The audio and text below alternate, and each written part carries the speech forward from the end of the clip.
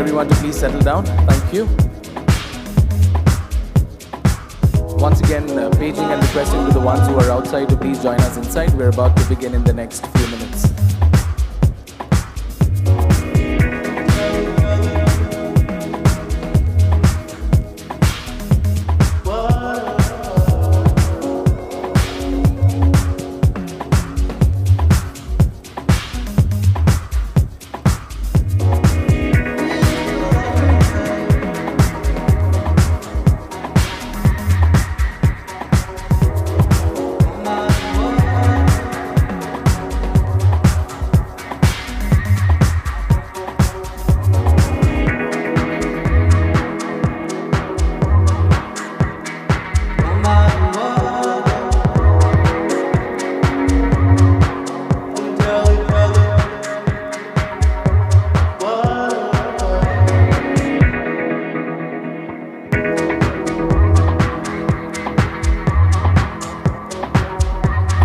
Ladies and gentlemen, once again requesting each one of you to please settle down. Thank you.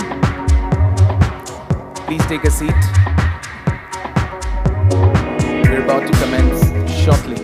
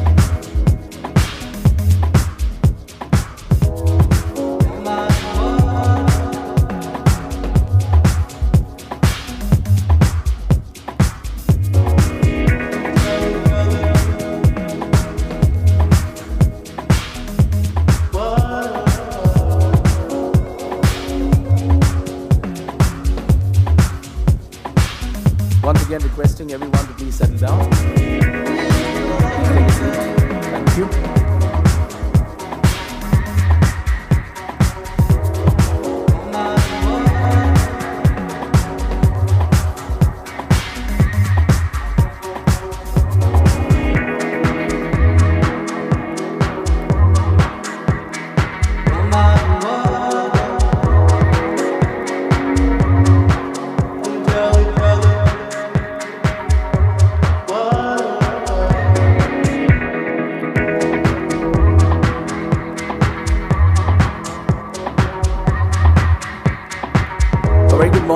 Everyone present here.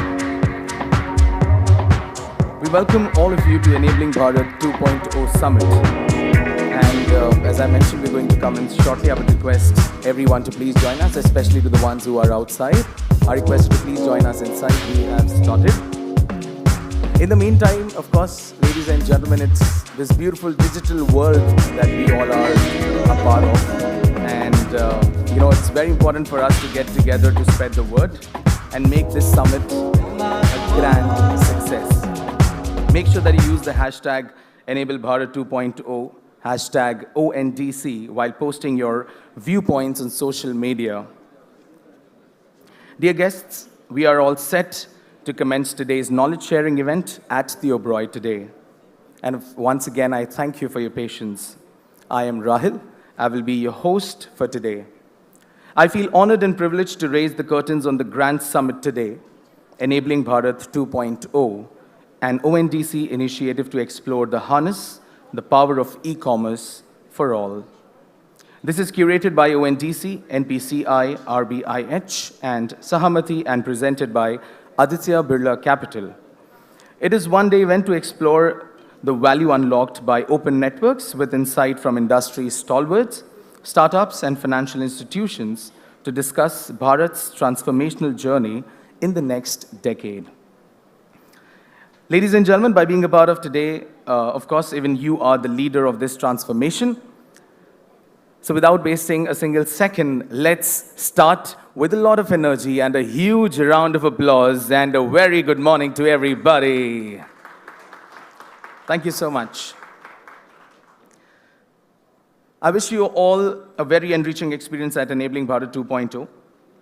Speaking about the event, Enabling Bharat 2.0 is an event aimed at leaders of India's business and technology spheres, designed as a dialogue to explore the opportunities through open network across sectors and identify key next steps to be taken by different industry shapers, and to generate awareness amongst professionals, the banking community, bureaucracy, private equity players, the technology community, etc. This day-long event is spread across conversations focusing on the emergent developments in the digital industry. And of course, ladies and gentlemen, it's a pleasure and a great honor to be a part of this thought-provoking summit today. And once again, requesting everyone, whoever is outside, to please join us. We have started. Thank you. We take this opportunity to extend our gratitude to all our summit partners. And as I take their names, I would want you all to give them a huge round of applause. First of all, our open network partners, Sahamati, give them a huge round of applause. Our knowledge partners, McKinsey & Company. Our panel partners, Oliver Wyman and EY. Event partner, Dun & Bradstreet. Thank you. Before we proceed, ladies and gentlemen, we may remind our guests, as I mentioned before, to share your views, your opinions, and experiences on the social media accounts, and do not forget the hashtag. So, dear guests, without any further ado, let's get started.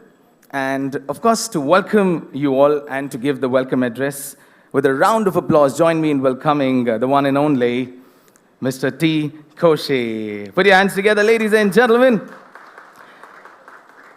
We begin with a look at ONDC journey, visions, and the innovations enabled to kick off the proceedings. And I request Mr. T. Koshi, the MD and CEO of ONDC, to come up on stage and say a few words. Not like this, ladies and gentlemen. Give him a huge round of applause. Come on, everybody.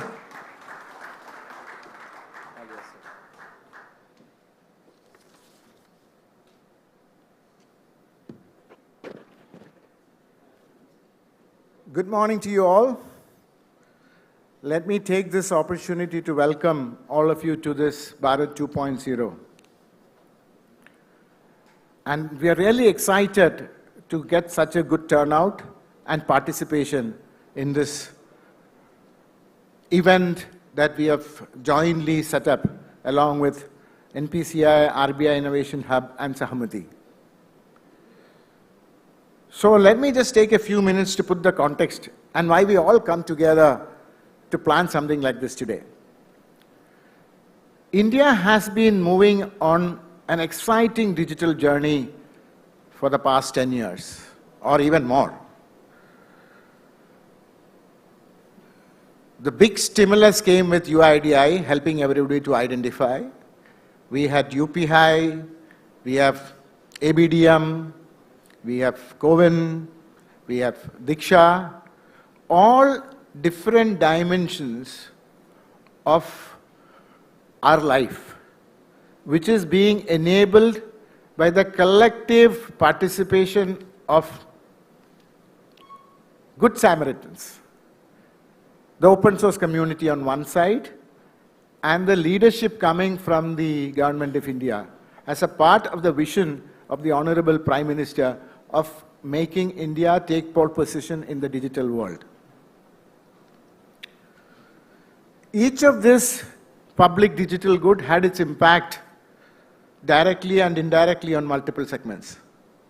And the latest addition in this family is Open Network for Digital Commerce. So when Aadhaar helped KYC, UPI made payments, and now we have come to think about commerce. And account aggregator is to feed and support commerce to help people to take credits on the basis of their information than based on their asset base. So all this have had its impact. But now that these are all coming together, this is like pieces of puzzles coming together. Now we believe that all this together is going to make an explosion in the Indian economy in general and commerce in particular. While we had been witnessing tremendous growth in e-commerce in the last so many years in India, but at the end of it, it is still an elite phenomenon. The penetration in the buying side is maybe 5–6%. Selling side, similarly, a few percent. And if you look at the product mix, it is also meant for the people like you and I. But that's not just India. India is a wide array of people, different cultures, different preferences, different priorities, different languages, different aspirations, and different buying power. We need to have we need the commerce to support all of them, not just for the elite. Today, if you look at the physical market and the digital market has one fundamental difference. One is, there are many differences, of course. In one, if you look from a seller's point of view, in the physical market, he has absolute control. Mostly he decides on the pricing, on the discounts, on advertising, how to promote, everything is left to them. But when it comes to digital commerce, it's significantly influenced by few large enterprises who has the capacity and the control on influencing these things. So this is what we are attempting to change. So as I said, when all these different pieces coming together, I'm going to make a big change. We believe that it is important that we all come together and do some brainstorming on how the world is going to change. Because each of them, from identity to payment to account aggregator to ONDC, all together is going to have a huge impact. Even today, when we talk to a lot of people, we find very different kind of impressions they have about what is possible in ONDC. What has happened is in the last 10, 15, 20 years, our mental models had been completely framed with a platform-centric approach. So anything that we want to evaluate, we want to think from that point of view. And since human beings have a tendency to map anything new from what they are familiar with, the question is it a super platform? Is ONDC a super platform? Does ONDC has a platform? Is it a super app? Is it something that is going to compete as another app to existing players? None of the above. When I say none of the above, he says, Koshi, you are playing with semantics. So I said, please shake your mental model and dream and what is possible. When you unbundle and create a protocol to make all this unbundled component to be interoperable, it is throwing up a humongous possibility for innovation and specialization. So that's why we thought that we will have a collection like this today. People from, of course, ONDC, people who provide credit, the bankers and financial institutions, people who are providing account aggregator services, technology service providers who are providing technology for the various building blocks, buyer applications, seller applications, sellers, and all of them together to do a little crystal gazing on what is possible. I believe it's very important. Because, like I said, even when I talk to established players, senior members of industry, bankers, etc., I see that they are significantly influenced by their current mental models. I mean, I can't blame them. If I'm in the same place, it will be the same thing. Because they're from their day-to-day busy life of running the business as usual. This is just a blip in one side. A lot of excitement, a lot of stories, a lot of press interest, but how is it going to help me? Is it just... So, while many enterprises have come excitedly to say, come, let me check it out, let me be a part of it. And I'm very thankful for some of the enterprises who have felt the confidence and jumped in and threw in their might in terms of money, power, influences, support, and so on and so forth. In fact, one of the most innovative initiatives I'm sorry, I'm just referring one name, is from one of our shareholders, SIDBI. A PSU undertaking has been one of the most agile in terms of their participation. I can't just help.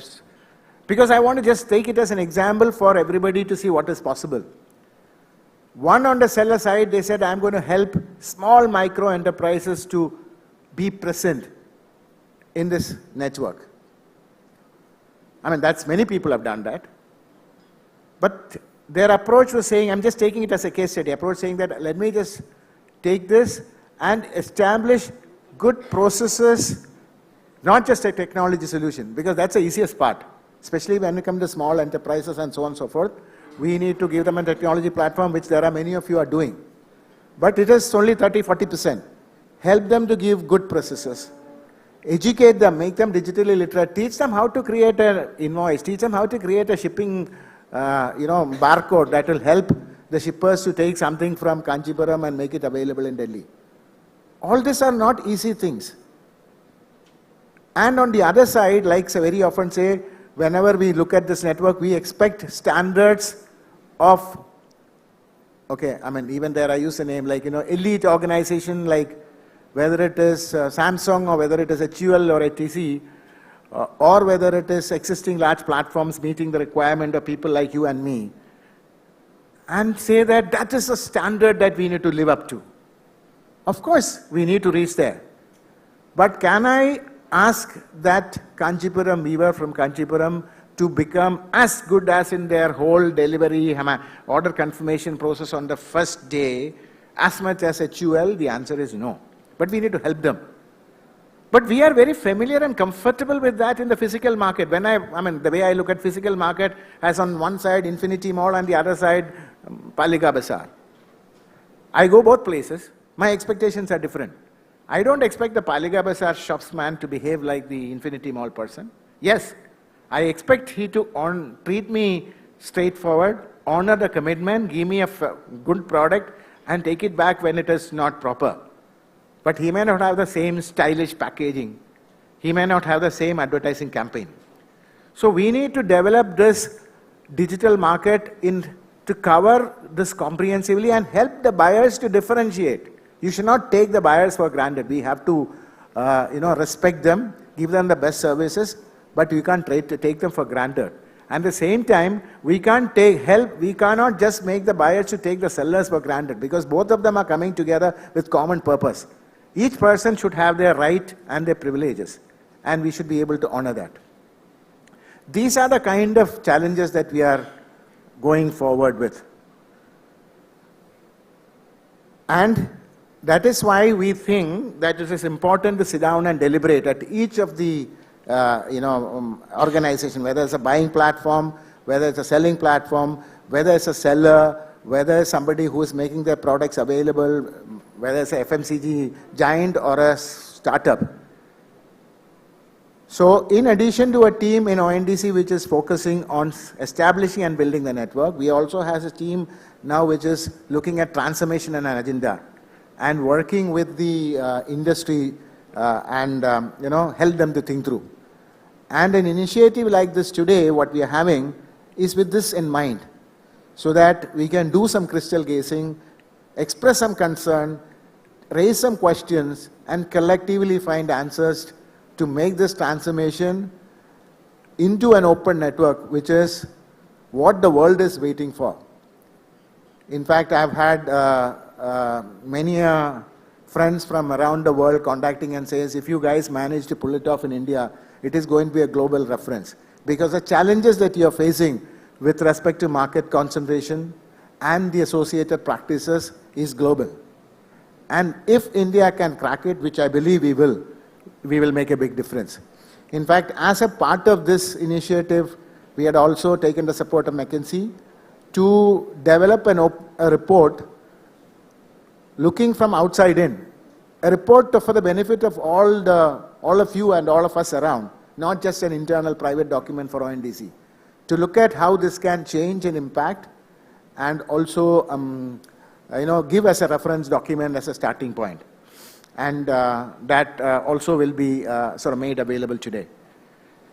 So considering the time, and today is not ONDC day, today is the day of all of you to express and share your thoughts. So I don't want to take much time. I want, for this inaugural ceremony, I want to just welcome our chief guests who are available today. Some of them have reached, some of them are yet to reach, but they are all going to be part of the inaugural session. We have the Honorable Minister Shri Piyush Goyal, who will be coming in soon. So, but on behalf of all of us, I would like to express gratitude for his willingness to come today, as well as the tremendous support that he is giving into the movement of Open Network. As a reviewer, as an idea giver, as a fundraiser, as somebody who pushes the sellers to be here, as somebody who pushes the buying application to expand their possibilities, and so on and so forth. The next person, who is also not here physically but will be joining us digitally, is Nandan Nilekani. He doesn't need any introduction. He had been guiding all this digital journey of our country, and when it comes to Open Network, he has been equally supportive and been there from the very first day as a part of our advisory council, and more importantly giving us guidance on the technology strategies. Then we have Pramod Verma. He also needs no introduction. He's physically here, he'll speak, and I'm sure many of you sitting here would rather listen to him than to me. So I will not take too much of time and just go and say welcome, Pramod, for coming over today. This is for our opening, and we have Vishal Dage from McKinsey, who has also done all the work of developing this report and make it available, and he will also presenting that in the inaugural session. We have an honorable panel of speakers from multiple companies who are all making big impact, not just because they are big. Some of them are of course big, some of them are small, but all of them have one thing in common, because they believe the transformatory potential of an idea like this. So I would like to welcome all of them and thank all of them for the sponsorship support they have provided. And most importantly, it is you who are come here to attend, participate in questions and deliberate and debate, which is going to make this whole idea of Bharat 2.0 a big success. Let me express welcome to all of you once again, and let me wind up for most eminent speakers to share their ideas. Thank you.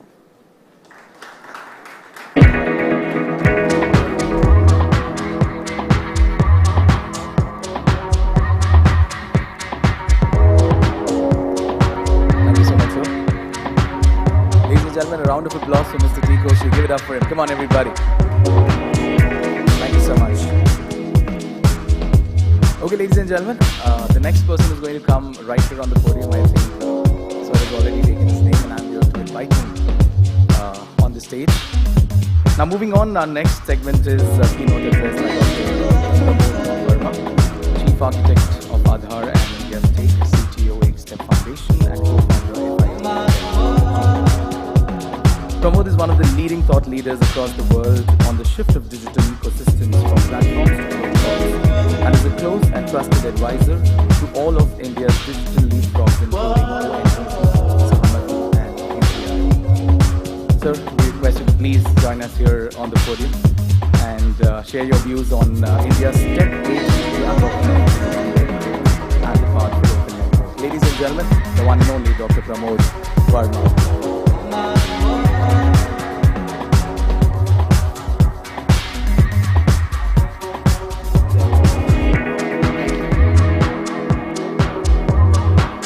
Good morning. Is it on? Okay, yeah. Very familiar faces, so I think it's going to be much easier for me because I think we have heard much of these stories. But I think what we want to do a little bit different today is to spend a little bit of time understanding why this shift from platforms to protocols. And this is a topic that is been in our heart for last 5 years, and we've been brewing for a while. And the good thing is that recently, we were all, Nandan and a couple of us were in last 2 weeks in US and spending time, you saw the DPI buzz created by India in the G20, so digital public infrastructure is a huge talk and part of that. And this was, ONDC was specifically discussed. And the idea behind ONDC and how does private innovation play on top of private public rails and so on. It's not obvious, by the way, to people how it's going to work out, and it's not obvious to entrepreneurs. It's not obvious to many people how it's going to play out. So hopefully, we'll have some interesting discussions today, and many of the thought leaders, people who are participating in actually joining ONDC are here today. So use this opportunity to debate, discuss, and see, what could go right and what could go wrong.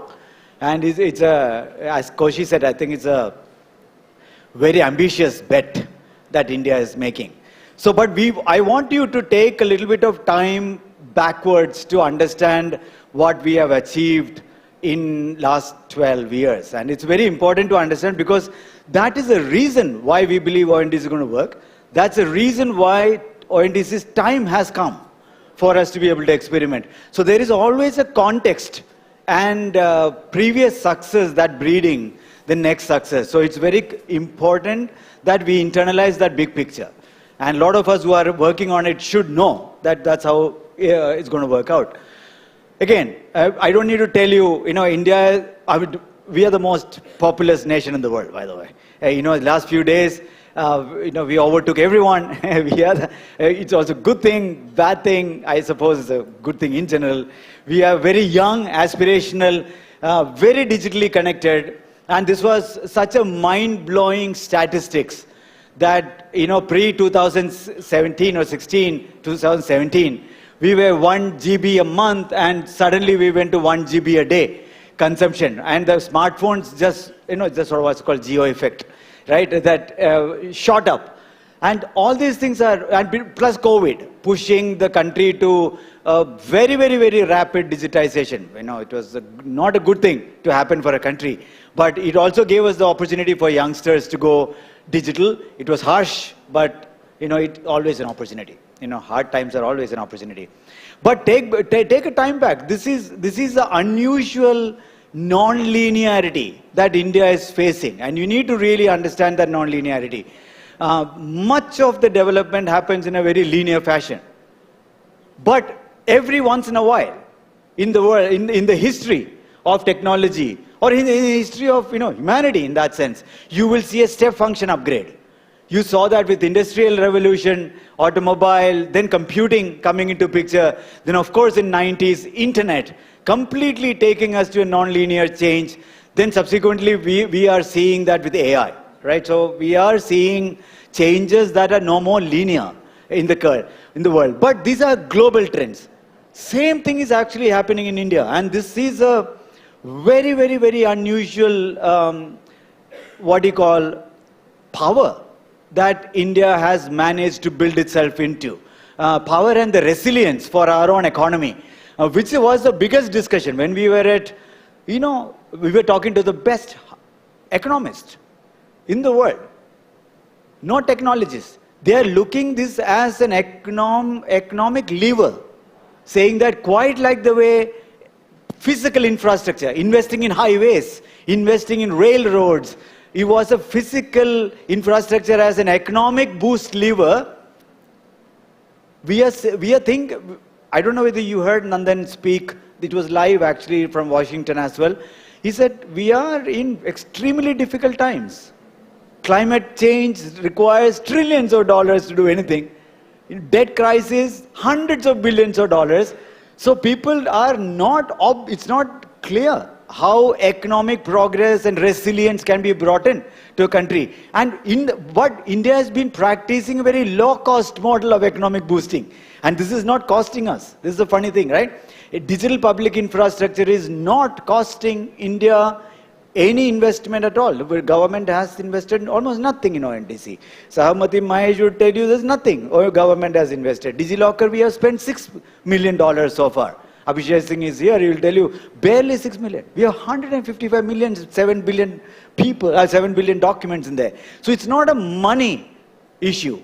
So I think Nandan concluded that really well, saying investing in digital public infrastructure is no more a good thing to do. It is a must do for a country to ensure economic growth and economic resilience. And that does not require, and this was a very powerful statement from him, it does not require deep pockets. Unlike everything else we have seen in the history, it requires deep conviction from people and from the country, from political leadership, from bureaucratic leadership, from entrepreneurs. Many of you are sitting in the room. Conviction that this is the way that we are going to drive our economy and equitable economic growth, and not a highly skewed economic growth, right? It has to be equitable. So it is very, very powerful. And this is what the non-linearity has shown. It's proven to us in the last. Although economic professors are slow to catch up. No, I'm a technologist, so I can always beat up, MBAs and economists. Because I'm a technologist, I don't really understand them. But nevertheless, teachers and academicians catch up like decades later. And this is one of those things that we are encouraging them to study. So you will see, I don't know whether you saw the latest IMF report. Tanuj is here, right? Somewhere at the back, yeah. He was one of the authors in that brilliant report that came out. Now people are starting to look at it and say, whoa, what happened in the last decade in India is not about digitization. It is not about digitization. It's not about building some digital portal for applying for driver's license. That is like digitization. It's the idea of digital infrastructure to boost entrepreneurship, innovation, and inclusion at the same time to create massive formalization of the society. That's what Koshi set it up correctly, right? For saying ONDC is not about disrupting marketplaces, not about disrupting. UPI was not about taking on Visa and MasterCard. People miss that point all the time. It was about expanding the pie. A massive expansion of the pie, where everyone wins, including the people. Because otherwise you always have the top 10% like us, who's getting everything, access to everything, and remaining 90% of the people who have nothing, going in informal. So formalization and massive expansion of the pie is the game. And that's what we see here. In 2008, we saw less than 20% bank account. Less than 20, 17 to be precise in 2009 when we started Aadhaar project. 17% of India had bank accounts. That meant most people who were outside financial inclusion and our perpetual holy grail of financial inclusion was not getting.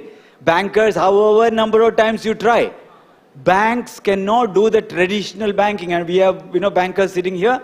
You can't open bank accounts in 600,000 villages. You can't have offices. You can't have employees. The traditional modes of banking were hitting the wall. And that's what we saw. By 2009, iPhone had launched. By 2009, Android was launched.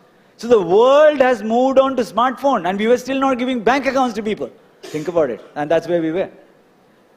And at the same time, India was also, we are a very subsidy regime, right? We are a socialistic country. We spend a lot of money in subsidy. And this was 2009 when we were spending 50 billion. Now it's about 100 billion US dollars, by the way, spending in direct subsidy. And we were not able to give. This was 18% of the budget at that time, in 2009. About 2.5% of GDP was spent directly on subsidies. Imagine you giving subsidy to people who have no identity to verify and no bank account. It's like saying, I'm going to give salary to my employees, but I don't know who they are, and nobody has a bank account, so I'm going to sort of throw money into the air, and hopefully my employees get it. Right? Exactly what is going on at scale. $50 billion, right, every year. This is ridiculous waste of exchequer's money, right? I mean, inefficiency to the core. But we did not try solving them as a solution. That was the difference of India's approach. And this is a study from 2018. Many of you have seen it. Or 2020. 2020, December to be precise, from Bureau of International Settlements, which is the central bank of central banks in Basel. The report that came out saying that India would have taken 5 decades to give 80% and above bank accounts. 5 decades to get to it if we had simply progressed in the normal, so sort of plot the GDP curve. So they plotted the GDP curve, extrapolated, and said we would have taken about 5 decades from sub 20% to get to 80%. Because 600,000 villages, a billion people, it's going to take 5 decades. There's no question about it. But India took literally 6.5 years, 7 years. This is crazy. And people completely didn't believe this data, that this was actually happening. But it happened. India opened, and recently Finance Minister talked about it at IMF 2 weeks ago. 490 million bank accounts additionally opened. Out of that, half of it is women. Right? It's amazing how many women got into bank account first time, including people who work in my house or mostly your houses. You will see, even in urban poor, they didn't have bank account. Forget rural, right? So it was very, very interesting that we went from no bank account to everyone almost having bank account in an extremely short period. And this did not come because bankers were forced to try some digitization. It did not come because some, whipping happened from the top saying that you shall open bank account for everybody, because it's not sustainable. What is the use of giving bank account number where it's not accessible to bank account, to operate the bank account? If it's not accessible, you can only open empty accounts and keep it. So many things came together, including much of luck and much of timing, much of serendipity, all coming together for us to, but they were very, very planned 3 things that happened. 3 things that happened: 1, technology intervention, 1, policy intervention, and 1, political intervention. That made this happen. And of course, the geo effect and connection, everything subsequently boosted this. So what was the thing? What was it? A technology intervention was about eKYC, Aadhaar eKYC, right? That dramatically plummeted the cost of KYC for no-frill accounts, or traditional, no-frill accounts that we open. Not for the people in this room probably, but definitely for bulk of the people. It dramatically reduced. Now reduced to the order of 2. And Finance Minister recently said about 800 rupees. That's what she said in IMF. But I think some of our studies as bank accounts probably takes 200-300 rupees for a normal KYC. Minimum KYC if you want to do it in a paper world. But with Aadhaar, it came down, right? Like whatever, 2 rupees. Earlier it was 20 rupees, now it's 2 rupees, Aadhaar eKYC. So it's really, really, really dramatically reducing, not the order of 1, order of 2. And SEBI clearly has published saying that it was about 1,500 rupees minimum KYC for a broker. If you're a mutual fund broker house, it would take 1,500 rupees just to acquire the customer, just to do the paperwork. And that got plummeted to less than 20 rupees. So 1,500 to 15 rupees, right? So it's not 150 rupees. It's not 1 order or 2 order of reduction. What did it mean? It is not the cost alone. When the cost is dramatically reduced and the trust is increased, expansion of the pie happens. Because the same system can now acquire 10x more people at much lower cost and still manage it. Because otherwise not business viable at that cost, right? To acquire customer. So I think there was fundamentally KYC, eKYC, and the appropriate eKYC intervention coming out of Aadhaar dramatically boosted this non-linearity. But that's only one. Second was policy intervention. Two policy intervention. One from the regulator. Regulator allowed Aadhaar to be a KYC instrument, right? If our regulator said, no, tough luck, Aadhaar is not a good KYC, we would have been nowhere. They had the foresight to say, you know what, if you want to open a no-frill account, Aadhaar is fine. And if you want to open a, 20 lakh, 30 lakh kind of deposit account, maybe you can do the paperwork, and it's okay to do paperwork, right? Because, you are a high, a customer with a, high balance. So it's okay to be viable that way. So they, traditionally, while they were initially resisting, they really opened up their mind in terms of allowing no-frill account opening, paperless, presence-less account opening idea. And SEBI, of course, allowed it, and that's why, Nitin Kamaths of the world would happily say that, right? Saying, without India Stack, I wouldn't have been where I am. I mean, e-sign, DigiLocker, and Aadhaar KYC, and the regulatory support to create that SIP investments push that we saw with Zerodha and so on, right? So it's very, very interesting that we see this push from the regulator to support, nudge the support saying, yeah, it's okay to use it. Tech was ready. We had, by 2014, we had 600 million people. When Nandan exited, Nandan promised 600 million people in 4 years, and he reached 600 million people in 3.5 years, and then he exited in the previous government as a cabinet minister. So we had 600 million people in Aadhaar who could do eKYC. And regulators said it's okay to open eKYC. But then, government also set up on the benefits transfer was the killer application, because opening an account with an empty account is not useful. So government was the first adopter, even before the private adopted. Government was the first adopter of that Aadhaar payment bridge with the NPCI built. The NPCI folks in Nupur and Dilip and all are here probably. And that brilliant pipe that allowed us to move the money allowed government to deposit money directly into bank account. Now, obviously, it has to be complemented with access to banking, which is where, again, policy intervention came. So the tech intervention, eKYC and Aadhaar payment bridge and APS, and policy intervention, which is eKYC for bank account opening and DBT policy shift to a what's called a direct benefits transfer scheme, which we started with Pahel, which is a cooking gas cylinder we started with. But there was a political intervention as well.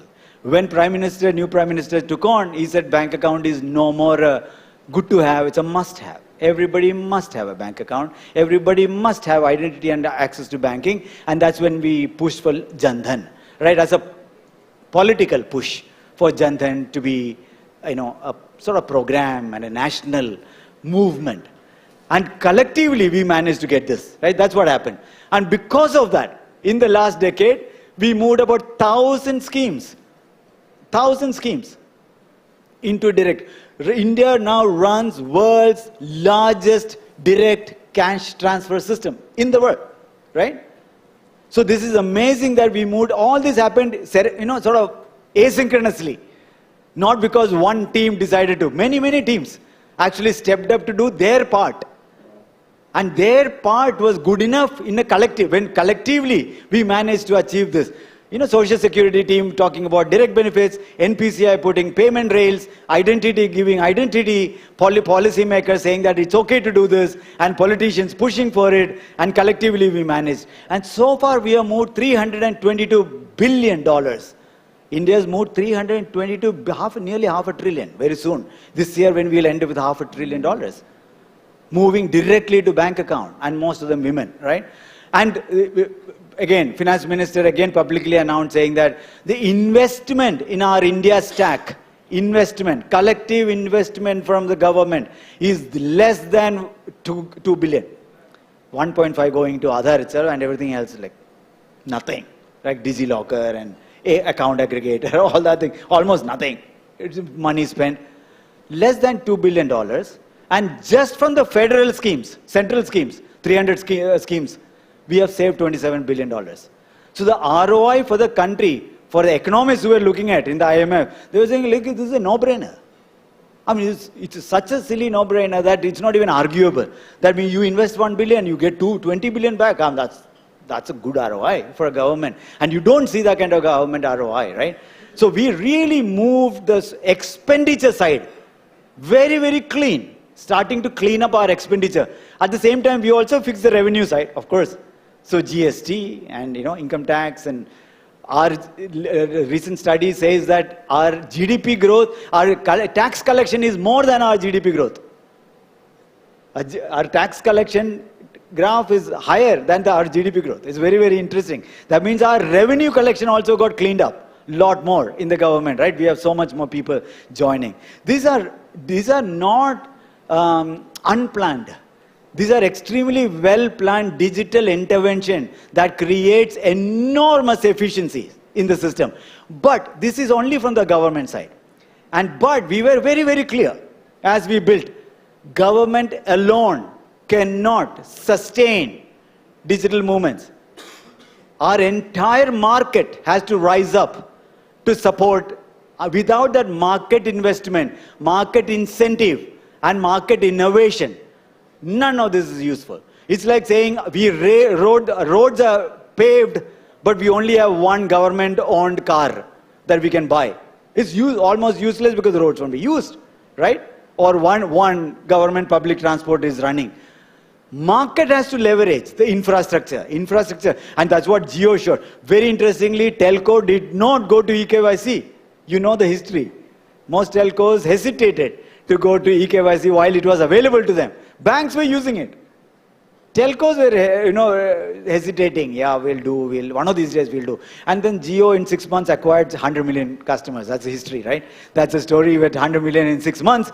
And then everybody did video KYC, of course. Instantly, almost after that, we don't remember filling any form for SIM card for the last 6 years now, right? It's pretty much gone.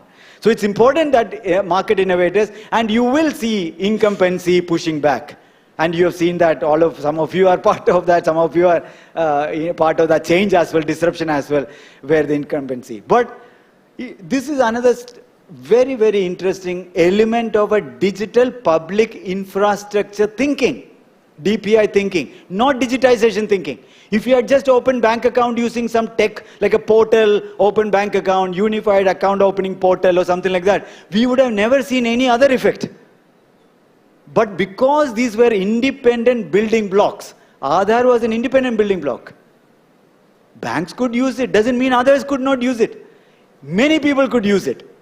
So that idea, that digital public infrastructure as a multi-purpose, generalized, innovation-friendly infrastructure creates resilience for the country. And the resilience was truly tested. And 2 days back, the World Bank study showed during COVID, many countries learning, what's called learning poverty in education. Learning poverty index went really bad during COVID. Most people were from whatever X number to X plus. The poverty became much higher.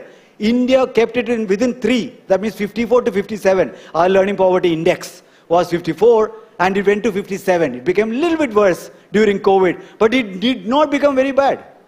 So India managed to survive through difficult, unplanned events like COVID because we had the underlying readiness as a society. And this is a very, very important element of DPI infrastructure as well. And obviously we know the numbers very, very well. And GST was a huge, we don't talk much about it, but it is another massive transformation we did, unifying our tax system and cleaning up. It's a mess. As we live through, it's always a mess, but when you zoom out, you really see what country has managed to pull off. Every month it's a mess, okay? But that's part of life, I suppose. But this is a real story. So that is a real story. Can digital public infrastructure be an economic lever to drive private innovation, sustainability, and hence equity and inclusion? Not inclusion at the cost of innovation. This is very, very important. Most times when you go up, people talk to people, we have to include poor people, you have to include poor people. They almost assume market cannot do this. Who wants to go after poor people? There's no money there. Market won't go after them. But India has proven, we have a middle path. If the cost of business dramatically comes down, and if the incentives are right, you can actually expand the pie. Even market players will expand the pie beyond what is traditionally known. And that becomes sustainable. Otherwise, government will pour money and they will run out of money. There's no way we can sustain government paying for everybody, right? Because we have that many people. 1.4 billion people is not a joke, right? So with such large population, the only way India can survive, India can survive if the market players like you step up and push for underlying costs to be dramatically reduced. Compliance cost, innovation cost, onboarding cost, dealing with customer cost. Constantly ask this question, why do we need this cost? Can we go back and fix this cost issue? If you fix the cost issue, you can expand massively. May not be to 1 billion people, but definitely to 50-60% of the country, which is what exactly we saw with the 3 pieces we saw put up. And we started with identity, we don't have to talk about it. We continue to use 2 billion authentications a month. Just to let you know, Aadhaar is still, none of us may be using Aadhaar authentication because we probably don't need it. Many people use it every month. So it's still very, very heavily used at the bottom of the pyramid, okay? Impact of ID, we talked about it. Savings has been huge, and revenue, what you call not the revenue side, but the expenditure side, was cleaned up a lot more, at least in the direct benefits transfer. Now we are also doing in the B2B side, not the direct benefits through PFM cleaning up, better digitization. We are also looking at the expenditure side. From government is definitely looking at expenditure side to be more efficient there. And of course, we don't have to talk about, all of us are so proud of UPI, and this blows people away, how we managed launched in 2016 and get to 8.7 billion. I don't think any one of us know the full truth of it, because it's not obvious. There's no algorithm by which we can just win. I think a bunch of beautiful things that happened, right? NPCI stepping up to build the underlying protocol, and the UPI is one protocol, right? That allowed many type of payment, which many of you don't know. It allowed a lot of innovation. I think the real driver for UPI was innovation. Unbundling of what's called an open banking idea, right? Banking as an open banking idea was unbundled beautifully and started playing out. And subsequently, of course, data we talk about later. But this is a story that sticks to people's mind when we talk about it. Even as Indians, we have not realized this. When we all talk about UPI, we think UPI protocol is used by smartphone users with PIN as entry. But the way NPCI, and when we built it, we started in 2013, writing NPCI, thinking about UPI. 2014, we wrote the protocol. I'm an advisor to NPCI, I work with very closely. And when we built this, it was very clear as an architect in our head. Smartphones will move. Form factors will change. Authentication methods will change. Interaction methods will change. Multiple currency might come, because we were very clear, even in 2014, when we were writing UPI protocol, that UPI will go international. And when we go, because remittances have to be fixed, we'll have to solve retail remittance, right?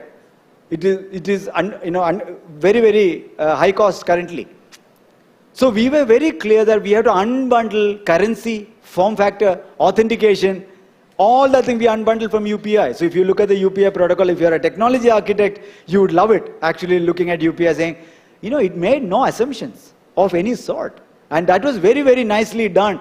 And then on top of it, of course, it was carefully launched by the regulator, because you have to understand risk, people have to get used to it. You can't just launch like ChatGPT to humanity. That is the question today with ChatGPT, right?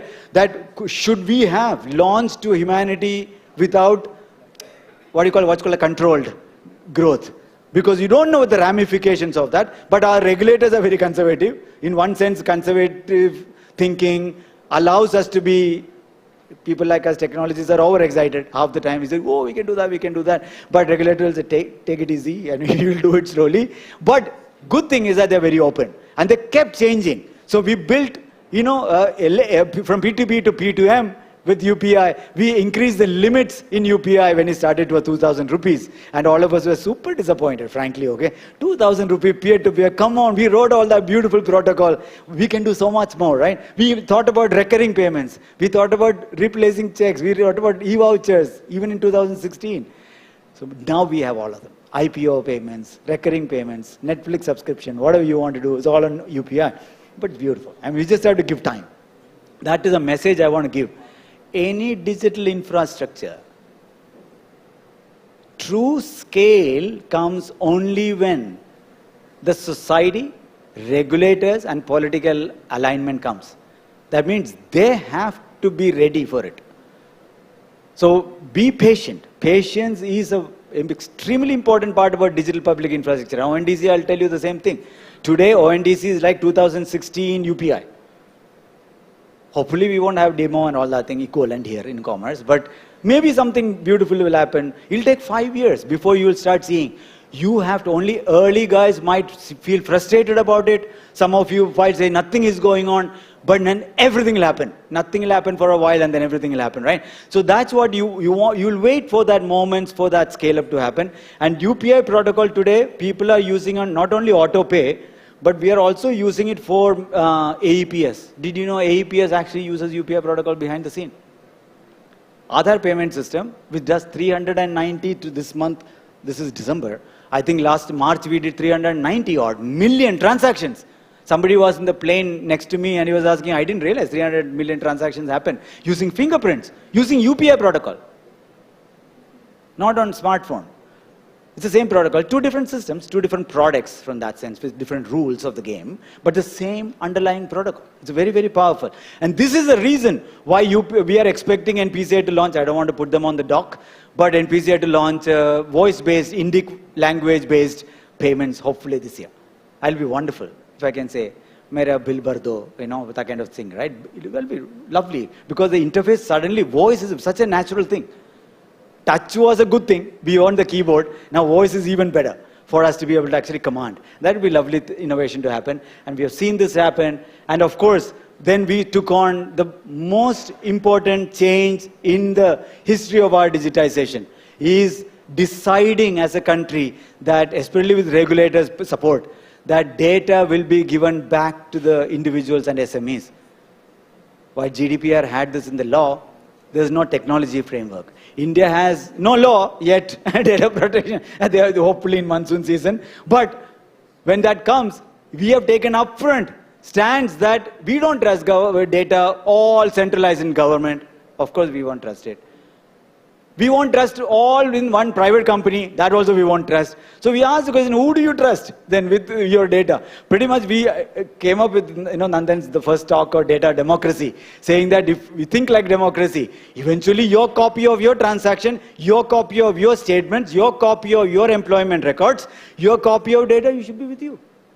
How is it different from physical copy to digital copy? The biggest difference being low cost, high trust in the digital. If you do it right, unlike showing paperwork and trying to prove that you are an engineer, you are going to ITI, which nobody believes. Okay, so I'm going to fall it down, or I'll come closer. Okay, all right. So because of that, it is very, very, very, very unfortunate situation we are in, that we have left people to prove constantly that they are good. Think about it. In this country, we have left most people to continuously prove they are good. Not white collar, mostly in blue collar, right? White collar, at least we are privileged. We can say, call my previous boss, they'll tell you how good I am, all that thing, right? No big deal. Because our salaries are high and all that thing, it's easier. How does MyGate recruit a security guard? How does urban company recruit a plumber? Painfully. Not even realizing, not having the ability for that individual to carry their history and credential to the next job. They start from all over again. So it was fundamentally a flip inversing of the data ownership that moved us towards the two things that we built. One, DigiLocker, where all the credentials are going. Now we are actually pushing, Abhishek Singh is very, very high about it. He's saying that we are probably going to push it to what's called DigiLocker 2.0. This is going to make all paperwork, digital, trade licenses, individual paperwork, all that thing digitally verifiable, like the way we saw in COVID certificate. By the way, all of you, because all of you are big company guys and running companies and so on. If you are issuing an employee certificate, if you are issuing a salary certificate, of course you will be. If you are issuing any of that, you should be asking, why are those papers not verifiable?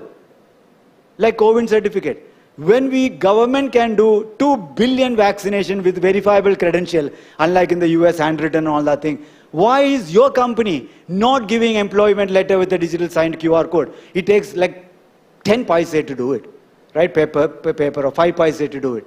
So we are now pushing for all of you to convert what you give back to your people into a verifiable credentials called VCs, verifiable credential like our vaccination. Now you can give it in an email attachment or DigiLocker or WhatsApp, it's okay, that's a transport problem.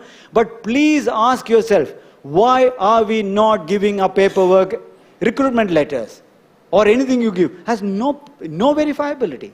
Think about it. Nobody knows whether your company actually issued it. So it's very important that you push for it, and that's why DigiLocker is ready for it. Country is ready for it after 6 years or 7 years of DigiLocker. World has published open standards like W3C, verifiable credential. Vaccination, we proved 1 billion people today are used to, billion people. Every one of them is used to QR codes. Every one of them. Aadhaar has QR code, vaccine certificate has QR code, and UPI QR code everywhere. So it's a no-brainer for the society. Society is ready, asking for this to happen. So we are encouraging all of you to do this. And then of course the data empowerment, right? Which allowed transaction data also to go to individuals or SMEs. Not just milestone credentials, but actually transaction data. And unbelievable regulatory, push. We don't even know why this happened, okay, frankly speaking. A lot of us get surprised by our own, India's sometimes bold decisions. Our financial regulator, very early days, decided that data should go back to people. I mean, it's amazing. And that allowed us to, now we are still working through. Mahesh is here, account aggregator. Sahamati is driving much of the account aggregator. But the impact of the account aggregator and digital locker as what's called a verifiable data and verifiable credential is yet unknown. Of course, we know a killer application called lending. We talk about lending all the time. But I can tell you, last month we had a discussion with France as an embassy saying, why can't visa processing be paperless? Today we print bank statements, put a seal as if the seal is genuine. Who the hell knows that the seal is genuine? Stupid things we do, right? But we are very comfortable with it. Though. I don't know why we are, sort of fake sense of security. Oh, every page has a seal. Okay, sure, yeah. Somehow it became genuine. Then you give it to an agent. You don't even know that agent is making copies. We could completely transform. Today, 1 billion accounts in India could do this like this. With end-to-end encryption, with absolute security, with my consent, I can apply. So time is coming where you will see dramatic shift in the way we share our data with our employers, with our service providers, and with lending being one of the biggest use cases for this. And innovation ground is completely open. We don't even know where we are going to go with this in the next decade. But we are very, very excited because there is genuine formalization that's going to happen. Because more people who get hit by this lack of verifiability is not us. It is the blue-collar workers. It is the bottom of the pyramid or the middle of the pyramid who struggle to prove who they are and what they did and how good they are. Their reputations are not portable. Their employment histories are not portable. Their bank statements are not trustable. And SMEs don't get loans. I mean, we know, all of us know where we are. If we don't fix it, we are in deep mess.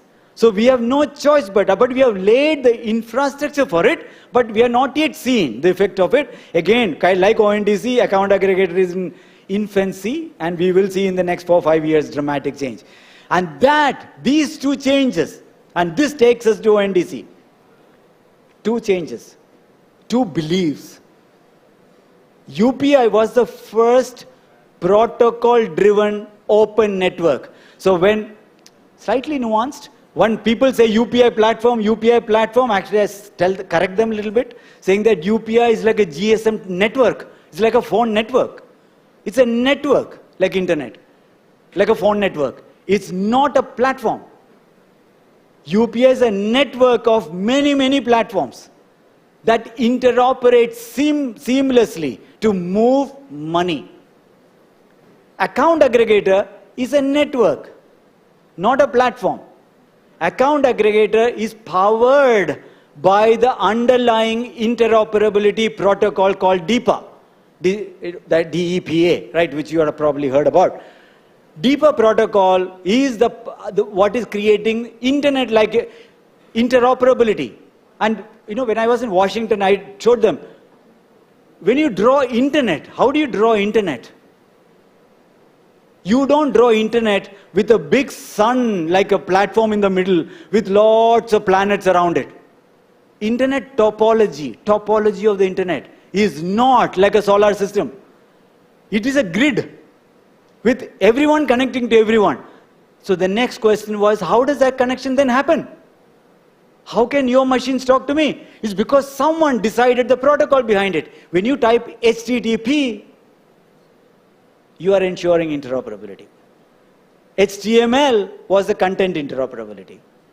HTTP was transport interoperability. It was extremely well thought of. It took 30 years to get to where we are in internet. But we have learnings. How does phone network work? When we were Washington said, you have seen this open networks before. How does phone network?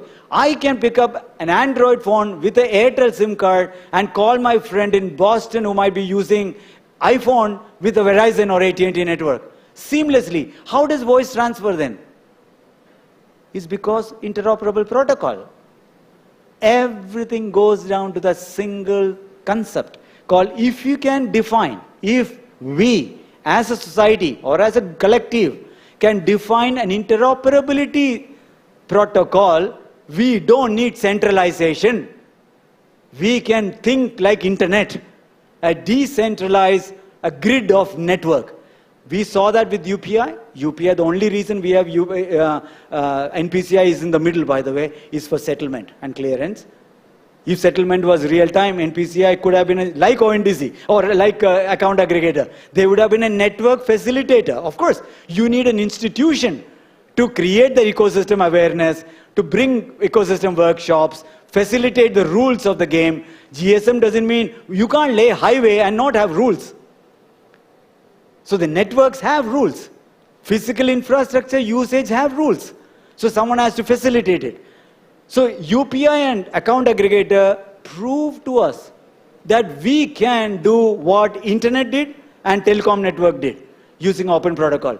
That's when we started our effort on backend protocol. In 2017, we started the FIDE, which is called FIDE, not FIDE, it's FIDE.org. That's a foundation that worked on this, building something called backend protocol.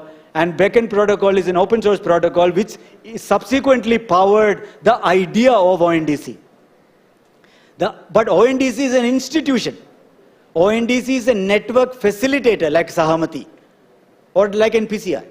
It's a facilitator of that network saying, how do we do this in India? By the way, backend protocol is right now planning to be piloted in Paris, Amsterdam, and an African country. All globally people are looking at it to create their own hyperlocal networks. Some of the close countries are also talking to ONDC saying, can you do this in Nepal or Bhutan, right? They're all close by, so they might even contact ONDC. So whether ONDC works, it's not about ONDC. ONDC is an institution, think about it. Sahamati is an institution. NPCI is an institution. Institutions facilitate rules of the game, facilitate ecosystem growth, facilitate the best behavior.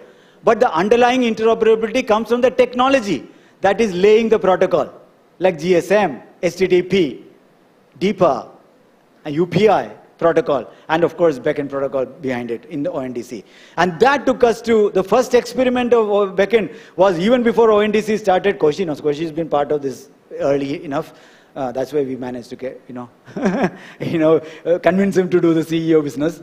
But Kochi started. Kochi was very ahead of the curve. Maybe because of their leftist thinking or whatever. Because taxi unions wouldn't join Uber. They hate Uber in Kochi airport or whatever. They had some 6 unions and who don't want to talk to Uber. So they said, no, we'll drive. But the problem today is that if you don't have tech, our habits have changed. We don't discover cars anymore going to the road, right? So we have to digitally discover. So Kochi was ready for the Kochi open mobility. And that set up a good tone for us saying, it is possible for us to do. And of course, the protocol expanded to ONDC. And I don't know whether if you are from Bangalore, you will also track something called Nammayatri.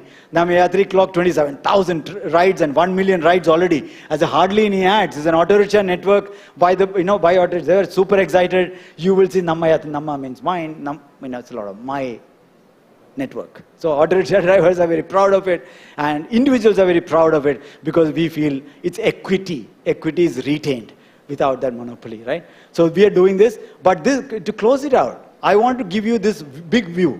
And this big view is very, very important. And this is important because a lot of times we refuse to believe. The belief does not set in your heart. Why should I join ONDC? What is it in for me? It is not about disruption. It's about massive expansion. Think about it. Massive. Today, what is the collective number of users EdTech has reached? Collective number of students EdTech companies have reached with so many Shah Rukh Khan ads, okay, every day. It's 16 million students. How many students do we have? 300 million. How many digital payment users were there in pre-UPI? Sub 50 million. We have 500 million doing digital payments today between AEPS and UPI. So there is a possibility for us to be able to bring these 3 beautiful layers.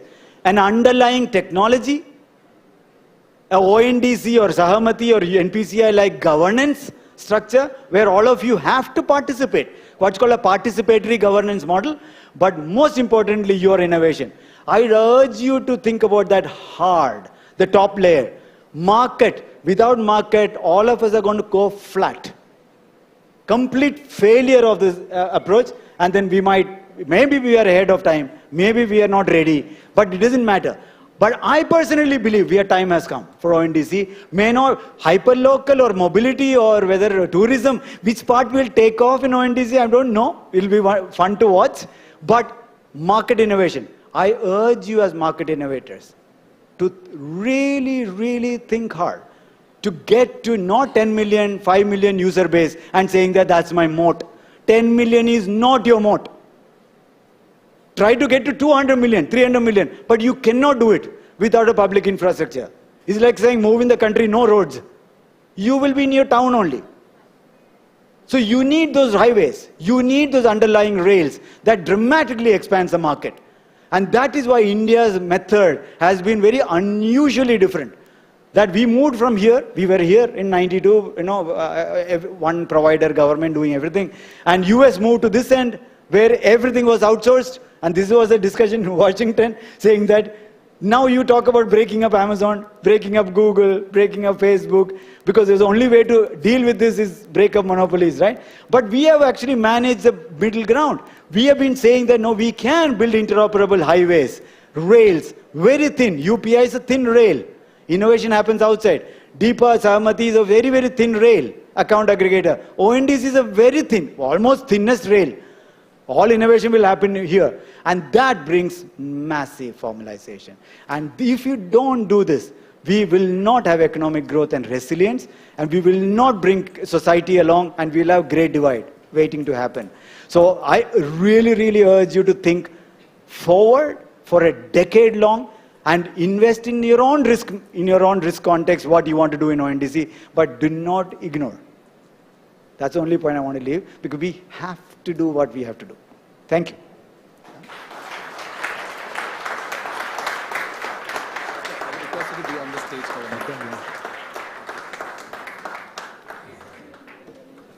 Ladies and gentlemen, the Chief Architect of Aadhaar and India's Take CTO XF Foundation and co-founder FIDE.org and not FIDE, the one and only Dr. Pramod Verma. Give it up for him. Come on, ladies and gentlemen. And on this note, I would request Mr. T. Koshi, the MD and CEO ONDC, to please join us on the stage to felicitate Mr. Pramod Verma. This is a very Delhi thing, I think, right? After talk, somebody has to look at this. Oh, really? Okay. We find it extremely weird, okay? We are technologists, so it's just okay. Thank you so much. I know how kind you are, you know. I think both of you can be on the stage. Yeah. Koshi bought Mallu stuff for me, all right. Okay, man. Thank you so much. Give it up for them, ladies and gentlemen. Pleasure. Thank you so much. Huh? It's all from ONDC. I know. It's amazing. Thank you. Thank you so much, Dr. Verma. It was a pleasure to have you here with us. Moving on, ladies and gentlemen. Thank you. We now have with us Mr. Vikash Daga, Senior Partner McKinsey, who will be joining here on the stage. Vikash, apart from being one of the most trusted voices and advisors in Indian industry, from top leaders to market analysts, also leads McKinsey's next billion internet consumers.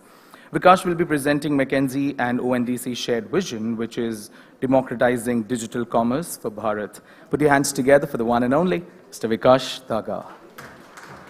Pleasure to have you, sir. All yours.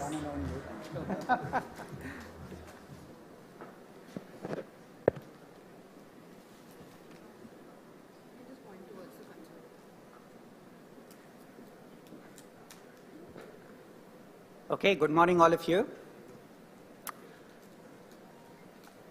Let me start out actually by thanking all stakeholders who were very generous with their time and with their inputs in developing this report over the last 5 months. We actually conducted 100+ interviews with many of you, with many current participants, industry leaders, startups, obviously industry associations, and worked closely with the ONDC leadership team in putting together this report. The lens we took was a multi-sectoral lens because ONDC impacts multiple industries. So we actually worked together with a bunch of our industry experts, the best of McKinsey, across 11 sectors, 7 B2C sectors, 2 B2B sectors, and 2 cross-cutting sectors of financial services and logistics. And we're going to share some of the highlights with you today. I'd like to cover in the next 10-15 minutes highlights across 3 areas, and you will see a lot of this detail in the report. First is why. Why ONDC? Why now? What's the business case for ONDC? So that's the first bit. Second is what are the opportunities and the considerations for building an open and scalable network? And then finally, how to get started and achieve critical mass. So why, what, how? Let's start with why. And we'll start with some numbers here. If you look at the population with internet access in India, it's about 800 million people. About 50% of them use social media. As Dr. Verma said, about 300 odd million use digital payments. But the number of people who use commerce or who transact online is about 25%. So that's about 165 to 190 million. So in a nutshell, the big unlock for us is to move from just content to commerce, right? So 850 million people using internet and consuming content, but only 190 million people buying online. So that's reason number 1. And what this means, if you compare us with other countries in the world, our digital commerce, which is as a percentage of retail market, is just about 7%. So roughly about $70 billion. Our consumption economy is close to $1 trillion, so just about $70 billion. If you compare this with some of the other markets, so China is about 3x of that, or 4x of that actually, anywhere from 25 to 30%. Brazil and Indonesia are also 3x of where we are. So I think that is reason number one. Let's look at the supply side. Or let's look at the digital divide that we see in the country. Top 8 cities, that same percentage of people who are actually buying online is about 60 to 65%. So 60 to 65% of folks who are using internet are also transacting online. Rest of urban is about 40 to 45, and rural is less than 5%. So that's one lens on the digital divide. If you look at the categories, take grocery, which is one of the largest consumption categories. Out of $1 trillion consumption, 400 billion of that is actually grocery. Online penetration, just about 1.5%, so close to about $5 billion is the online penetration. Electronics, as most of you know, is actually on the higher side with about 30 to 35% penetration. That's a $25 billion online market. So whether you look at it from the point of view of cities or geographies or from the point of view of categories, there is just significant headroom to grow.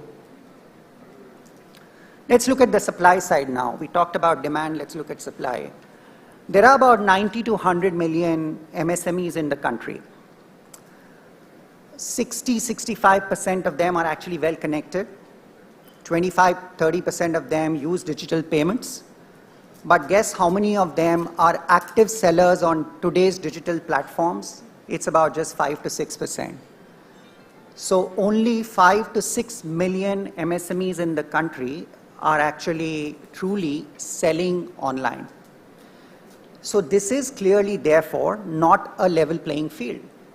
And this is, in my mind, a bigger reason for why we need open networks. We looked at the demand picture, but the supply side story tells you why you actually need an open network to bring all of these MSMEs online. Dr. Verma talked about these trends, so I'm not going to repeat them. They actually provide the context. We saw some of the headwinds in terms of barriers. These are actually the tailwinds, whether it's digital public infrastructure, whether it's 5G, whether it's rise of vernacular platforms or democratization of data, which Dr. Verma talked about. These are truly some tailwinds which are actually going to propel India's digital economy.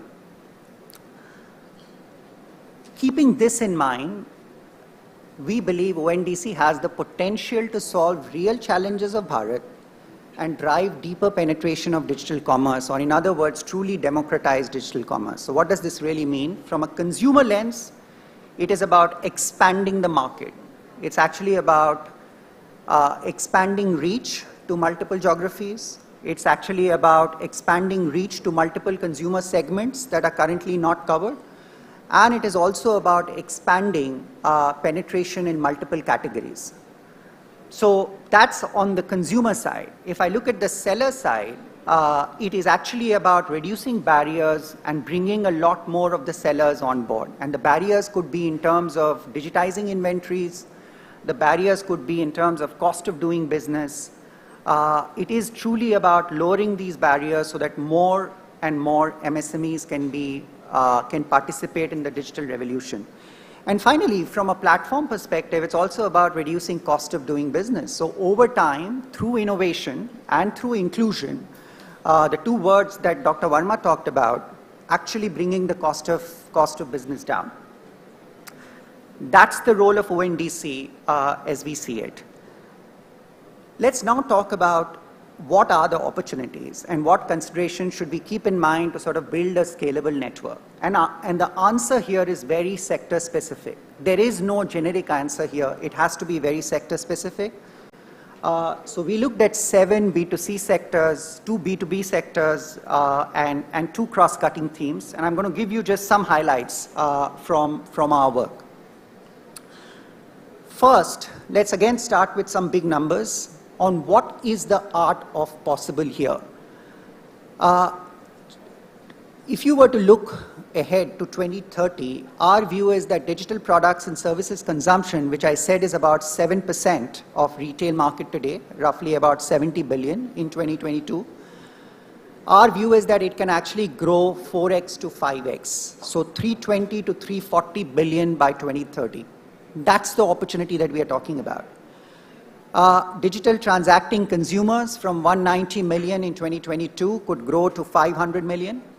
That's the vision of ONDC as well, to get to 500 million transacting consumers online.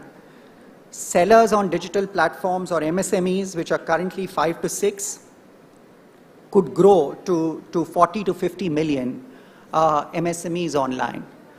That's the magnitude of impact this open network could create over time. This is not overnight, which is why we took a longer term view and said that, look, by 2030, we actually do see this as possible. And in the report, you will see a bottom-up build-up of some of this on how this is going to come by category and by geography. The one other thing I'd say is that this is not just B2C, it's also business to business. And in that context, digital penetration in B2B is just about less than 1% today. In most advanced economies, it's clearly around 10 to 15%. And our view is that with ONDC, we can also see penetration in B2B go up to about 10%. So this gives you a big picture view of what is possible in terms of accelerating and enabling India's digital economy over the next 7 odd years. ONDC at the end of the day is a market maker and network orchestrator, as Dr. Verma talked about. There are 5 different groups of stakeholders who actually have to come together to make the numbers happen in the previous page. Buyer-side applications, seller-side applications, logistic service providers, tech service providers, and financial services providers. And I'm sure many of you in the room represent one or more of these 5 categories of players that have to come together to make ONDC real. And we spoke with many of you. We actually got your input on what's really working well and what are some of the suggestions for this open network to reach critical mass. And here's what we heard from you. Here were the 4 suggestions that we heard loud and clear. I think the first thing many of you said is that we need to build trust and an acceptable consumer experience. If you look at the online buying journey for any consumer, you can break this into 4 parts. There is search and discoverability, there is ordering and fulfillment, there is payments and reconciliation, and there is returns and grievances. That's really what the online consumer journey is all about. And we need to build trust at each level of that journey, and we need to build consumer experience, which the platforms have built over a long period of time. They have worked very, very hard to build consumer experience, and it's not easy to replicate that. I think this is the most important thing to solve for. There are ideas, there are protocols, there are policies that are being put in place, there are tools and solutions that the ONDC team is working on to actually get this in place. The second thing is that we have to double down on a few use cases. We evaluated more than 50 use cases. Clearly, some of them are more here and now, and there are others which are going to take time. So, which are the use cases that can truly scale is very important from a time horizon standpoint. That's suggestion number 2, which is being worked on. And finally, it is also about getting all of you players to invest at scale to shape the ecosystem. It's not going to happen on its own. It is also about industry participants, large and small, investing purposefully to help scale. A lot of what we are going to talk about today in terms of imperatives is this about, how to identify use cases, how to develop that business case, and therefore what investments are needed to scale. Let's now talk about call to action, right? And start with which are the use cases. So we looked at 50 use cases. We sort of prioritized them based on what's the unmet need. Are there unsolved problems that we should think about today? We then looked at what's the readiness of the ecosystem, and finally looked at what's the financial or economic rationale for that use case to sort of take off and scale. And on the basis of that, we put them on 3 horizons, right? What's here and now, what's going to take medium, let's say 12 to 36 months, and what's even longer term. Many of these use cases, which are here and now, are actually great opportunities for all of you to start shaping. So there was a discussion on Nammayatri. If you look at acceleration or digitization of rides, Nammayatri has proven that that's a use case that can take off very, very quickly. It's actually scaled quite a bit in 3 months.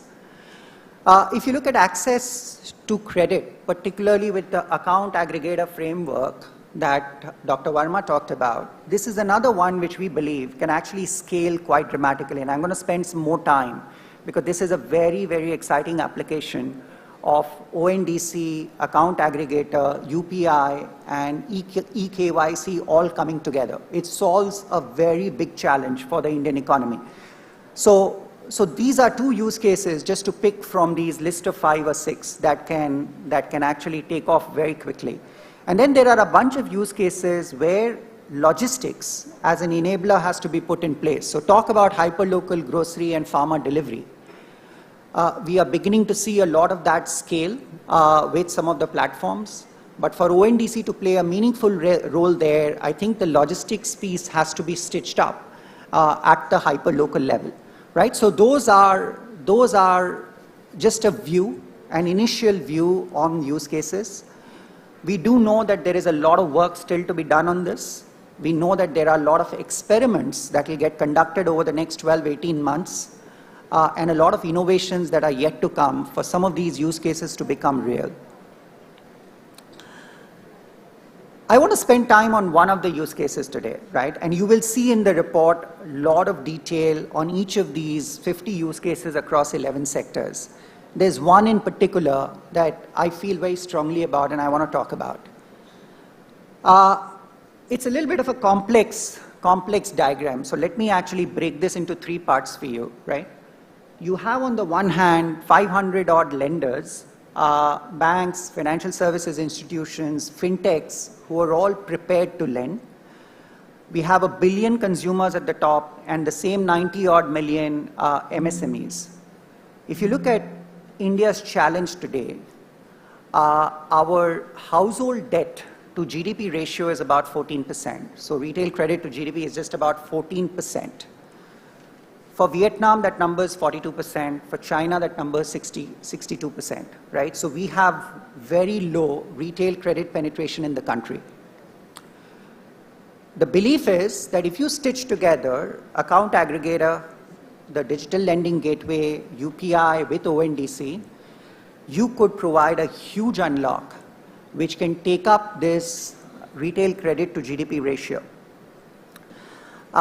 What does this mean for MSME?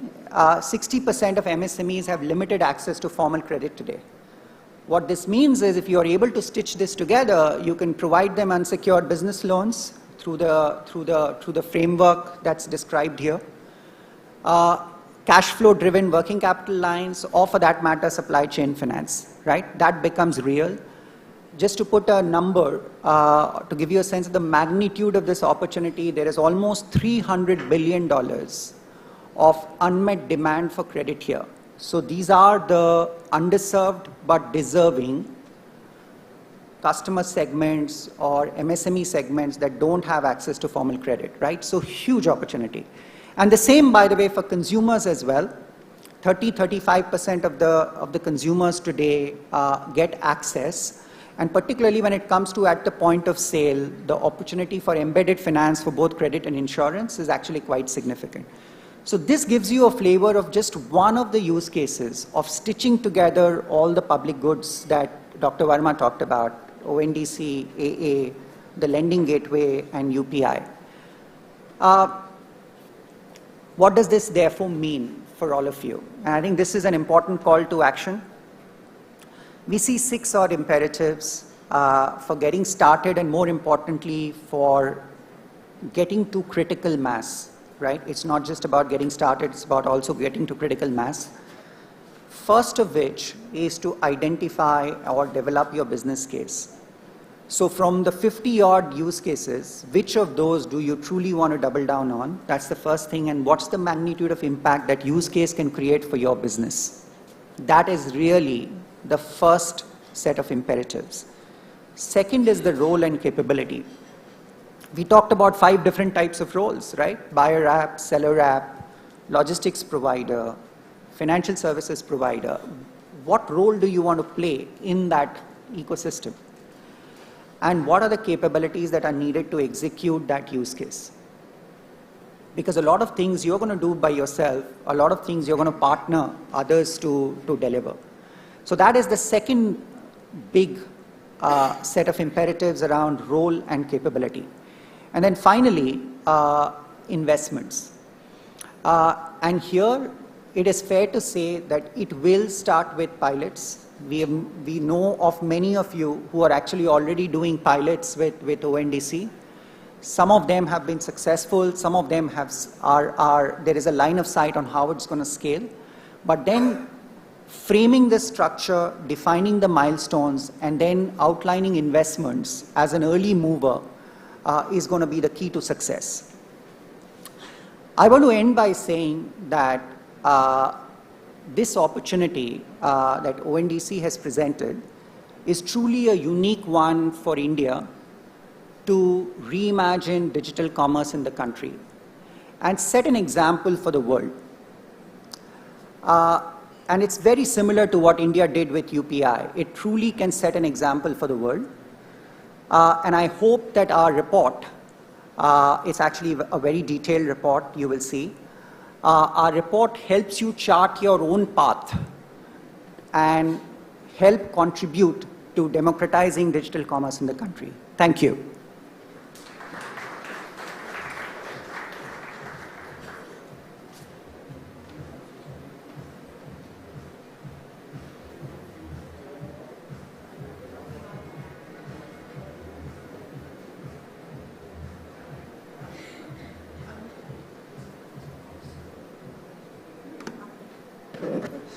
So folks, we have some time for Q&A, maybe 5 minutes. So if there are any questions you have based on what I presented or anything on your mind, happy to take them on.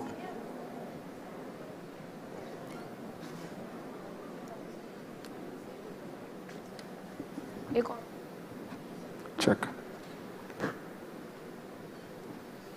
Just please introduce yourself. Sure.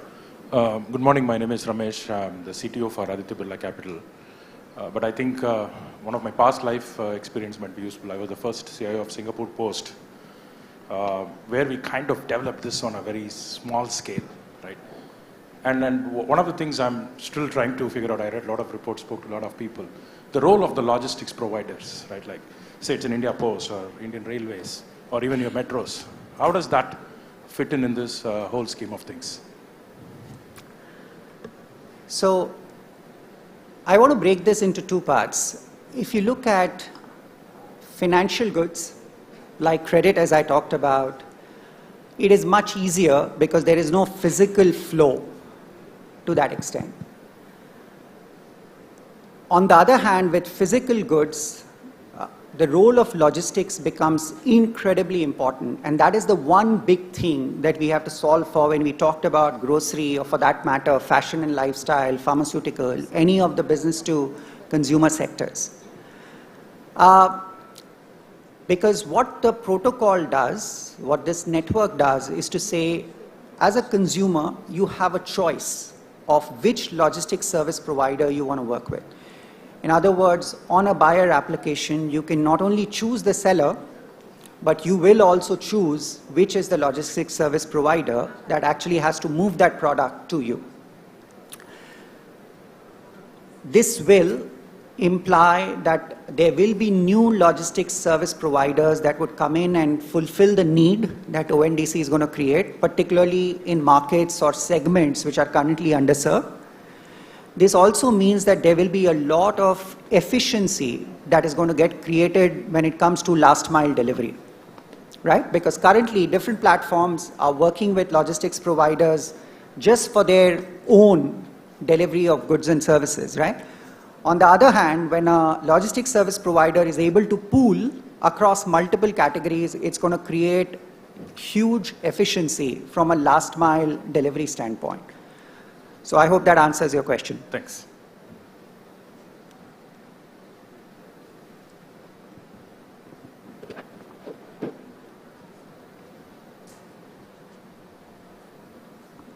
Any other questions?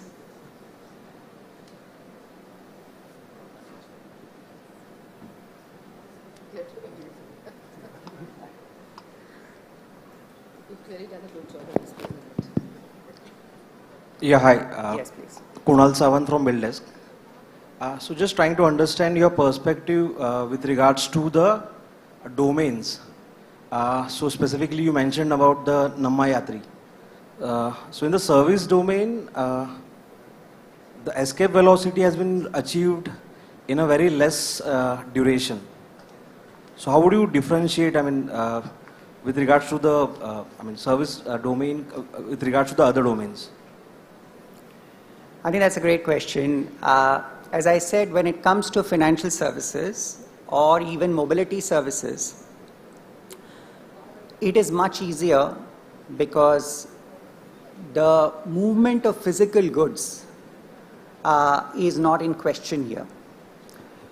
Therefore, our view is that for domains that require or categories that require physical movement of goods, the ecosystem has to first fall in place and the economics have to work for ONDC to actually really scale.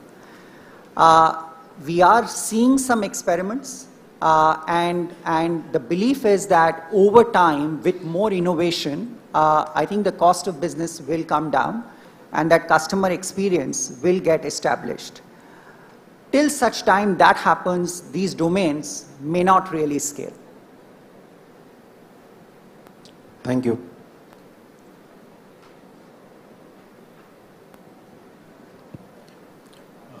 Hi, this is Praveen from Aditya Birla Fashion.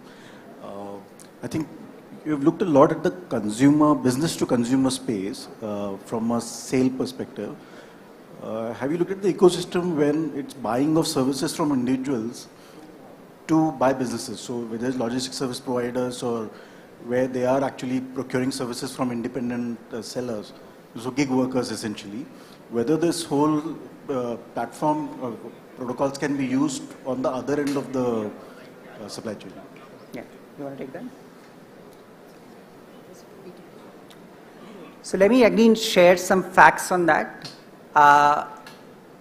If you look at individuals who are offering services now to businesses, today less than 8 to 10 million people are actually on these online platforms, whether it's an urban company or any of these online platforms offering services. With ONDC, the belief is that that number can grow 8x to 10x.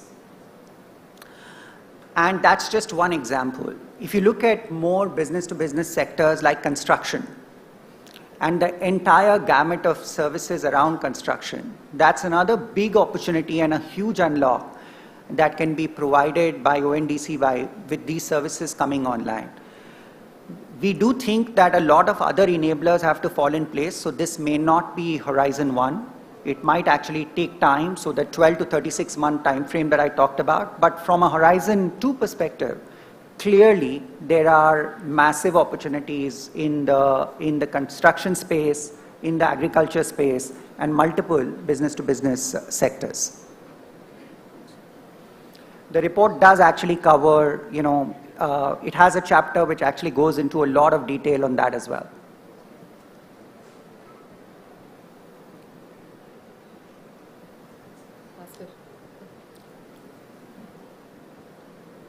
Bhaskar. Yeah, hi Vikash. I was thinking like clearly the early signs are food tech, mobility are showing early signs and they are existing infrastructures. Like for grocery, what do you think are the potential inflection points, right, to watch out for it to show early traction, because it is a far more complex challenge. I'll turn over to Kanika to take that on. So we will have a panel on that, Bhaskar, with you. So we'll discuss this a lot later in the day. But I think the most critical enabler that will actually get last mile grocery connect, right? Because I mean, just the context for everybody in the room is that India has 12 million grocery outlets. It's one of the highest concentration of traditional grocery in any country in the world. We are the leading traditional trade in grocery. To be able to take that material that is available next to the consumer's house and to provide them the convenience that we now call quick commerce or immediate delivery, right, is actually a huge opportunity. The complication is that the inventory is today unrecorded. This is not organized, it's not systematized on a system, and that's not habit for the retailer. So I think the first port of call will actually to go to the class A retailers who are already digitized and start getting them online. But slowly this should now become the new way to operate in our view, right, where we actually take away a lot of the inefficiencies that are embedded in the system and start digitizing the inventory, right? So this becomes a way to actually organize the sector, not just digitize it in many ways. So, but more on that, we're going to have an interesting discussion later. Thank you. I think the one other use case, which I feel could be very here and now, and several leading CPG companies are already thinking about that, is this notion of credit. So providing credit to your channel and that entire framework that we talked about with ONDC, how do you actually get more credit by tying up with loan service providers, whether it's to the retailers or to your distributors, that actually could be a huge, huge opportunity right away. Hi Vikash, Gautam here from ONDC. Vikash, I had one question that how do you think B2B or eB2B as a sector, which has been largely, I think it is not unlocked as such, right? Like we have seen some players who have come in and then it's not really worked out. And the report of course covers on eB2B. So can you perhaps give some insights on how eB2B will unlock because of ONDC? Yeah. So B2B is actually deeply under-digitized in India. And when you actually compare that norm and the percentage digitization in the B2B space, and I'm not talking grocery here alone, Gautam, this is across, right? I think China is at some 11-12%. Most markets are nearing the double digits. We are at less than 1%. So there has been no shaper as such. The reason we have digitized B2C commerce is because there have been large shapers in this play. The reason we have payments done is also because, of course, there was this entire protocol, but there were shapers in play that ensured consumer adoption. I think what we've not had in B2B is that we've had a few really interesting shapers, but I think there is a huge potential to actually grow that. And that will obviously happen, and this is something that can happen and be a big enabler for ONDC, right? Because you can actually systematize it, have far more portable modes of trust, and actually open out procurement today, which is actually a closed group activity for most companies, to a much wider set, right? So, and hopefully international. So yeah, it's a big opportunity. We are deeply under the bar on that. So thank you very much for all the questions, and we will interact more during the course of the day. Thank you.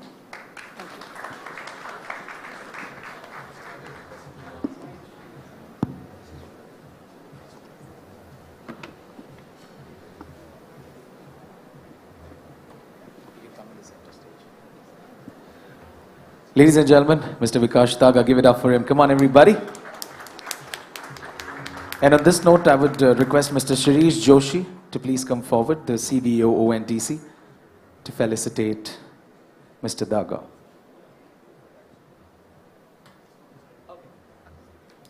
Mr. Vibhor is here on the stage. Give it up for him as well. Come on, everybody.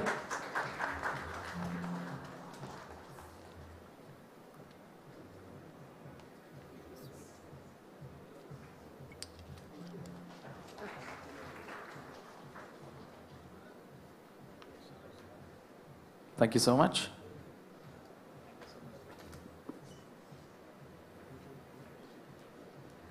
All right. Ladies and gentlemen, first of all, I have a very important question. This is just on a lighter note and just to give you a breather. A simple question. Are we all listening? Yes or no? Yes or no? Perfect. Anyone who remembers my name? This is so bad. Thank you so much. Yes. Your award is a big round of applause for him. Come on, everybody. There you go. My name is Rahil.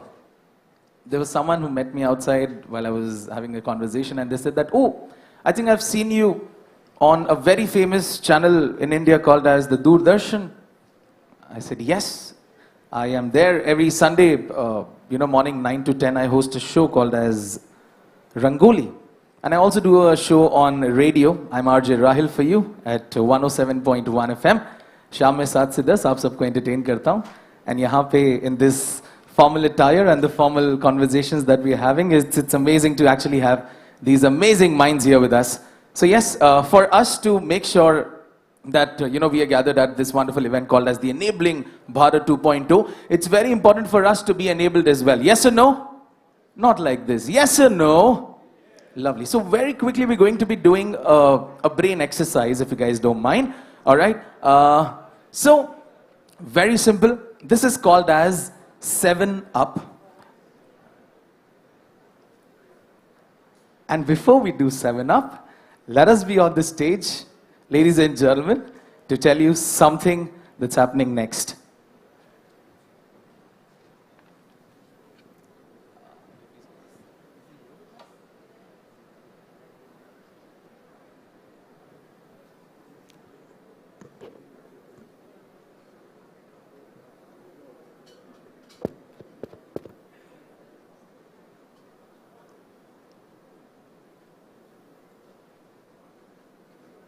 The wait is definitely worth, ladies and gentlemen. Put your hands together for our very own chief guest, Shri Piyush Goyal ji, the Honorable Minister of Commerce and Industry, Consumer Affairs and Food and Public Distribution and Textiles. Ladies and gentlemen, let's give him a huge round of applause. Let us all stand together and welcome the one and only Shri Piyush Goyal ji. Kya baat hai? Zordar taaliyan ho jaye. So it's a pleasure and honor to welcome you to Enabling Bharat 2.0. Thank you so much for giving us your time. You've been our mentor, guide, and champion in shaping ONDC from concept to reality with the vision of an Atmanirbhar Bharat, vocal for local. On behalf of all the organizers and participants here today, we would like to thank you for taking out the time today in this session. Ladies and gentlemen, moving on to a very special segment of the day. It's said that the warmth, bright glow emitted from a diya is considered to be auspicious, regarded to represent enlightenment, prosperity, knowledge, and wisdom. And to inaugurate today's session, and indeed our joint mission to build a new Bharat, I request Mr. T. Koshi to escort the Honorable Minister for Jyoti Prajwalan. With a big round of applause. Come on, everybody. And along with them, we also request Mr. Siva Subramanian Raman to please join us, Dr. Pramod Verma as well to please join us for the Jyoti Prajwalan.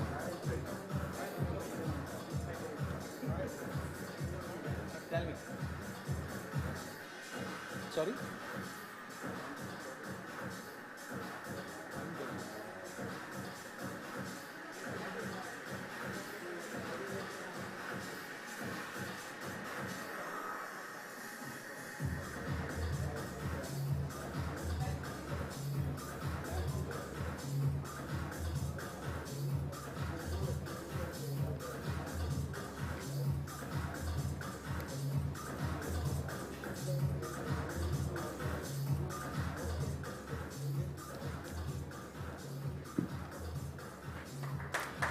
Ladies and gentlemen, let's have a huge round of applause while the lamp lighting is going on.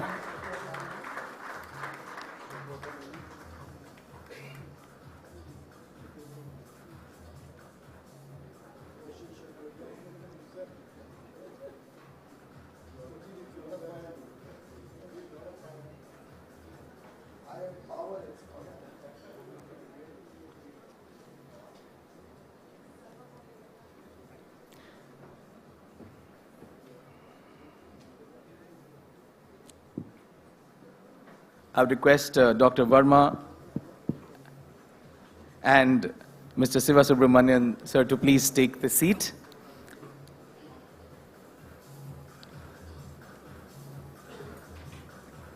And now I would request, sorry to bother you again, sir, Shri Honorable Minister Shri Piyush Goyal ji to please join us on the stage to speak a few words.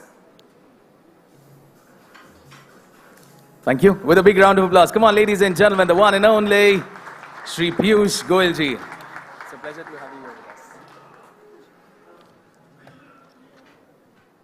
Thank you very much. A very good morning to all the friends who have been invited for this program.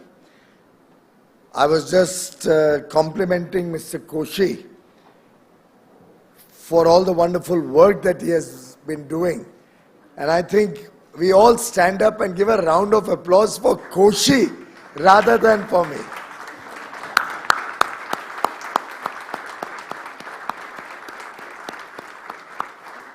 And I'm sure you'll all agree that he's the one who deserves this applause for the wonderful work that he has done over the last year and a half. For him, I don't think this is a job or just a project. It's a labor of love. Thank you very much for your leadership to this initiative, Mr. Koshi. Mr. Pramod Verma, ex-Chief Architect of Aadhaar and India Stack. Mr. Rajesh Bansal, CEO RBI Innovation Hub. Nupur Chaturvedi, CEO NPCI Bharat Bill Pay. All the other members of the ONDC board and advisory council who are present here today. Other speakers who are going to interact with you during the course of the day. All the distinguished participants, friends from the media, ladies and gentlemen. Truly delighted to be amongst you while we are presenting Enabling Bharat 2.0. Truly an inspirational message for the country which converges beautifully with the theme of New India, with the commitment that the nation has taken to make India a developed nation by 2047, and which is only possible when we all collectively recognize that India is not a small subsection of people. India is 140 crore Indians. India is the people who live in the remotest parts of India. India can only be defined as Bharat, as one country, as a large country. I think it was said that India really lives in the villages. India really lives in very, very small habitations across the country. And that is the India that ONDC is trying to address, is trying to enable, is trying to include in the development journey. This inclusive growth is the keyword to the success, to the outcomes that we expect from ONDC, to the passion that I see amongst the investors, board members and advisory council members of ONDC. As the Honorable Prime Minister had said, when he was talking about solving challenges in the Indian way, and I quote, "If India has lakhs of problems, then it also has 140 crore competent brains, people with solutions. For every single problem, there will be a number of ways of solving that problem, of resolving challenges. ONDC has been born, has taken birth from one such situation.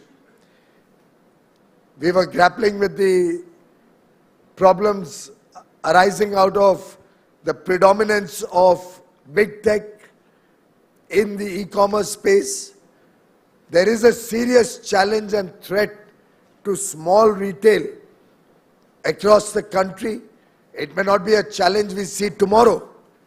One can jolly well look at percentages and say, oh, but e-commerce only affects 3 or 4% of India's trade, retail trade. But as government, as policymakers, as thinking individuals sitting before me, each one of us has a long-term outlook, has a long-term vision, and is desirous of crystal gazing into the future to plan the nation's destiny and the future of 140 crore Indians. Therefore, it was found necessary to find solutions and alternate ways in which we could address this problem. Gone are the days where one could literally have companies pack up their operations and keep India out of the e-commerce story. Today we are engaging with the world from a position of strength. Today India wants the best of technologies in our day-to-day lives. Today we find merit in e-commerce also. We want the people of India to benefit from the virtuous part of e-commerce. But we want to create the right balance. The effort is, I remember once Prime Minister, the then Prime Minister Atal Bihari Vajpayee ji had said that if there is a small line, let's say there's a problem which is reflected in a small line, you don't resolve that problem by erasing that line or making an effort to erase that line. You resolve that problem by drawing an even bigger line next to it and confront that challenge with a solution that's better for everybody, bigger in scale and crafted skillfully. And that is exactly what ONDC is all about, that this humble effort to make e-commerce an engine of growth, to allow e-commerce to flourish without damaging a very large section of stakeholders, small businesses, small retailers, but rather becoming more inclusive, allowing them to participate in this journey of new technologies, new ways of doing business, new ways of creating jobs and opportunities. And to my mind, ONDC threatens nobody. Even big commerce is not threatened by ONDC. It only unlocks, opens the doors of opportunity in a more inclusive fashion for more people, for more small businesses through the length and breadth of India. And if I may make a prophecy today, ladies and gentlemen, ONDC of tomorrow that I can see will not be an ONDC in India. It will be the transformational engine of e-commerce across the world in the years to come.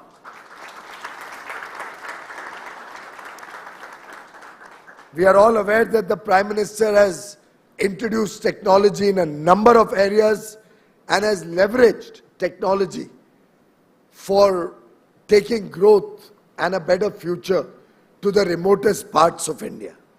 Every project that the Prime Minister has initiated has evolved into a national project where our focus has been on taking it to the last man at the bottom of the pyramid, to the remotest corners, right up to border villages. What he calls saturation. Every scheme, every development project has been saturated throughout the country so that everybody can enjoy the fruits of development. India believes digital public infrastructure is the call or the need of the hour. We are living in a new era of connectivity, convenience, and all of this effort has to be citizen-centric. If you see our rollout of vaccines, we were able to administer 2.2 billion doses, 220 crore vaccines administered seamlessly, efficiently, and effectively saving millions of lives at a cost unparalleled in the world. Not only did Prime Minister encourage domestic innovators to find vaccines or do research to develop vaccines in India, but he also rolled out the CoWIN app by which we were able to monitor, record, and ensure that every citizen in the country, every adult to begin with, and then the younger children, is able to get their vaccine. There are no mistakes in terms of the gap between two vaccines. Everybody, whoever has a smartphone, can carry their vaccine certification in their hand. No need for any papers or any documents. I remember when the Commerce Secretary met me and I was explaining to her CoWIN and how we administered vaccines, she took out from her wallet her own vaccine certificate, which was a small piece of paper, literally a paper like this, of this size, where it was scribbled the date when she took her vaccine and a signature was made. No clue of its authenticity. Of course, the Commerce Secretary's certificate was certainly authentic. But imagine how difficult it would have been for a country like India to monitor and transparently administer vaccines across the country, to know who are those who need a second dose after 6 months, what is the time frame, to ensure that booster doses can be given out, and record all of this in a manner so that as policymakers we know exactly what is happening in the country. And I can list out so many. Of course, you have all discussed and you're all aware about UPI, the India stack. It's been a transformational journey. And if one was to try and decode what UPI has done in a very simple manner, instead of 1 or 2 or 4 big tech companies or large banks probably having valuations of $1 trillion in the financial services space, capturing the entire population's financial transactions by 2 or 3 companies or 4 companies or banks, UPI provided an opportunity for hundreds of fintech companies to mushroom all over the country, to provide sectoral services or geographically focused services.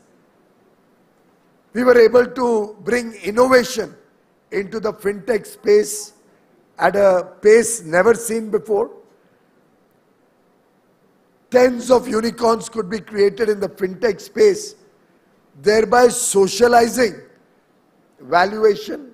So instead of 1 or 2 or 4 people having concentrated large valuations for their company, we now have unicorns and sunicorns all across the country, and also the Indian banks,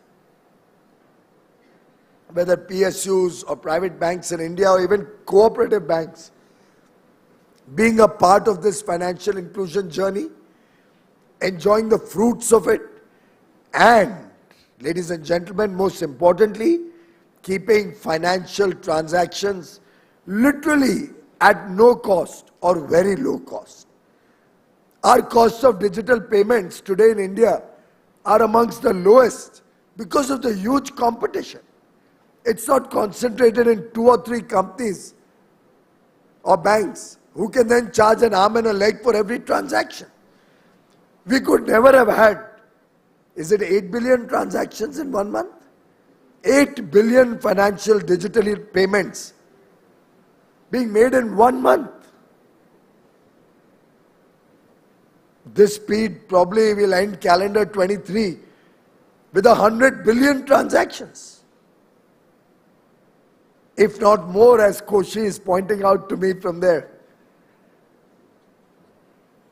Much more than anywhere else in the world, and much more than probably cumulatively most of the developed countries. I don't think all of Europe and the US would have as many transactions in a year. Not even China, with the large population that they have. And ONDC, using a similar concept of creating interoperable network, which will allow different platforms to talk to each other. My friends from the media, please don't misreport or misquote me as saying that platforms are actually talking to each other like we do on the mobile phone.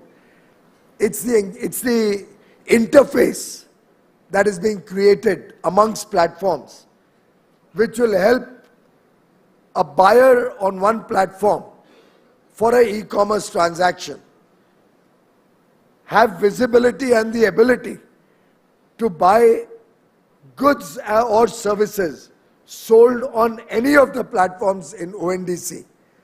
In a way, opening up more competition, opening up more options for the buyer, and thereby giving him the best price and the best quality without any algorithm dictating his choices, without any algorithm pushing you towards one or other product who may be giving a larger commission to the buyer, to the platform on which the buyer has gone, or who may be a preferred seller, a sister company of the platform itself, and thereby limiting your choice or taking consumer mind space, driving it towards what the platform desires to sell to you.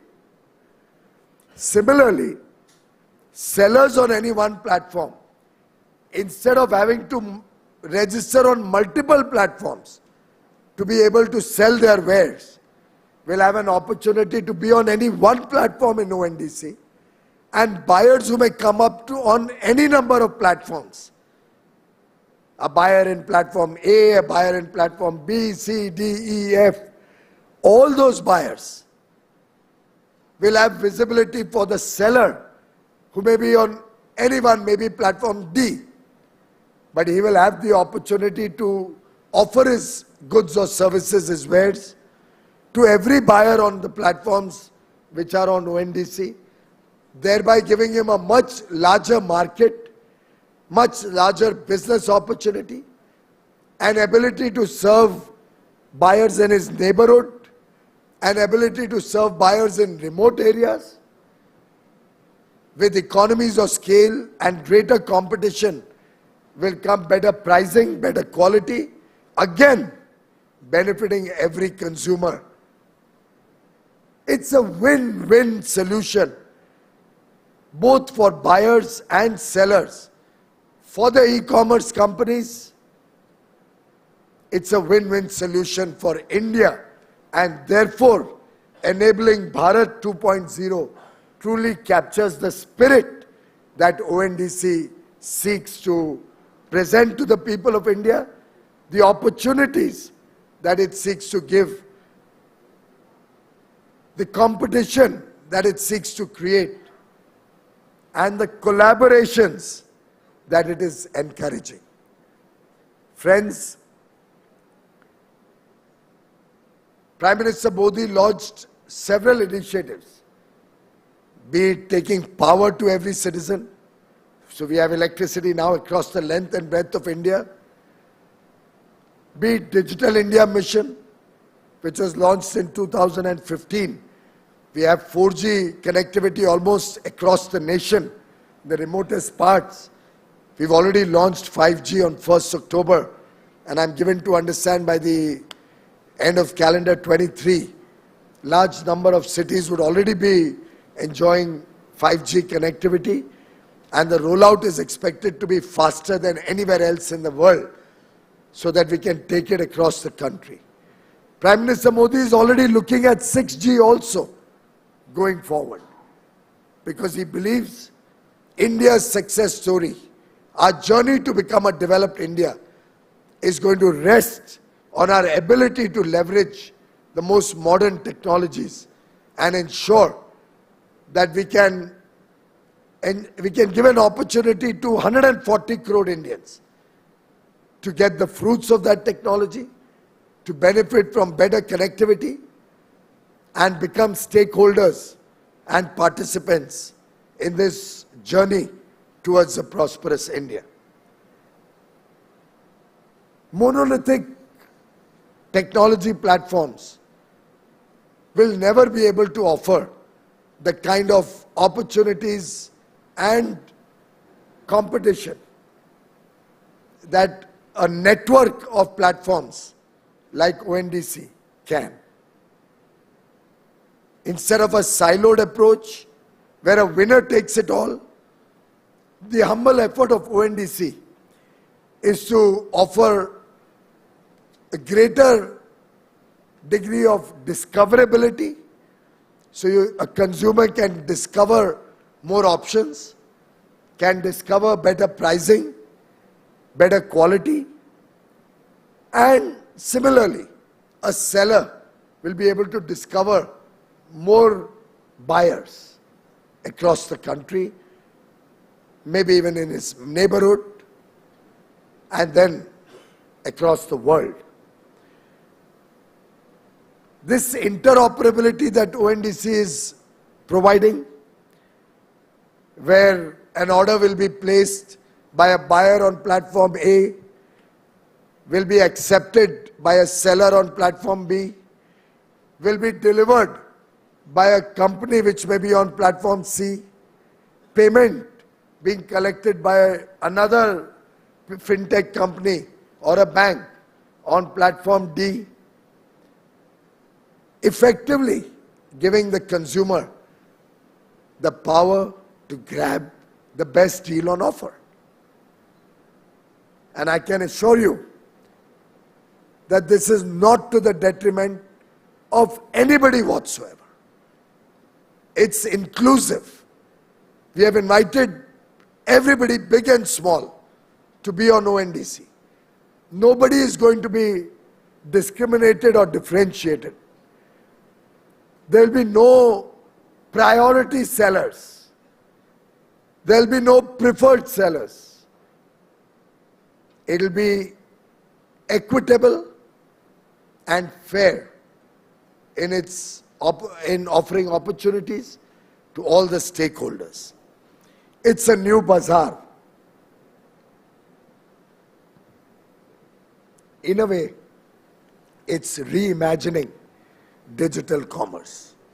And I truly believe the face of New India, the demands and challenges that India today is confronted with, will best be addressed with an effort like ONDC, where the entire value chain of commerce will be digitized. It will also be very good for our farmers, who will get an opportunity also to go in for more value-added products, to offer their products to somebody who offers the best price. We already have ENAM, the electronic marketplace for farmers, which Honorable Prime Minister had initiated. Once that also comes, all the various people engaged in agriculture come on to ONDC. Farmers will get a bigger outreach for their products.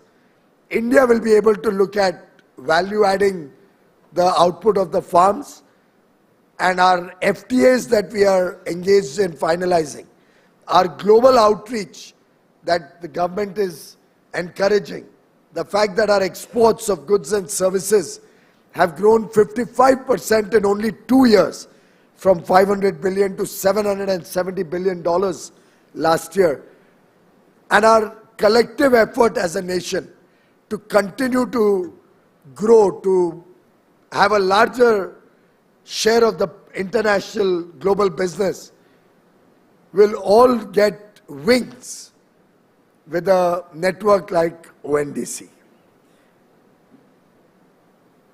Students will get greater opportunity to get books at the right price, to pick up online courses after comparing various courses available through different platforms.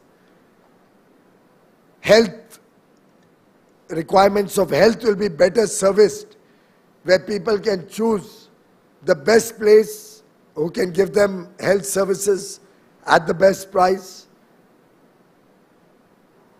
Good deal is that which gives the consumer choice, which gives the consumer the best price, which does not have any compromise on quality, where the service offering is efficient, speedy, where the payment is at the lowest cost, and movement of funds to the seller is effected in real-time basis. In a way, we are creating local loops, and each of these local loops will be able to compete with the larger national platforms. The national platforms will compete with each other. The local hyperloops will also get a chance to make their offerings for somebody in the local area who otherwise does not know whom to look up to, who may not want to wait for 2 days for the delivery of the good or service that he is looking for. It's a one-stop shop with different offerings, which a customer can customize. If he wants something in half an hour, he can choose something from a location nearby. If he's looking only for the best price, he'll have various options before him. If his focus is on a particular brand, he'll have many people competing. He or she will have many people competing, offering that brand.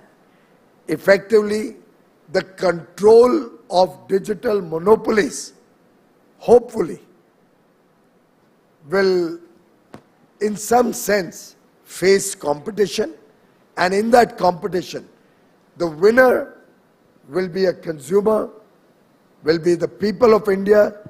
As Mahatma Gandhi ji had said, customer is king. Effectively, ONDC reflects that vision of making the customer the king. Friends, local languages will get an encouragement with ONDC.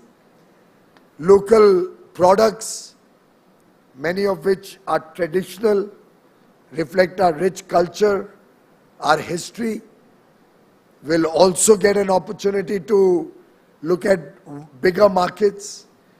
Our small artisans will get respect and better value for their products, eliminating the middlemen. Our local service providers, be it a carpenter, be it a mason, be it a plumber and electrician, will get connected to a wider universe, and people will know where these services are available. And therefore, I would like to invite all e-commerce companies, big and small, local, national or global, to hitch on to the ONDC bandwagon. I have only a couple of days back reviewed the working. ONDC has grown by leaps and bounds, but we are still at levels where I can see a journey of 100x or 1000x growth in the next few months. And I would like to invite all of you to spread that awareness amongst consumers and customers, make them understand the power of choice, encourage them to come more and more onto ONDC. I like to encourage e-commerce companies to come onto the ONDC platform with their main offering. The other day he was talking about a company which has created a ONDC specific platform. That is exactly what we don't want to happen. We want the main platform to come onto ONDC. And maybe at some stage, Mr. Koshi, you could look at excluding all those who don't come up to a certain deadline onto ONDC. Because at some stage, we will also have to cut off those who remain left behind. And with the whole force of the government, I can tell you, we'll be encouraging people to transact more and more through those companies which are on ONDC, which are engaged on giving opportunity and options to our consumers. And I would encourage all the e-commerce companies to come on to ONDC, come on to it at the right time, so that at some point you may not be left behind and it may not be too late for you to join the bus or board the bus or the train. This is a train which is on high speed, it's a bullet train.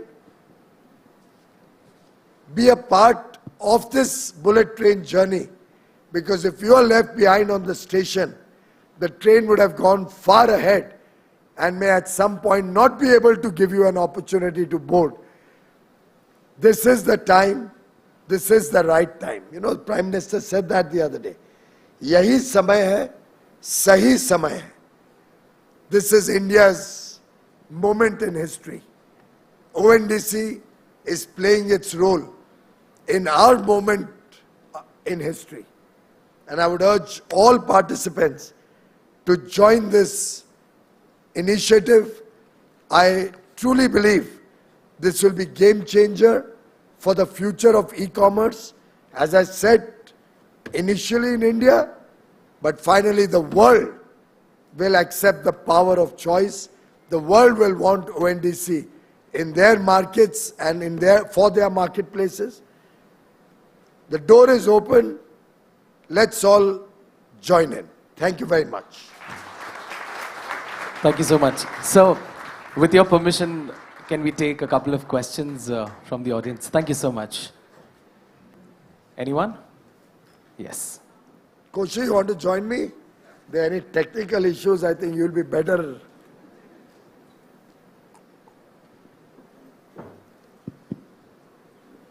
Sir, good morning, sir. It's a pleasure to be here. Sir, we met, I think, 9 months or 10 months back in Coimbatore. I'm from Digit. I'm one of the early participants in ONDC, sir. And during that time, we were running the pilot in Coimbatore. You explained it very well in the Coimbatore group. Currently, we covered 30 districts in Tamil Nadu and 8 districts in Kerala and 2 districts in Maharashtra, sir. Without this public in DPIs and then ONDC initiative, this could have been not happened. I just want to share a few things. We met the small cities and then small villages or small entrepreneurs on MSMEs. We are seeing a various kind of the business model, as you mentioned. Even the small players coming up with lots of innovative ideas and then lots of innovative platformation ideas, which is truly opening with the ONDC. I just want to thank this opportunity, sir, and then definitely we can support on taking to the next level, sir. Thanks. I think that was an encouragement to the ONDC effort more than anything else. Honorable Minister, my name is Sumant. I represent ITC Limited. We make FMCG products of mass consumption like atta, biscuit, etc. And I believe that the most efficient supply chain is the one where your kirana next to you can provide a 5 rupee biscuit packet or a 10 rupee packet. So the task before us is really, while we have empaneled our e-store on many seller apps, the bigger task that we are trying to drive is to recruit, get the small retailer onto the ONDC platform. And we are working with some partners to create the catalog for them, help them to come on board. I think an important task is for educating retailers and training them. There's a lot of effort because we are talking about 1.2 crore very small kirana outlets. So it will need collective effort of industry and everybody to actually spend time educating the retailer how to maintain inventory, how to create a catalog, and how to pass on your link, the URL for consumers to order from you. And I think we need everyone's efforts. We are more than happy to do it because we believe that as a seller, any buyer who wants to buy our product should be able to buy it like making a phone call. You know, you want to buy a biscuit packet, it comes from the most efficient location, which will always be the kirana next to you. And the more we enable that, the back-end interoperability and all, the consumer need not know. He or she should be able to go to her app and just buy, and we have to enable retailers. So maybe going forward, sharing data on sales trends, because the most important thing is to have the right assortment next to the consumer. So if I know a cream biscuit sells in a particular locality, I will make that biscuit available there in those retailers. So I think anonymized data sharing would help make very efficient supply chains, which will save the country a lot of money in terms of logistics, because you have the right product in where the consumer wants it. And I think that's another thing that will automatically evolve, but a data sharing framework which will enable industry to sharpen its offerings and assortments at the retailer point would also be a big help. Thank you. For your answer. Thank you very much, ITC, for being a part of ONDC. I believe you are connected to almost 1 million retailers. 2.5 million. Now, friends, ultimately, ONDC can only provide the back end or the enabling infrastructure. The success of this lies in the effort of all of us, whether companies, corporates, whether different e-commerce platforms, big or small, as I said, some of our startup entrepreneurs who create local network, local platforms which can register the local kirana stores or the local shopkeepers. And it's truly a little bit of a clone of UPI, where you had a mushrooming of small fintech companies which provided different type of offerings. And I truly appreciate your suggestion that at some stage, for example, in GEM, the government e-marketplace, we do that. We anonymize the data and give out what was the last price at which goods were sold, what is the volumes that are being sold of particular goods, stuff like that, so that sellers are interested to join the government e-marketplace when they see that, oh, the national procurement by government alone of a particular good or service is that large. So we get the advantages of scale, and buyers give, sellers give attractive prices, knowing that there is a potential to expand their sales significantly. So I'd urge companies like ITC and all the others who are here or who are otherwise who get to know about today's engagement, that they must encourage their retailers to get cataloged or to have or smaller platforms to actually get them all onboarded. That way, finance companies would also be able to see the data of their sales and provide them credit so that they can expand their business. They can look at more offerings from the local area, and then that anonymized data that you spoke about will encourage kirana stores also, who will be educated by these the platforms that have cataloged or onboarded them. Because each retailer may not be able to onboard directly or become a platform himself. So there will have to be smaller platforms where, of course, I do hope we will not allow or encourage algorithm-based preferences being created. So each of the platforms who comes onto ONDC should hopefully give a fair deal to all those whom they have onboarded.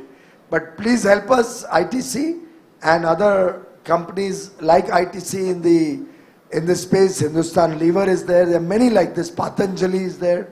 I think you need to identify and approach all these companies so that their retailer network through ITC's own platform or several other platforms also gets an opportunity to offer their wares on ONDC. You wanted to add something? I'll just quickly update. Minister has explained the possibilities. I just want to take a couple of minutes to just share with you some of the initiatives already in place. I'm just making an opportunity to announce to you so that you can take advantage of it. Like we have started, like ITC very correctly pointed out that we are working with them. So we have started working with multiple large enterprises on one side to sort of help them to bring their large distribution channel. In fact, one of the biggest worry people used to say in the Erkimas network was the small people is going to be killed out. Whereas today, when I talk to people like HUL, ITC and other large enterprises, they say that they're going to empower, like he said, the Kiranas next door, so that the distribution channel is stronger. Second thing is, in fact, that's what I'll exhort, is that we have started working with people like SIDBI, I can see Mr. Raman sitting here, and NABARD, all of them, to create, like you said, the education, digital education, so that they are not just able to make their catalog visible, but also fulfill the order in the most efficient fashion, including appropriate packaging, including appropriate barcodes for the logistics network to take it from down south in Tirupur to up there in Delhi. So all those things are doing. In fact, I will just like to recognize some initiative came from SIDBI the other day. I was able to show. In addition to enabling a lot of small enterprises like this, he has even made an offer to all his employees, go and buy from the ONDC network from those small sellers who has been onboarded. I think that is a humongous example what SIDBI and Raman has done, and I'll exhort all of you to do. And in fact, one of the things the other day I discussed with the Honorable Municipal and Secretary is that we are going to create a ONDC gift coupon. And this year for the Diwali, anybody who is giving any gift to anybody should be using this ONDC gift coupon to buy goods from this network. All varieties, from Kanchipuram saris to nuts, will be available. I hope you mean nuts as in nuts and bolts. Somebody at the back I saw whose hand was raised. First, I think that person. All right. Somebody at the back has been raising the hand for long. Lady at the back, Hello. yes. Am I audible? Yeah. Hello, sir. I represent Crompton Reeves Consumer Electricals, the fans company we're known for. Just a quick query. We've seen a tremendous growth on e-commerce, and that continues to grow despite, having seen the after lockdown time as well. And therefore, we're very keen on this initiative, and it's very encouraging to hear all of you today. A little bit of a tricky situation which is there in the consumer electrical sector is that people tend to search a lot online, shortlist a lot online, but go and buy offline. That's because of the experience dimension, right? So somehow the current e-commerce ecosystem does not allow the consumer to experience the product. So if I've liked a fan and I've shortlisted 3 fans, I go to a shop as a consumer to buy the final fan because I need to experience that. How does ONDC in its advanced system, or probably even now in the scope, encourage or facilitate that experience side so that the digital buying or the e-commerce buying increases? We still, as an industry, we see only a single percentage, sale as a part of the total sales coming from this side. Madam, I think it's a process of evolution. There are many products. After all, I saw the Nykaa store the other day at Churchgate Station. And I actually asked my wife, I said, why should Nykaa be on a physical store?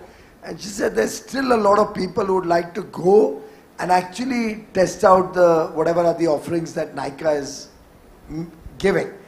So I think it's going to be a period of time as more and more people lock their preferences in the Amitabh Bachchan style.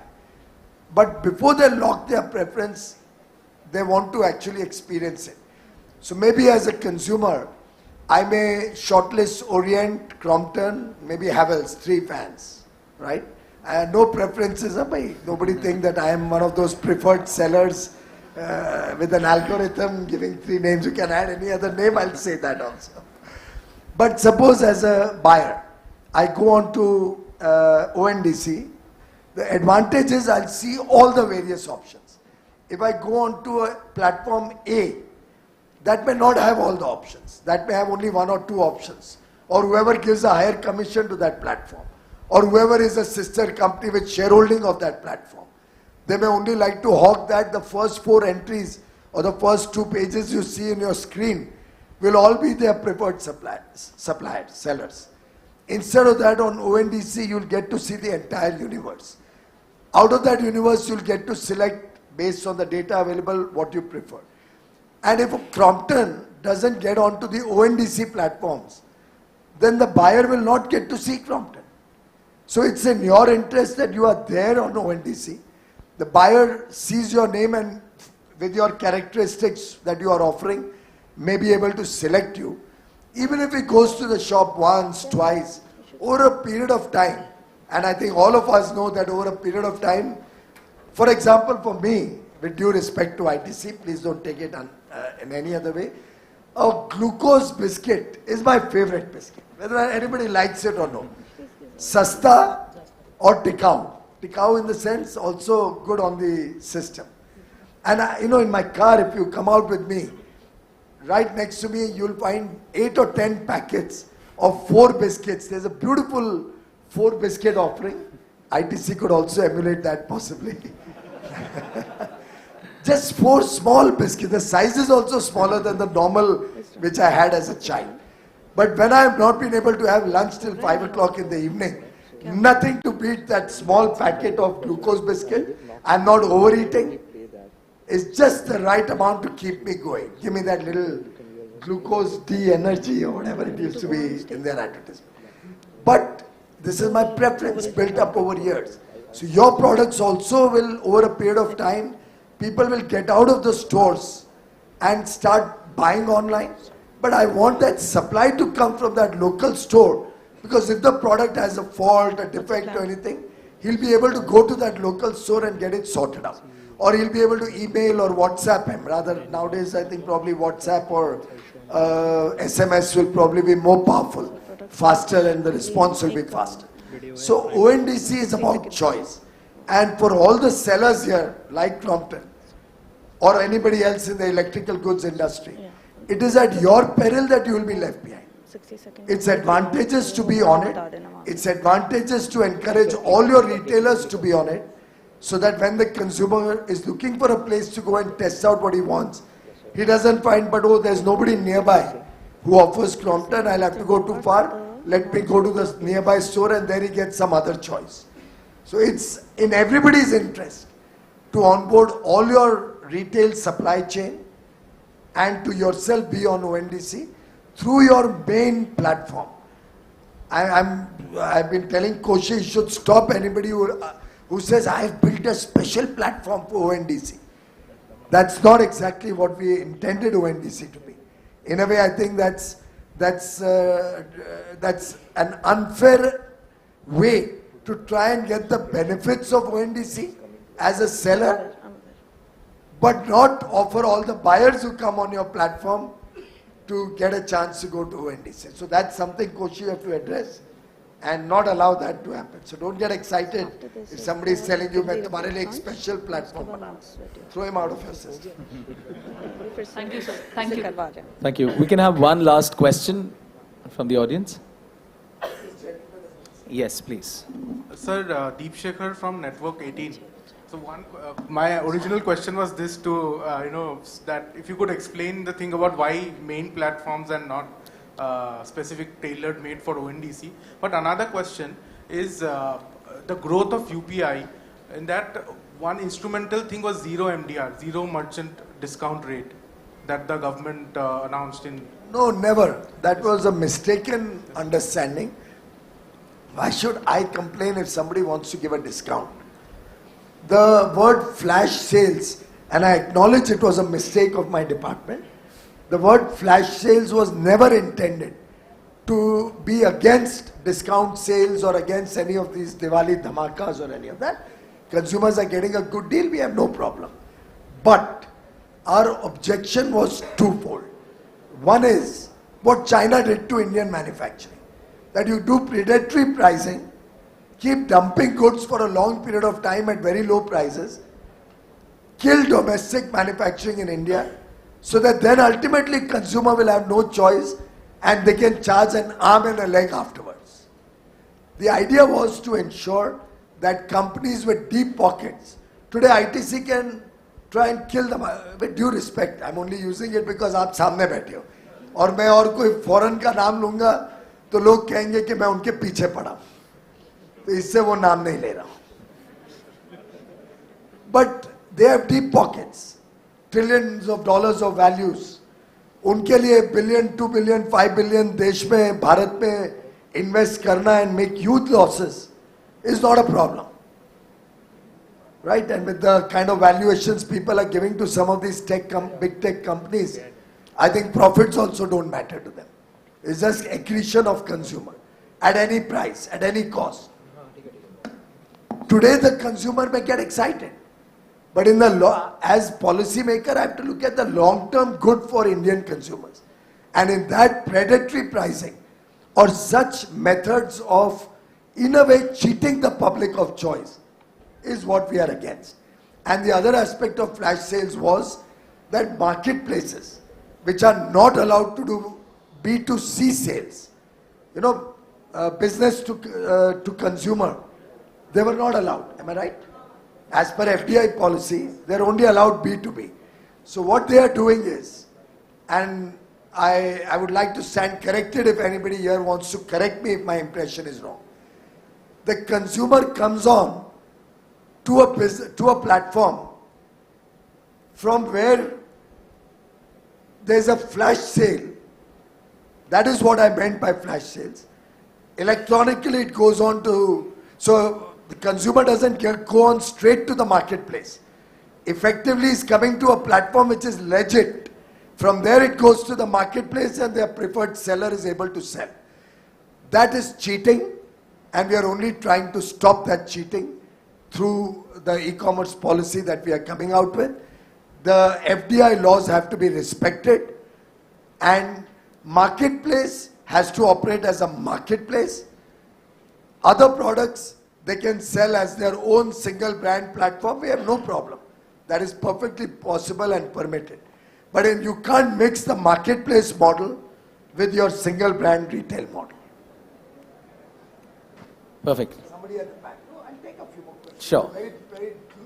This is very close to my heart, and my heart beats for those millions and crores of small retailers for whom I'm worried, because we've seen that happen in the US, we've seen that happen in many developed economies.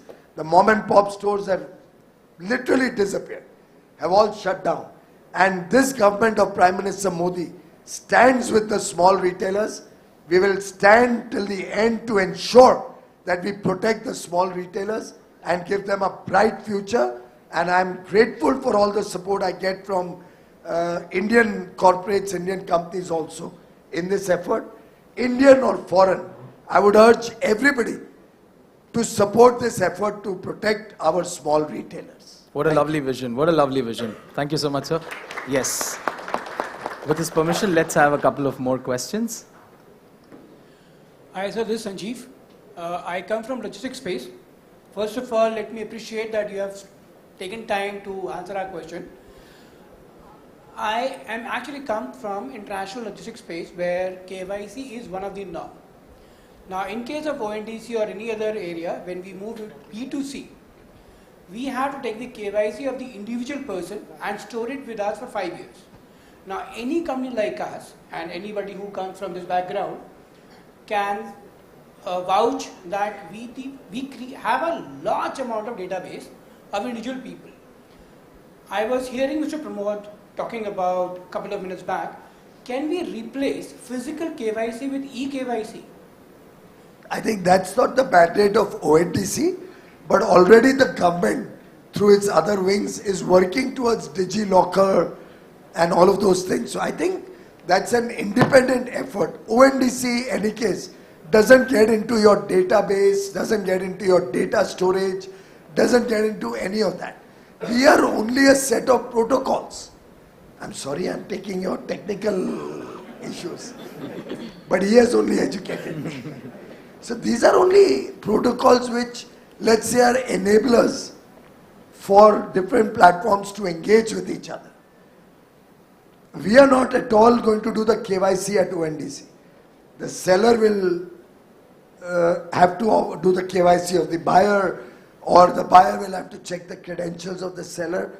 ONDC cannot get down to that micro level, because ultimately we are expecting hundreds of millions of consumers, possibly billions of consumers, to be buying through the ONDC, and we'll have tens of millions of potential sellers globally ultimately who will directly or indirectly through other platforms come on to sell their goods or services. So effectively our vision is really big on ONDC, and we will leave the KYCs and all the operational part for each platform to handle and satisfy the law of the land. Is that right? Absolutely, sir. Don't want to make a technical mistake here.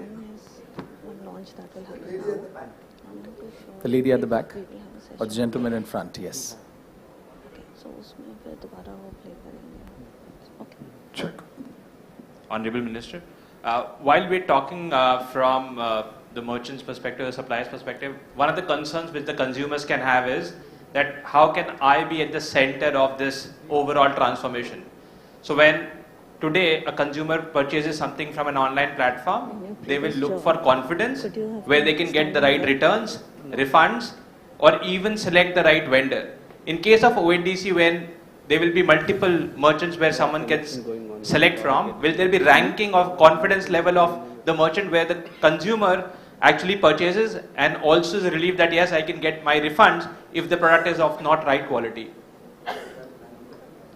Sir, can I take... see, you have asked a very important question on trust, and we have very, very detailed plan of how the whole trust building is going to happen, and in fact even published an open document which you share. But in the meantime, let me tell, we have the buying app we have a complete protocol enablement for handling buying as well as handling any grievances. Let me just take an example. If I have a complaint, if I want to buy something, I go to a buying platform. When I go to a buying platform, the buying platform will display to me all the sales option, all the seller option. As you correctly said, the first point that is there, the ONDC provides for a network-wide score of sellers based on their performance. And when they have, and this score is not any platform's private property, but this score is the property of that merchant, irrespective of which. So if he moves from one to another, it is there. And so that is the first level, and the buying application will help the buyer to sort based on scoring, based on nearness, based on price, and so on and so forth. Keep in mind, when you heard the minister explain, buyer platform and seller platform unbundled. When the buyer platform is unbundled, his loyalty is to the buyers and he is not trying to push the sellers. So he will go out of the way to follow up and get things sorted out. How does the ONDC enable? The buying, just like you send the search for a product, the buying platform will enable to send a complaint or a grievance to the seller, get it resolved, track on it, and even publish the MIS on how it is going to be performed. So, and if it becomes a dispute, it will also go to the online dispute resolution mechanism, which has already been a framework government has provided for. So these kind of things will make this whole network a self-correcting model. I'll just add one more thing and I'll stop. We can have a detailed discussion later. We are going to have lots of small platforms. Sir, I'm just taking one leaf from some of the comments you have said. If you look at today in the banking industry, if you ask any banker, they'll say the least NPS are with the small communities, not with the biggies. So when you have a large number of small seller platform really wanting to present a reputation in this network, I think their approach to solving this problem will be much, much more. It's a very good point. I'll just add one thing, and I'll ask you a question because I'm a little confused. We also have the Consumer Affairs Ministry, which is involved deeply along with ONDC. They are part, both Industry Ministry and Consumer Affairs. So Consumer Affairs Ministry will also be available and remain connected with this whole activity to ensure that grievances are addressed, and platforms which are known to default on it, then ONDC will probably have to take an action in terms of even blacklisting or removing them out. The strength of ONDC may not be visible today in terms of its ability to throw somebody out, but as the traction gains and more people come on to ONDC, I think nobody will want to be left behind, as I said earlier. So nobody will mess around. In fact, in an individual platform buyer-seller transaction, he can always take the view that, chalo, ek seller nahi hoga, to kya farak padta hai? One less buyer or 100 less buyers doesn't bother me. But if the whole platform itself gets out of ONDC because of misdemeanors, he'll be losing out of so many opportunities that the cost of default will actually multiply very much. And the desire to be compliant, I think, will increase in a big way. I just wanted to ask you, Koshi, from what you just said, I'm a little concerned. Does everybody have to have a separate buyer platform and a separate seller platform? I mean, suppose we have Aditya Birla here sponsoring, right? They have some e-commerce site. It'll be the same, right? There are buyers on it and there are sellers on it. One difference, assume a company which has got buyer side and seller side. Their seller side will come as a seller side platform, offering all the sellers visibility to all the buyers in the network. So that way, the conflict is gone, because seller VP is interested to get more buyers for him. Similarly, on the buyer side application also be networked onto the network. His buyers can buy from any sellers, not just from across. So how does the platform make money? What will be the way in which the platform will continue to make money? So the thing is, the seller side platform, for having given a service of making their product visible and getting the order consummation, he may charge based on the kind of product certain things to the seller. And a part of that money might be shared with the buying platform for having found a customer for it. But we don't interfere in all that. That's all they are bilateral. Market driven, completely market driven. I just wanted to clear my mind on that. Hi sir, this is Aarti Dhilani from Oliver Wyman. Just wanted to share, as we've been working with ONDC very closely, there's a huge amount of interest, of course, from the Indian businesses and financial services players on how we can use ONDC to really transform. But also wanted to share that we're also seeing a huge amount of interest from some of our global partners in saying how can, what is the experiment that is happening here and what is the vision. And this is not just from, emerging economies. As you said, even some of the most developed economies are now looking to a solution like ONDC. So my huge compliments to the team. My question, sir, is we were discussing earlier in the day the role of the government itself. For example, through direct benefits transfer, how that completely kind of changed the landscape for financial services. Is there some thinking for, what is the role that the government can play, either through, the seller side as businesses, or also maybe encouraging consumers? Of course, the government and many of our organizations in the corporate world and PSUs or banks have supported this initiative and are encouraging the success story right from scratch, point one. Point two, as I said, the policies around making this a success are being crafted closely by the Industry Ministry and Consumer Affairs Ministry. Consumer Affairs from the point of protecting the consumer's interests. Point three, why am I here? I'm here to request and invite all of you to be a part of this journey. And he knows that he can get me anywhere in the country and I'm happy to go. So we are all working collectively because we can see in this, as I said earlier, एक छोटी लकीर के सामने एक बड़ी लकीर खींची जा रही है. And that is Prime Minister Modi's vision for India. Let's not think small, let's think big. And whatever we do should be inclusive, should reach the common man, should reach the man in the remotest part of India, should be good for the citizen. And we see that merit in ONDC. Other than that, in terms of government involvement, I think the fact that we are making sure that this platform remains absolutely agnostic to any influence. It's transparent, it's honest, it gives everybody equal opportunity. That oversight of the government helps to create that.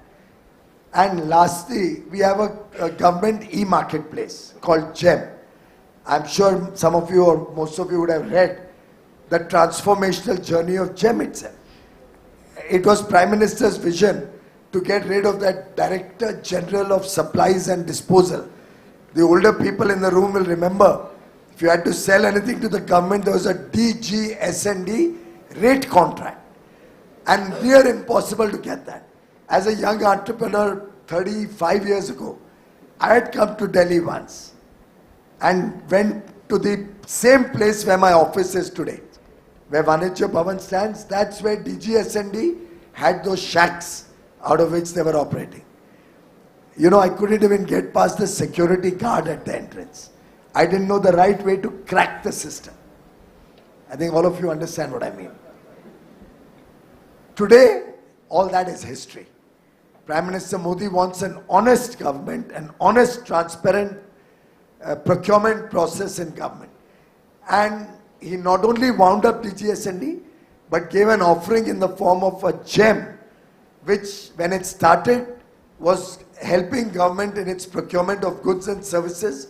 In the first year, we did 442 crores. 5 years later, 5 years? 5 or 6 years later, 442 crores is 2 lakh crores. That's the transformational journey of honest procurement by the government through GEM.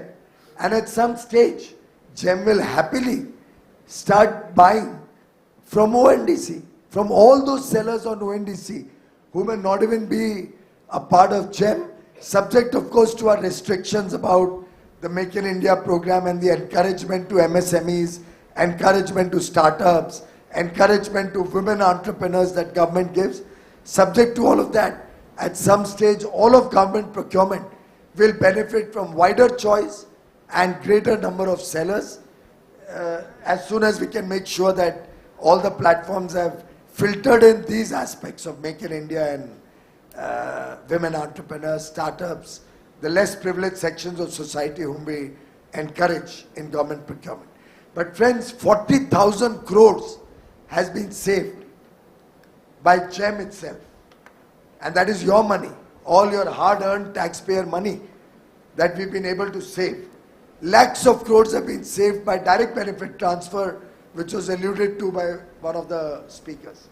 So government is leveraging technology for your good, and so that every taxpayer can be proud that the money you pay as taxes is going to serve the person at the bottom of the pyramid, is not going to middlemen and dalals and brokers and corruption. It's going for serving India, helping India transform to become a developed nation, and helping India to be an honest country so that the world is attracted to come to India. And if at all you see the surge of international visitors, if at all you see the surge of demand for people wanting to do FTAs with India, that comes because of the strength of 140 crore Indians, led by a decisive and visionary leadership. Prime Minister Narendra Modi's popularity both in India and the world attracts them to come and do honest business in India. And that is what Indian government's role is, madam, to change the image of India, to make India an honest country where honesty is respected. The corrupt are complaining every day on television and running to the Supreme Court and other courts. All right. So with the permission, one last question. Hello. Sorry. One last question that we can have. Thank you.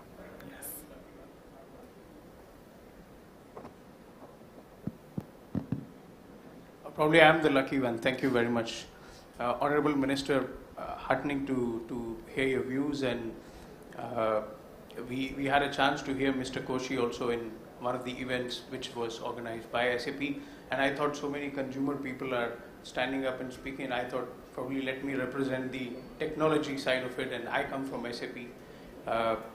It's great to see the vision of ONDC, how we are trying to connect basically a network of network, if I may call it as, where we are speaking a lot about the buyers and suppliers part of it.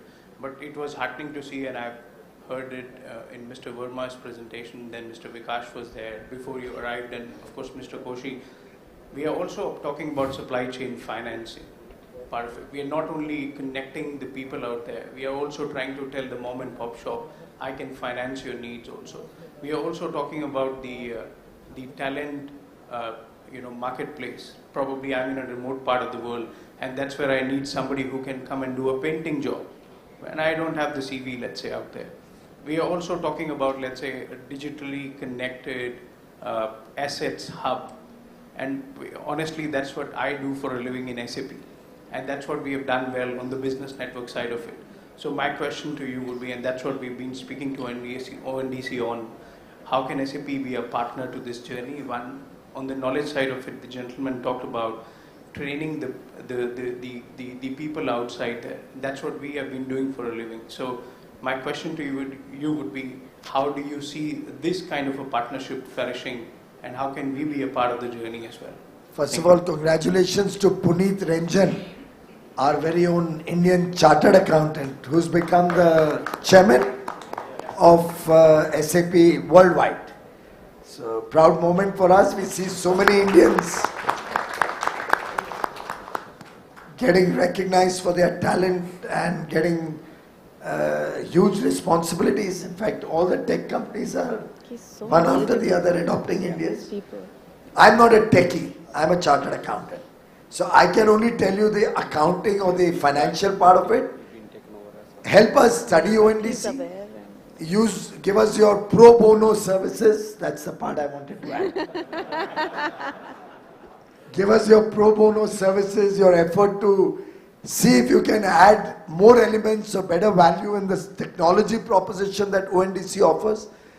That can be the best service. Other than that, technically, I'm sure Koshi will be happy to engage with you and see what ways companies like SAP or Microsoft or Google or everybody, even the Walmarts and Amazons and Flipkarts of the world, the Tatas, the Reliance, the Aditya Birlas of the world, everybody has a role in making ONDC a success. So we'd like to invite everybody to be a part of this journey in a free and fair manner, and nobody will be discriminated against. It's open for all. India is open for business. ONDC is open for business. Thank you very much. Ladies and gentlemen, a big hand for our Honorable Minister, Shri Piyush Goyal. Sir, I would request you to please be on the stage for the next segment and spare some time for us. Thank you so much. This is for the McKinsey and ONDC report on democratizing digital commerce. And for this, we already have Mr. Koshi here on the stage. I would also like to invite Mr. Vikash Daga and Mrs. Kanika Kaldra to please come on the stage. Along with them, Mr. Shirish Joshi, Mr. Vibhor Jain, Mr. Siva Subramanian Raman, and Dr. Pramod Verma to please join us on the stage to present the report on democratizing digital commerce in India to the Honorable Minister and unveil the report for the audience.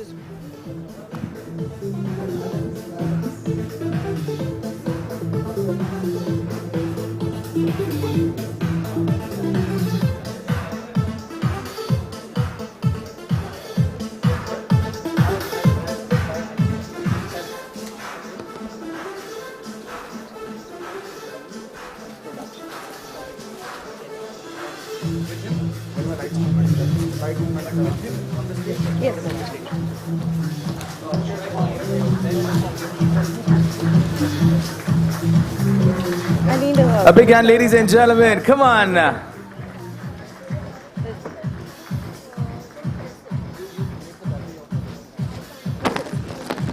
It's not coming. Whenever I click, just have it.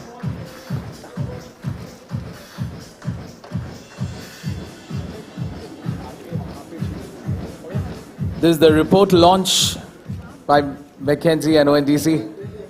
Thank you so much. And I would also like to invite right here on the stage, Nupur ma'am. Could we please have you on the stage for the product launch? Thank you. Congratulations. Thank you. Congratulations. Thank you. So I represent NPCI, and we are launching a product to support ONDC.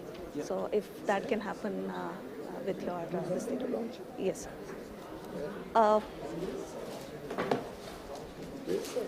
So on this side, but it will take a couple of seconds. Yeah. Are we ready? Yes, sir, please.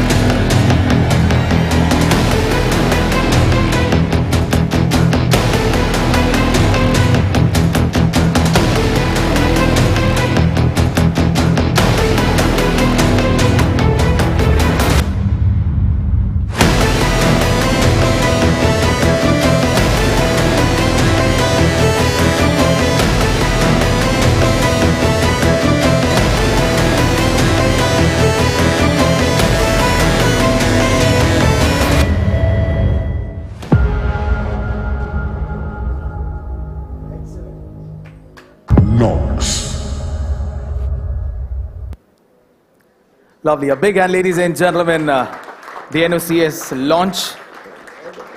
All the money that...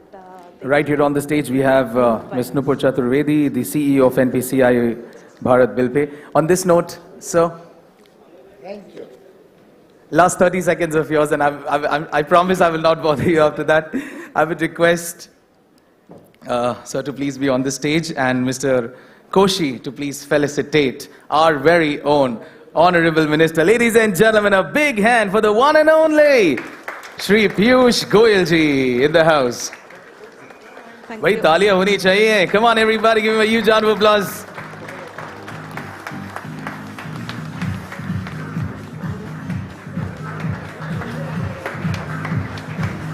All these tolls have been bought on ONDC by the first-time digitized seller.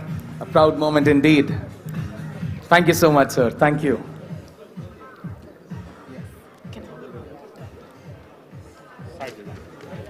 You will come with him. Me and Subrata is there.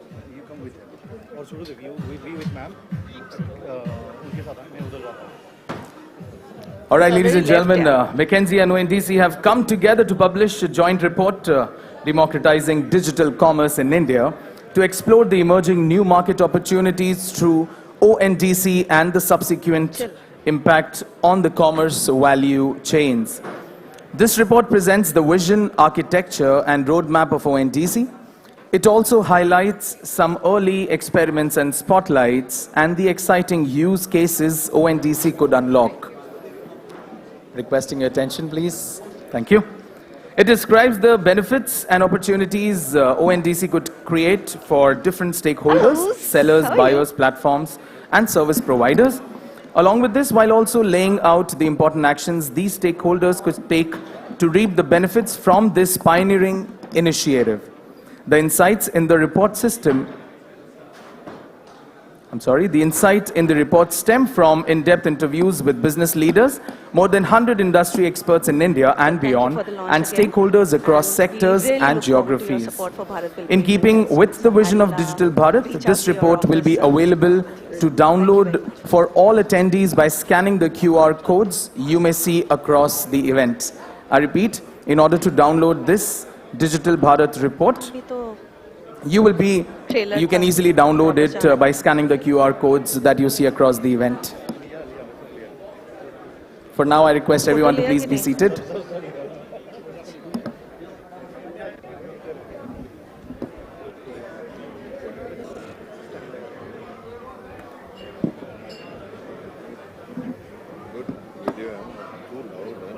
Yeah, wait. Can I request everyone to please be seated? Please settle down. Thank you. Yeah, hi Shri, how are you doing? Yeah, I mean, we'll do the formal launch now actually. So. Hi, we continue. Yeah, same to you? Yes.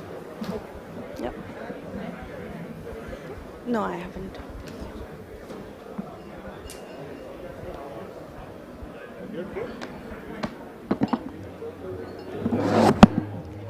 Sorry, just give me a minute. Hi, we haven't met. Initiative.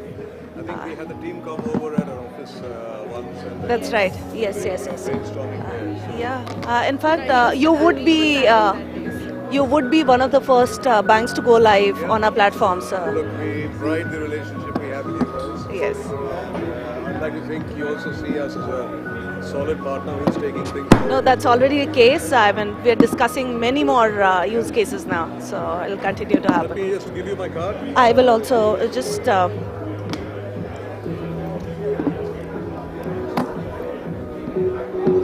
So, typical woman's purse, it takes time to find things. So, sorry about that. And this is my card, please.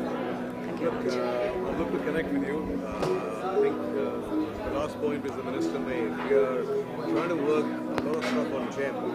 And I was keen to understand how the intersection of GEM sourcing and ONDC will come together. Sure. Food for thought. That's an area we can start with. Sure, we can do that. We'll definitely do that. In fact, your team was in our office last week, and we spent the entire day specifically on the B2B agenda. A number of ideas and initiatives that we want to take forward. We are also moving away from, as we were called, BBP.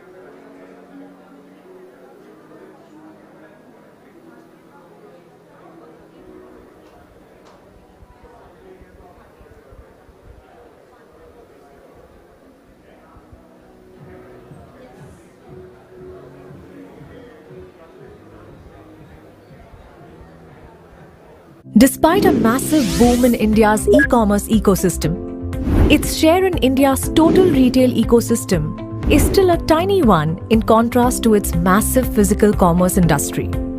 This share further goes down in small towns and rural areas.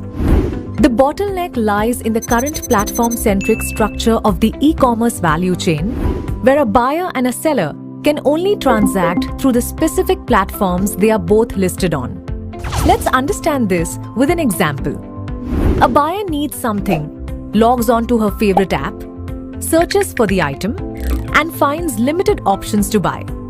She has to juggle between multiple apps to find more options. And there are so many other sellers not available on the apps the buyer uses. And they could potentially have offered her better options in terms of price, quality, and delivery. But alas, she has no way to discover them. On the other hand, a typical seller usually lists themselves on a limited number of apps. Guess what? There are several other apps from which buyers are ordering the same items where he is not registered. This is a massive missed opportunity for the seller. Besides, the seller is also bound by the terms and conditions of the apps he sells from. And needless to say, building their own platforms is not feasible for most sellers given that it's complex and expensive to set up the entire e-commerce value chain. Because of this, millions of buyers and sellers are unable to join the existing e-commerce model. ONDC, or Open Network for Digital Commerce, is a Government of India-backed initiative. It is a network-based open protocol that will transform the e-commerce landscape in India by connecting all the buyers to all the sellers on the network. This happens through an interoperable protocol that allows the unbundling of the e-commerce value chain. This will freely enable a buyer using one app to transact with a seller listed on a different app as long as both apps are on the ONDC network. ONDC is similar to how UPI works for digital payments, where a sender and a receiver can have different banks and can be on different apps, but can still have a transaction. Likewise, on ONDC, the buyer and the seller can be on different apps and can still have a transaction. ONDC is designed to bring the next big revolution to the e-commerce industry. Let's understand how a typical buyer would benefit from ONDC. A buyer can connect with the network through a chat widget, an app, an IVR solution, or a website, basically any type of application, and search for an item. The ONDC gateway checks the multi-domain registry and broadcasts this search to a large number of sellers as per the category of item searched. These sellers can be listed on any app on the network. Search results show the buyer multiple options to choose from. She picks the one she likes the most. She then looks for delivery options. The gateway broadcasts a request with her location details as well as of the seller to all logistics providers that serve at both locations. Search results show her multiple delivery options to pick from. She can choose from sellers who can deliver the products themselves, or she can also choose from other delivery service providers. She picks the best option. She then goes to the checkout page and confirms the details before making the payment through her preferred mode of payment. She completes the transaction and the money is received by both parties. That was smooth, right? Let's see another example where a buyer needs to order multiple products and services. Raj is moving to Kerala for work and he needs to buy a few suitcases, flight tickets, a course on basic Malayalam, and has to also book a homestay. Without ONDC, he would have to do this with at least 4 different apps. With ONDC, he can log on to any app of his choice and book all of these in a single checkout experience. Let's now see how sellers would benefit from ONDC. With ONDC, sellers get low-cost access to the complete value chain. A seller has to register only once through any app on the network and become accessible to the entire buyer universe through all the applications on the network. Sellers on ONDC can choose what terms and conditions they want to work on. All of these advantages lead to increased profitability for the seller. In today's platform-centric world, the sellers face the risk of getting replaced by the alternatives the platforms have to offer, due to which they lose access to the buyer universe. ONDC, on the other hand, eliminates this risk of replacement. The seller can move to the next seller app and hence not lose visibility to any buyer, in which case all buyers can continue to see you. Sellers can also maintain a network-wide reputation, which means your reputation will stay intact even when you join through a different seller app. With ONDC, sellers would also get rich business enhancement analytics from the seller app to derive actionable insights into their business. As a technology company, you can list yourself as a technology provider on the ONDC network. With that, you instantly become discoverable to a large number of other apps present on the network. Let's understand this with an example. Say you have built an image processing based catalog creation tool and you list your technology solution with ONDC. Seller apps on the network can leverage your technology to build catalogs for their sellers. A seller just clicks a picture of a product and the item gets automatically identified in multiple languages. He adds the pricing details and repeats this process for other products to instantly create a catalog.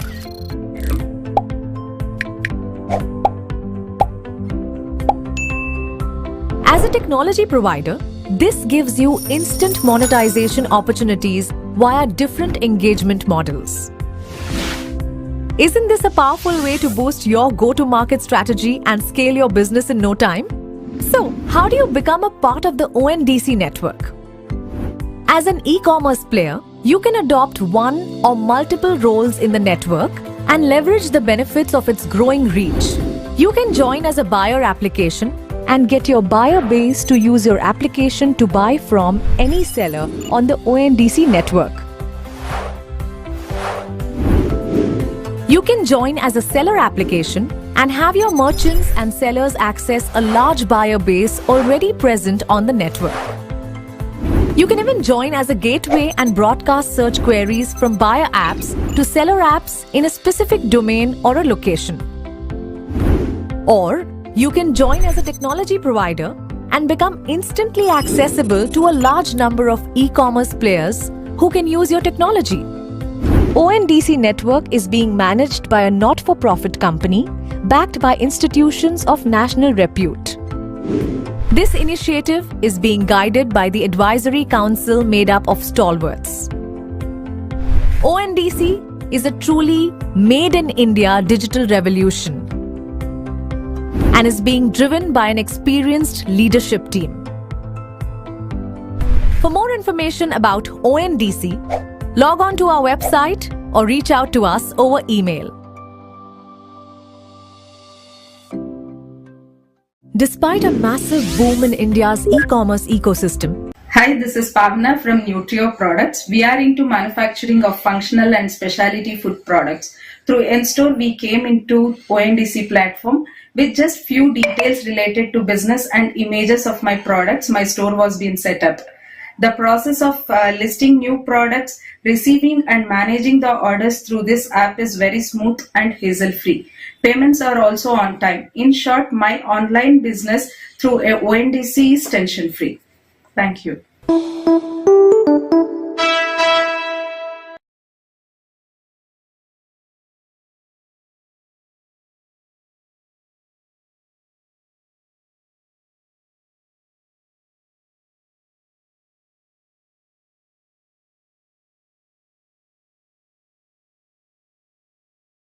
Hi, this is Pavna from Nutrio Products. We are into manufacturing of functional and specialty food products. Through N-Store, we came into ONDC platform with just few details related to business and images of my products. My store was being set up. The process of listing new products. ಹೆಸರು ಜಯಪ್ರಕಾಶ್ ಅಂತ ನನಗೆ ಒಂದು 15 ವರ್ಷದಿಂದ ಅಂಗಡಿ ನಡೆಸ್ತಾ ಇದ್ದೆ. ಇವಾಗ ಒಂದು 3-4 ತಿಂಗಳಿಂದ ONDCಗೆ ಸೇರಿಬಿಟ್ಟಿದೆ. ಇವಾಗ ಸ್ಟಾರ್ಟಿಂಗ್ ಇಂದ ಒಂದು 4-5 ಆರ್ಡರ್ ಹೋಗಿದೆ. ಇವಾಗ ಒಂದು 10 ಆರ್ಡರ್ ಅಂತ ಬರ್ತಾ ಇದೆ. ಮುಂದಕ್ಕೆ 1000 ಆರ್ಡರ್ ಅಂತ ಬರಬೇಕು ಅಂತ ಇದರಲ್ಲಿದೆ.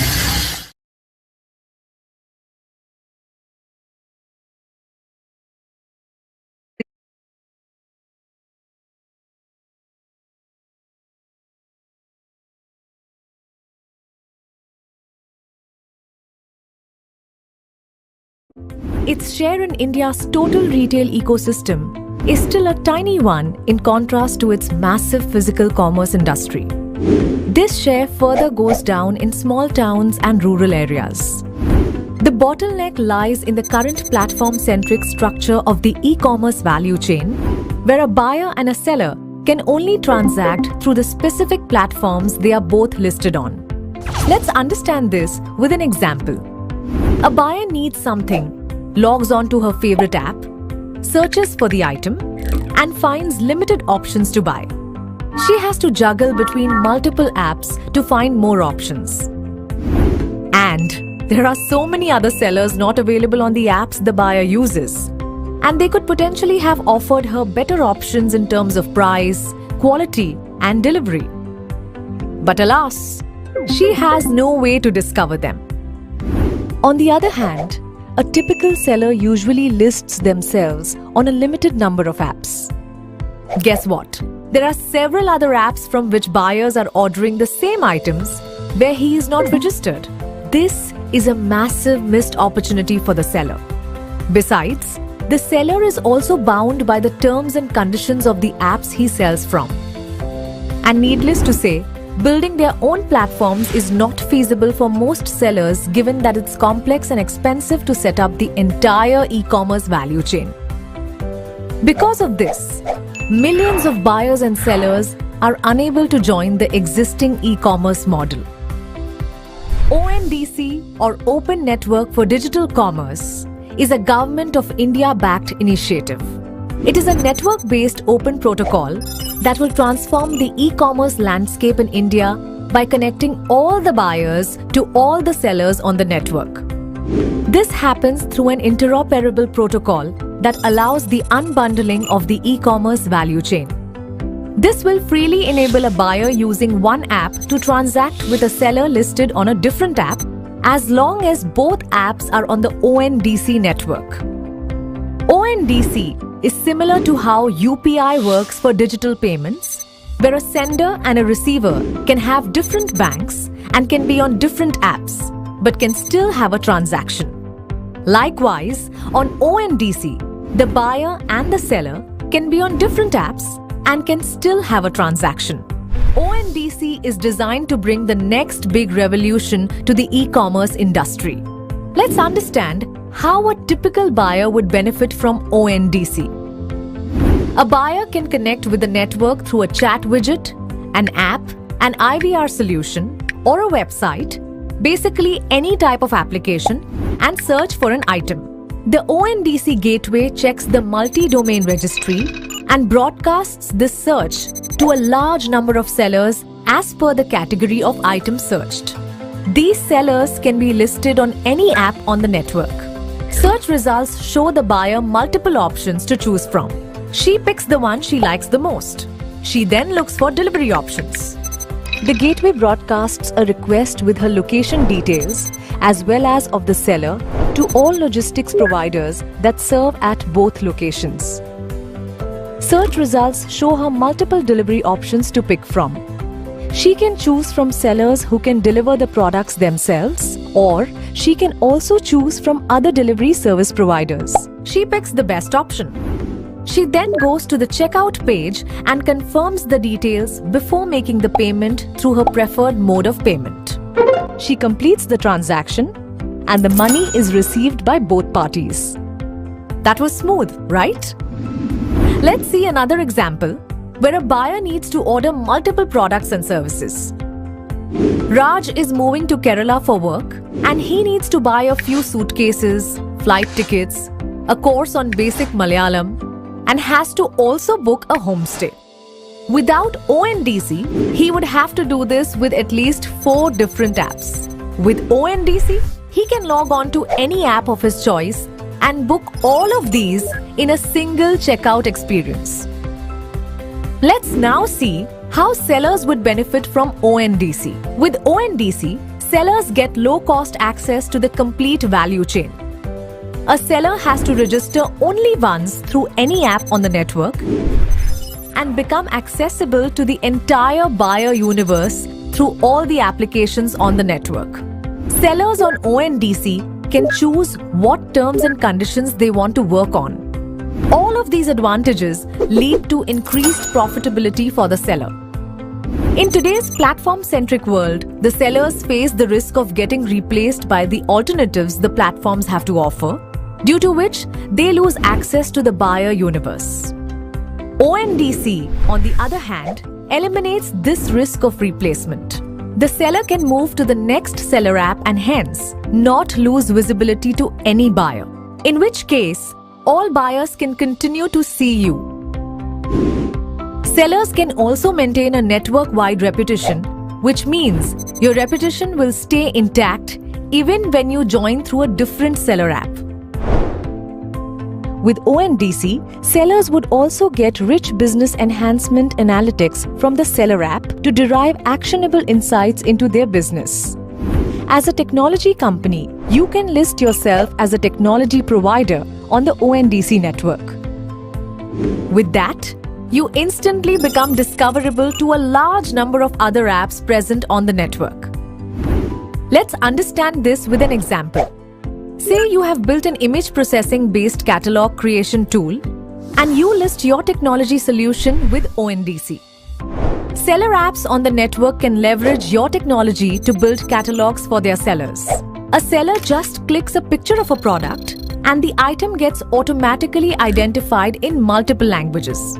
He adds the pricing details and repeats this process for other products to instantly create a catalog.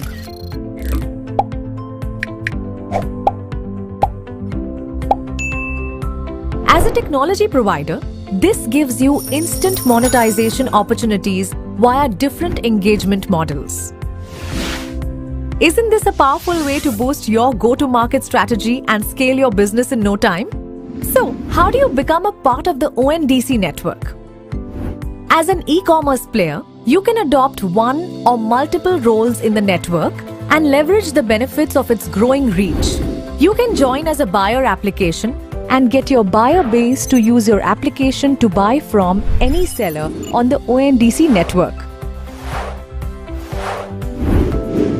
You can join as a seller application and have your merchants and sellers access a large buyer base already present on the network.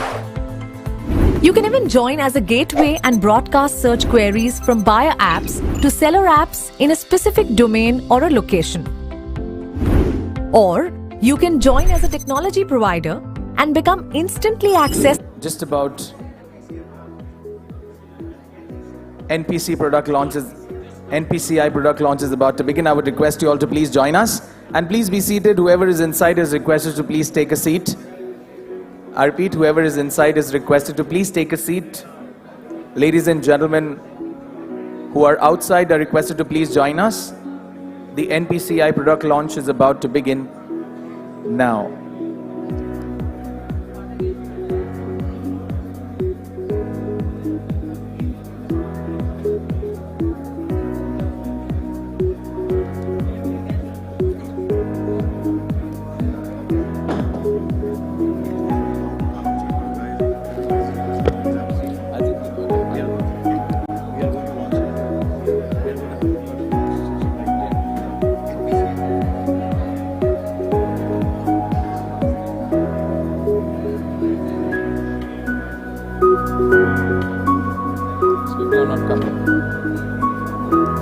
Can I please request everyone to come inside? The NPCI product launch is happening right now. I would request you all to please join us for the product launch.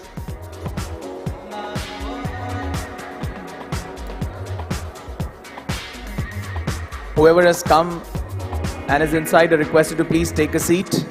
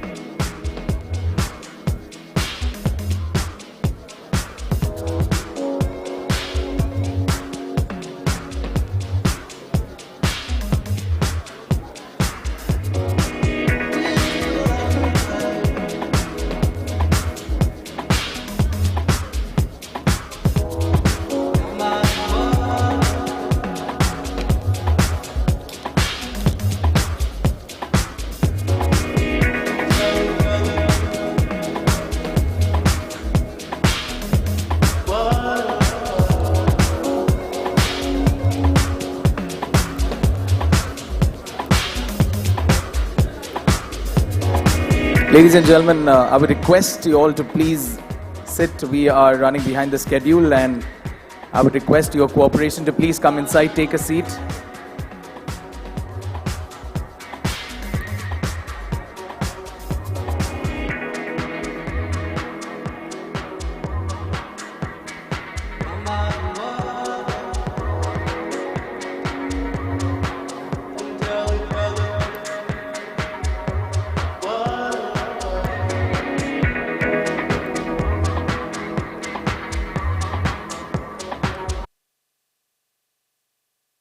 For the Diwali, anybody who is giving any gift to anybody should be using this ONDC gift coupon to buy goods from this network all varieties from Kanchipuram sarees to nuts will be available.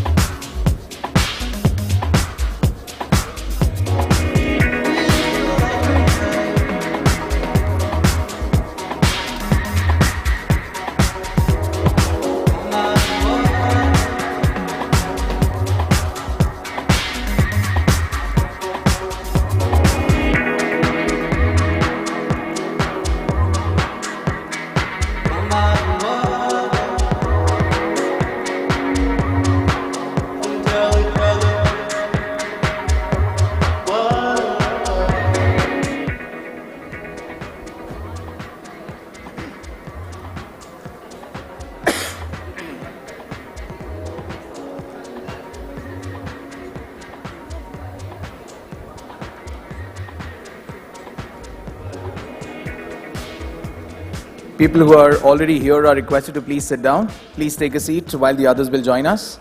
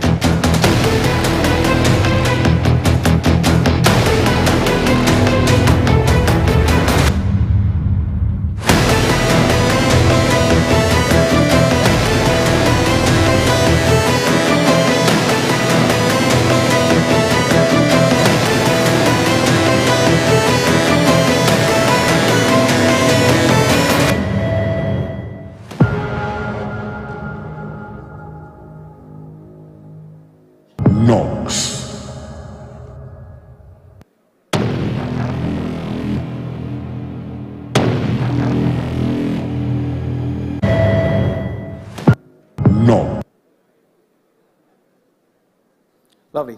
A big hand, come on everybody. Let's gear up for the next session. Perfect. So to resume from where we left off, here I am to invite right here on the stage Ms. Nupur Chaturvedi, the CEO of NPCI Bharat Bill Pay Limited.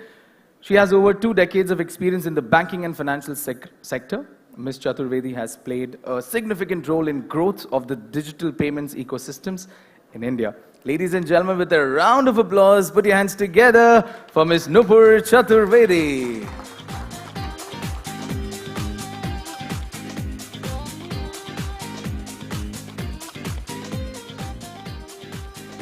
Thank you and good afternoon.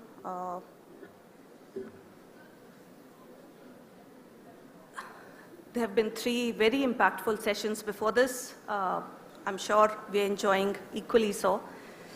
I will just continue and talk about where NPCI is playing a role in enabling ONDC. So before that, good afternoon, welcome back after the break.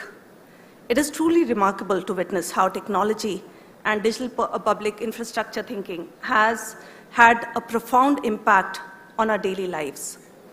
India has been doing it again and again at a population scale. The emergence of groundbreaking digital solutions such as Aadhaar, CoWIN, UPI, and Bharat Bill Payment are some such examples. They have provided unparalleled convenience to millions of individuals in India and indeed now beyond. Likewise, ONDC promises to bring a humongous impact to the functioning of e-commerce in India. We are at a cusp of an era that will see inclusion for small businesses and sellers like never before. ONDC is a testament to the power of digital innovation and holds limitless potential in the way every Indian avails e-commerce services in the country. At NPCI and NBBL, we are a set of builders. We take immense pride in building technology that is leading to some of the profound impact like UPI, FASTag, RuPay, and others. We are builders who are working at the cutting edge of technology. In continuation of our efforts today, we launched the platform to support the ONDC in this pursuit. The platform, as you all are aware, is called Knox.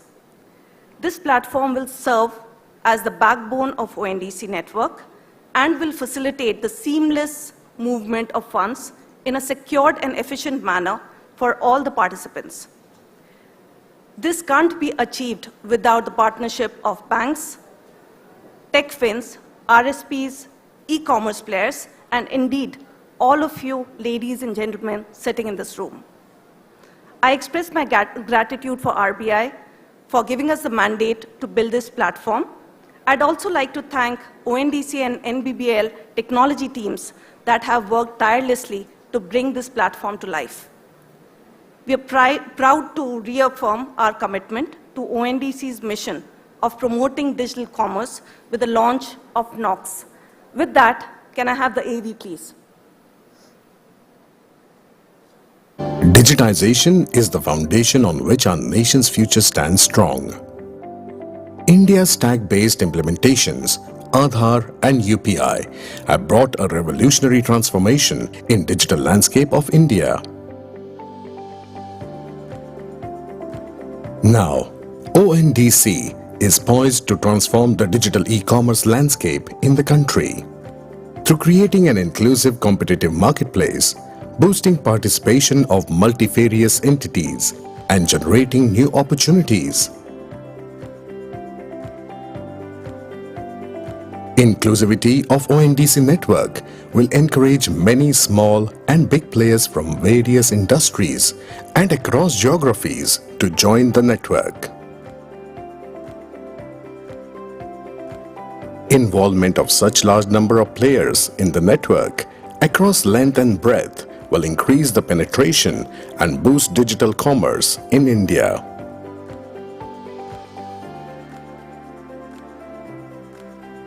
Increased penetration of digital commerce will observe humongous volume of transactions occurring amongst different entities on the network. Hence, from payment settlement perspective, it's critical to take care of reconciliation and settlement of payments amongst all the buyer and seller platforms. Administer the monetary transactions and facilitating the validation of legitimacy of the bank accounts. NPCI Bharat Bill Pay Limited, leveraging the expertise of managing the country's de facto bill payment platform, Bharat Bill Pay, and processing millions of transactions, has built a platform to function as the backbone of the ONDC network, facilitating a seamless movement of funds in a secured and efficient manner for all the stakeholders. Let's quickly understand how we are simplifying a seemingly complicated task. So, transactions happening amongst multiple ONDC network entities. These entities, for settling funds amongst themselves, share such details with another set of entities called Reconciliation Service Provider. Thereafter, the settlement agency, being acted by NBBL, receives summarized information from the Reconciliation Service Providers. Settlement agency at the core performs netting of the data and settles the amount to the banks through Reserve Bank of India platform. Banks thereafter settle the amount with ONDC network entities.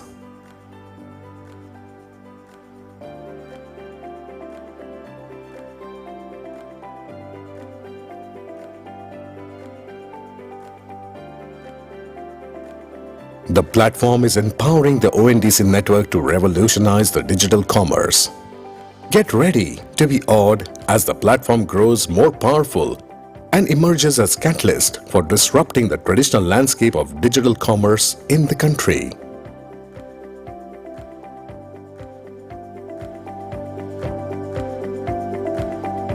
It's exciting to announce that AU Small Finance Bank, Axis Bank, HDFC Bank, IDFC First Bank, and Yes Bank are the first banks which are going live on the NBBL settlement platform. Give them a huge round of applause. Come on, everybody. And on this note, I would like to extend a formal invitation to Ms. Sonali Rohra, Senior Executive Vice President, HDFC Bank, to please come on this stage. Along with her, Mr. Vivek Gupta, President and Head of Wholesale Banking Group, Axis Bank, to please join us. Mr. Madhivanan Balakrishnan, Chief Operating Officer, IDFC First Bank, to please join us on this stage. Mr. Naveen Chaluvari, Chief Digital Officer, Yes Bank. Mr. Alok Mulye, Head of Products, AU Small Finance Bank. And Mr. T. Koshi, MD and CEO of ONDC, to please join us right here on the stage.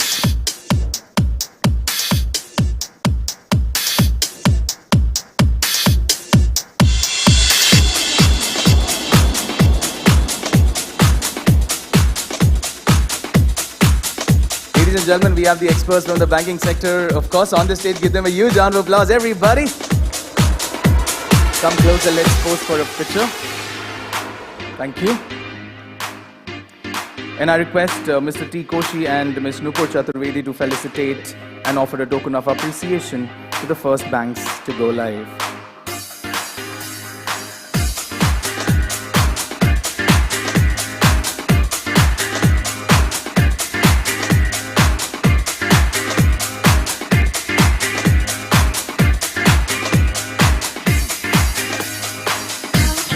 Can we have a huge round of applause? Come on, everybody.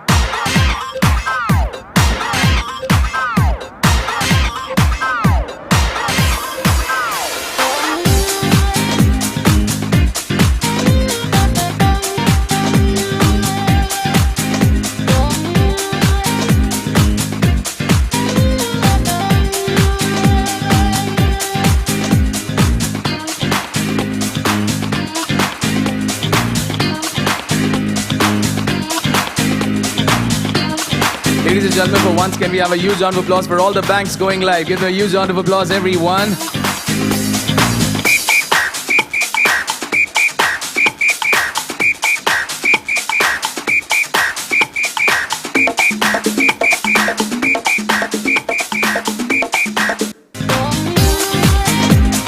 Thank you so much.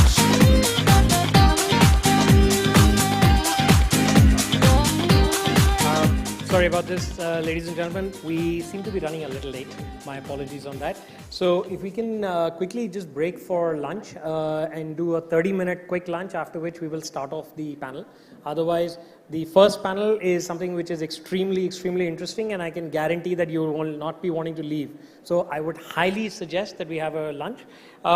It is 1:30 right now. Let's regroup back at 2 o'clock, and that way we can begin this. Okay? Thank you so much. I think that was a good call.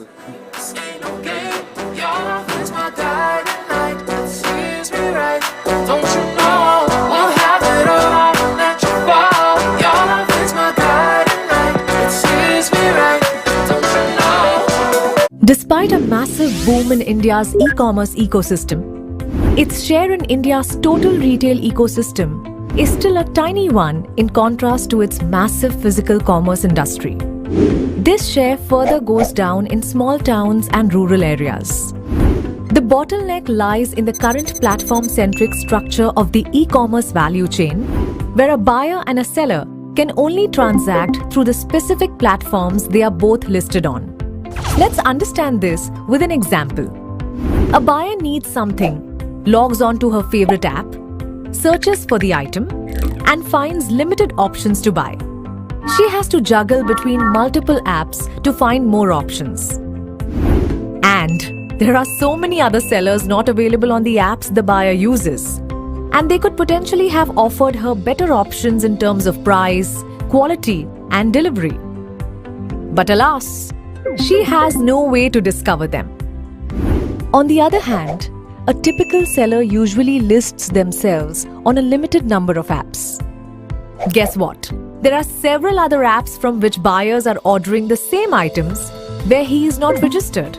This is a massive missed opportunity for the seller. Besides, the seller is also bound by the terms and conditions of the apps he sells from. And needless to say, building their own platforms is not feasible for most sellers given that it's complex and expensive to set up the entire e-commerce value chain. Because of this, millions of buyers and sellers are unable to join the existing e-commerce model. ONDC, or Open Network for Digital Commerce, is a Government of India-backed initiative.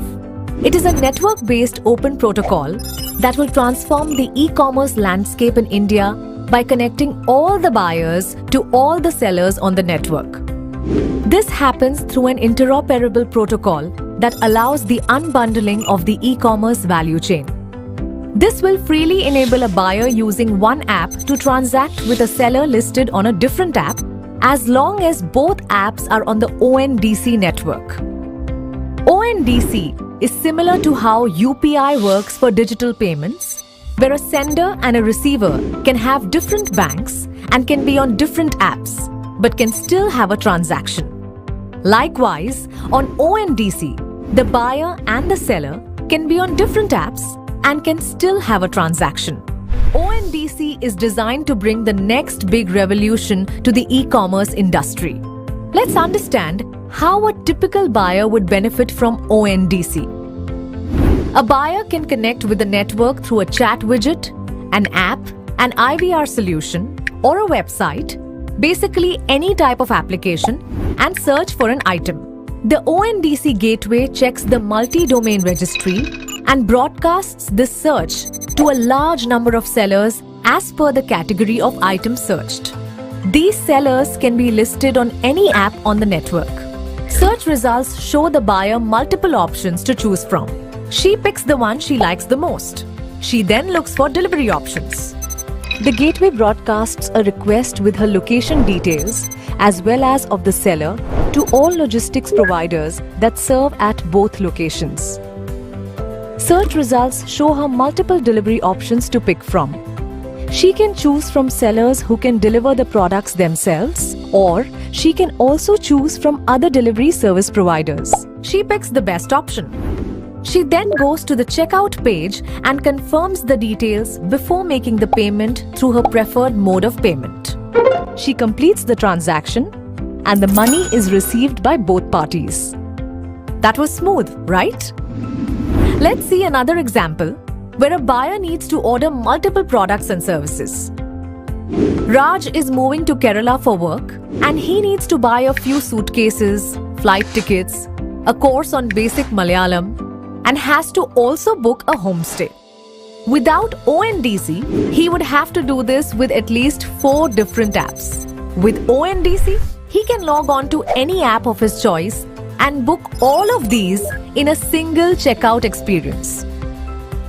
Let's now see how sellers would benefit from ONDC. With ONDC, sellers get low-cost access to the complete value chain.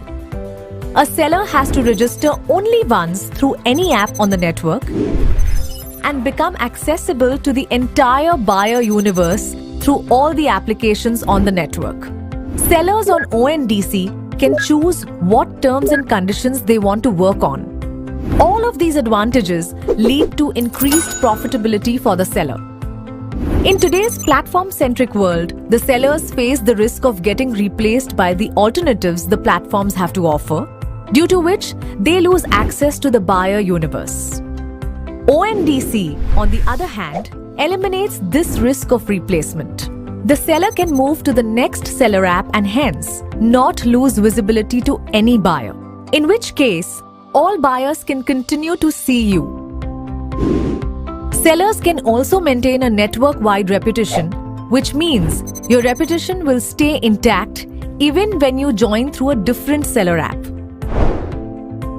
With ONDC, sellers would also get rich business enhancement analytics from the seller app to derive actionable insights into their business. As a technology company, you can list yourself as a technology provider on the ONDC network. With that, you instantly become discoverable to a large number of other apps present on the network. Let's understand this with an example. Say you have built an image processing based catalog creation tool and you list your technology solution with ONDC. Seller apps on the network can leverage your technology to build catalogs for their sellers. A seller just clicks a picture of a product and the item gets automatically identified in multiple languages.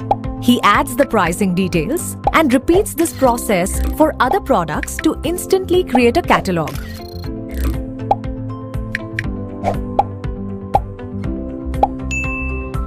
As a technology provider, this gives you instant monetization opportunities via different engagement models. Isn't this a powerful way to boost your go-to-market strategy and scale your business in no time? So, how do you become a part of the ONDC network?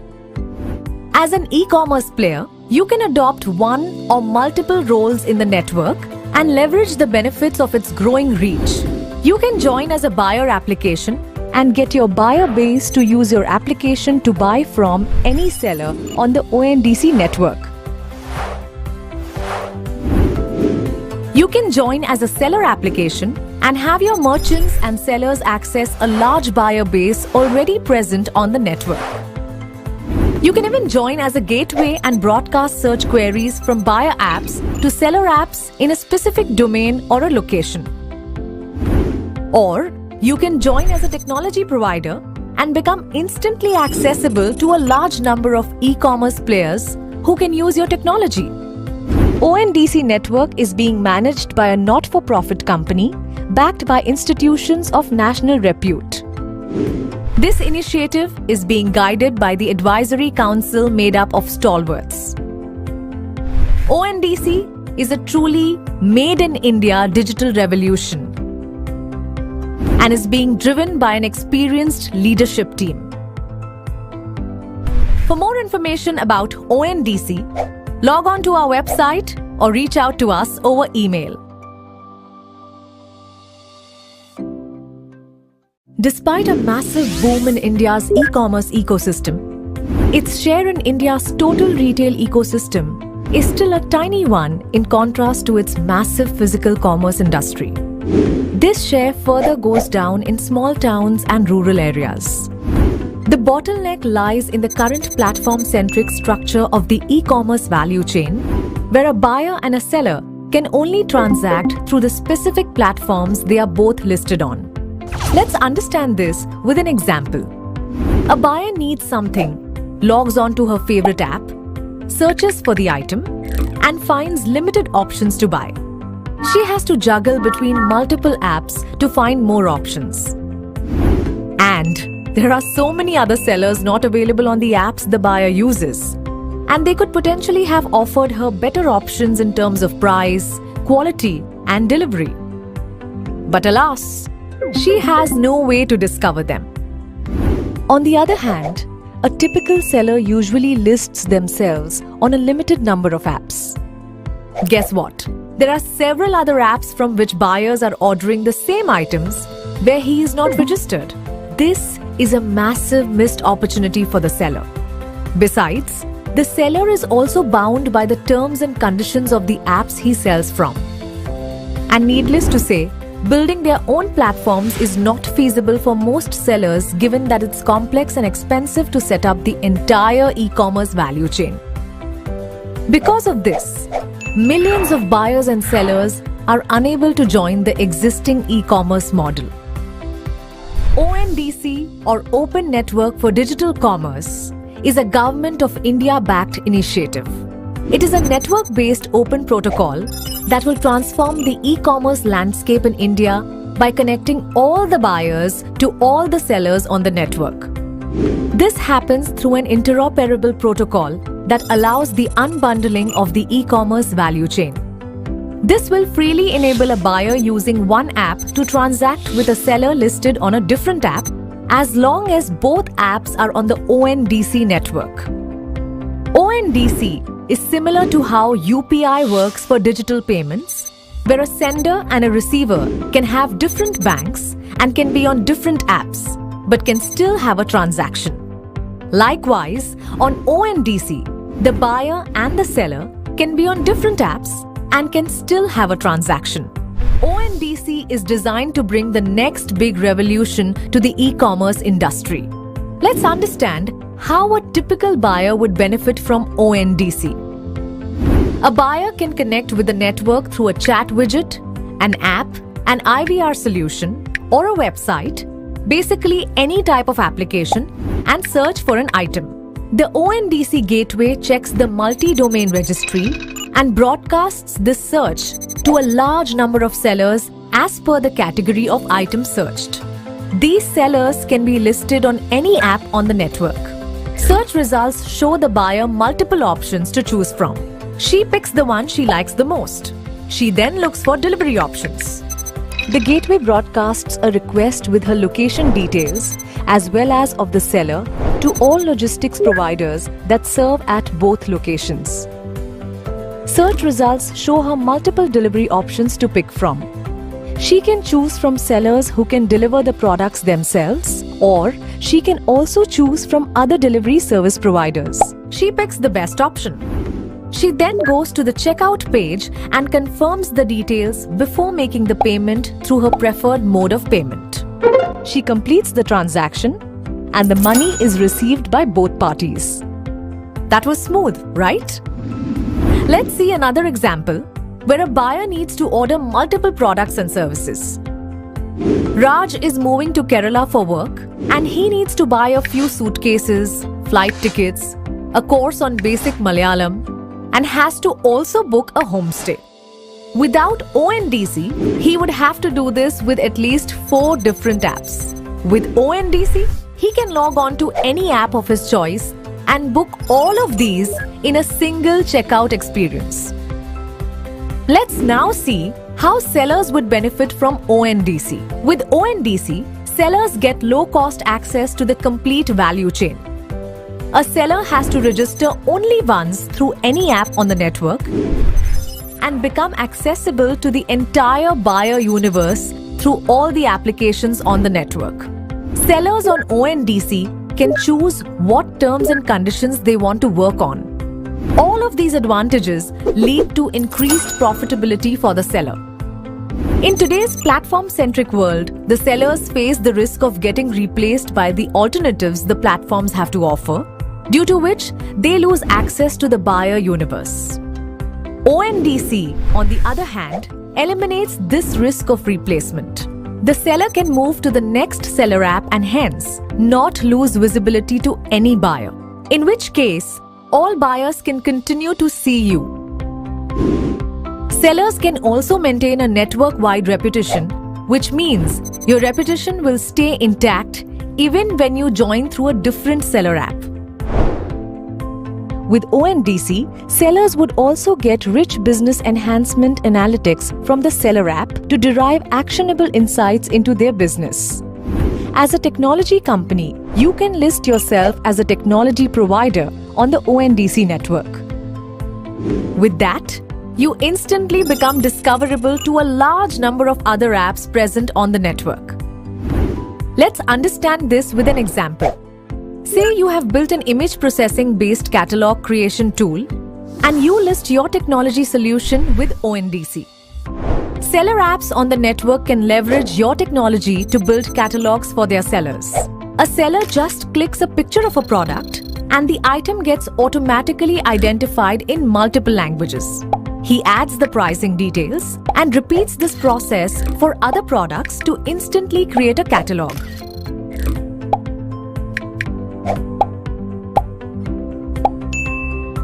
As a technology provider, this gives you instant monetization opportunities via different engagement models.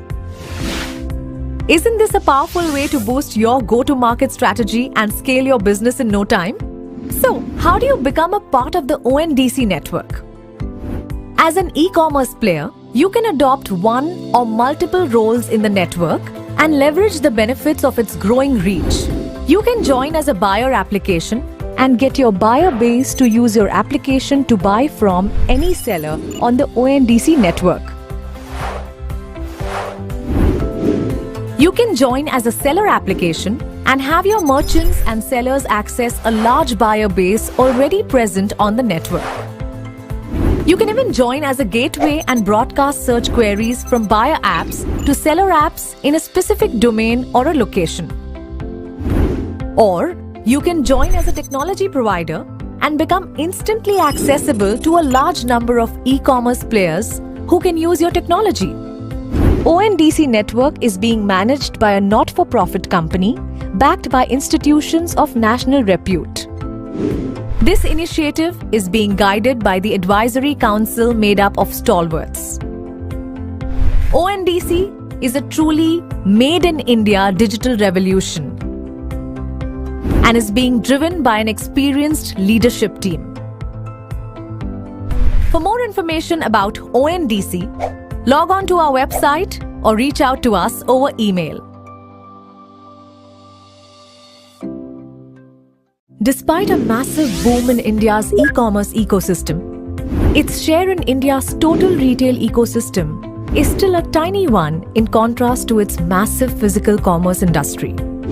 This share further goes down in small towns and rural areas. The bottleneck lies in the current platform-centric structure of the e-commerce value chain, where a buyer and a seller can only transact through the specific platforms they are both listed on. Let's understand this with an example. A buyer needs something, logs on to her favorite app, searches for the item, and finds limited options to buy. She has to juggle between multiple apps to find more options. And there are so many other sellers not available on the apps the buyer uses, and they could potentially have offered her better options in terms of price, quality, and delivery. But alas, she has no way to discover them. On the other hand, a typical seller usually lists themselves on a limited number of apps. Guess what? There are several other apps from which buyers are ordering the same items where he is not registered. This is a massive missed opportunity for the seller. Besides, the seller is also bound by the terms and conditions of the apps he sells from. And needless to say, building their own platforms is not feasible for most sellers given that it's complex and expensive to set up the entire e-commerce value chain. Because of this, millions of buyers and sellers are unable to join the existing e-commerce model. ONDC, or Open Network for Digital Commerce, is a Government of India-backed initiative. It is a network-based open protocol that will transform the e-commerce landscape in India by connecting all the buyers to all the sellers on the network. This happens through an interoperable protocol that allows the unbundling of the e-commerce value chain. This will freely enable a buyer using one app to transact with a seller listed on a different app as long as both apps are on the ONDC network.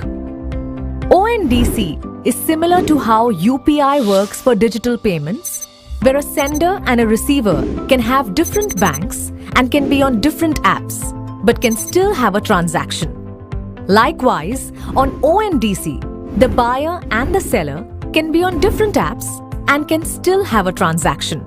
ONDC is designed to bring the next big revolution to the e-commerce industry.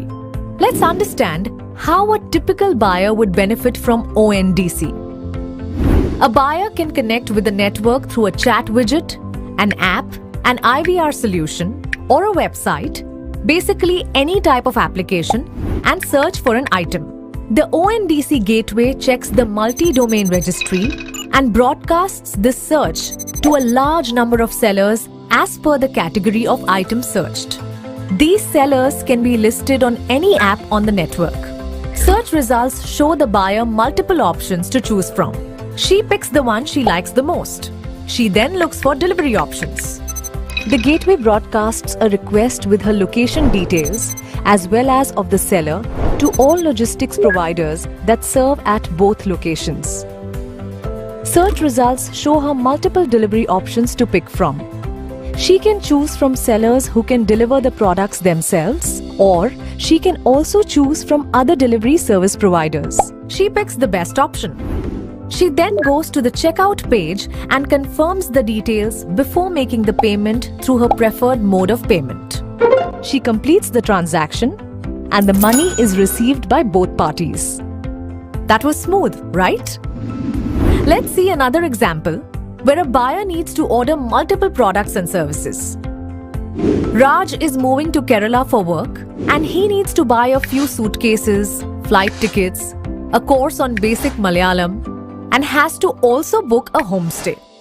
Without ONDC, he would have to do this with at least 4 different apps. With ONDC, he can log on to any app of his choice and book all of these in a single checkout experience. Let's now see how sellers would benefit from ONDC. With ONDC, sellers get low-cost access to the complete value chain. A seller has to register only once through any app on the network and become accessible to the entire buyer universe through all the applications on the network. Sellers on ONDC can choose what terms and conditions they want to work on. All of these advantages lead to increased profitability for the seller. In today's platform-centric world, the sellers face the risk of getting replaced by the alternatives the platforms have to offer, due to which they lose access to the buyer universe. ONDC, on the other hand, eliminates this risk of replacement. The seller can move to the next seller app and hence not lose visibility to any buyer, in which case all buyers can continue to see you. Sellers can also maintain a network-wide reputation, which means your reputation will stay intact even when you join through a different seller app.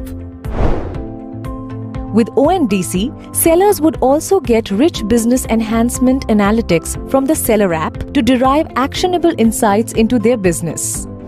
As a technology company, you can list yourself as a technology provider on the ONDC network. With that, you instantly become discoverable to a large number of other apps present on the network. Let's understand this with an example. Say you have built an image processing based catalog creation tool and you list your technology solution with ONDC. Seller apps on the network can leverage your technology to build catalogs for their sellers.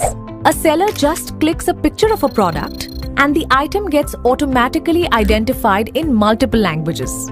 He adds the pricing details and repeats this process for other products to instantly create a catalog.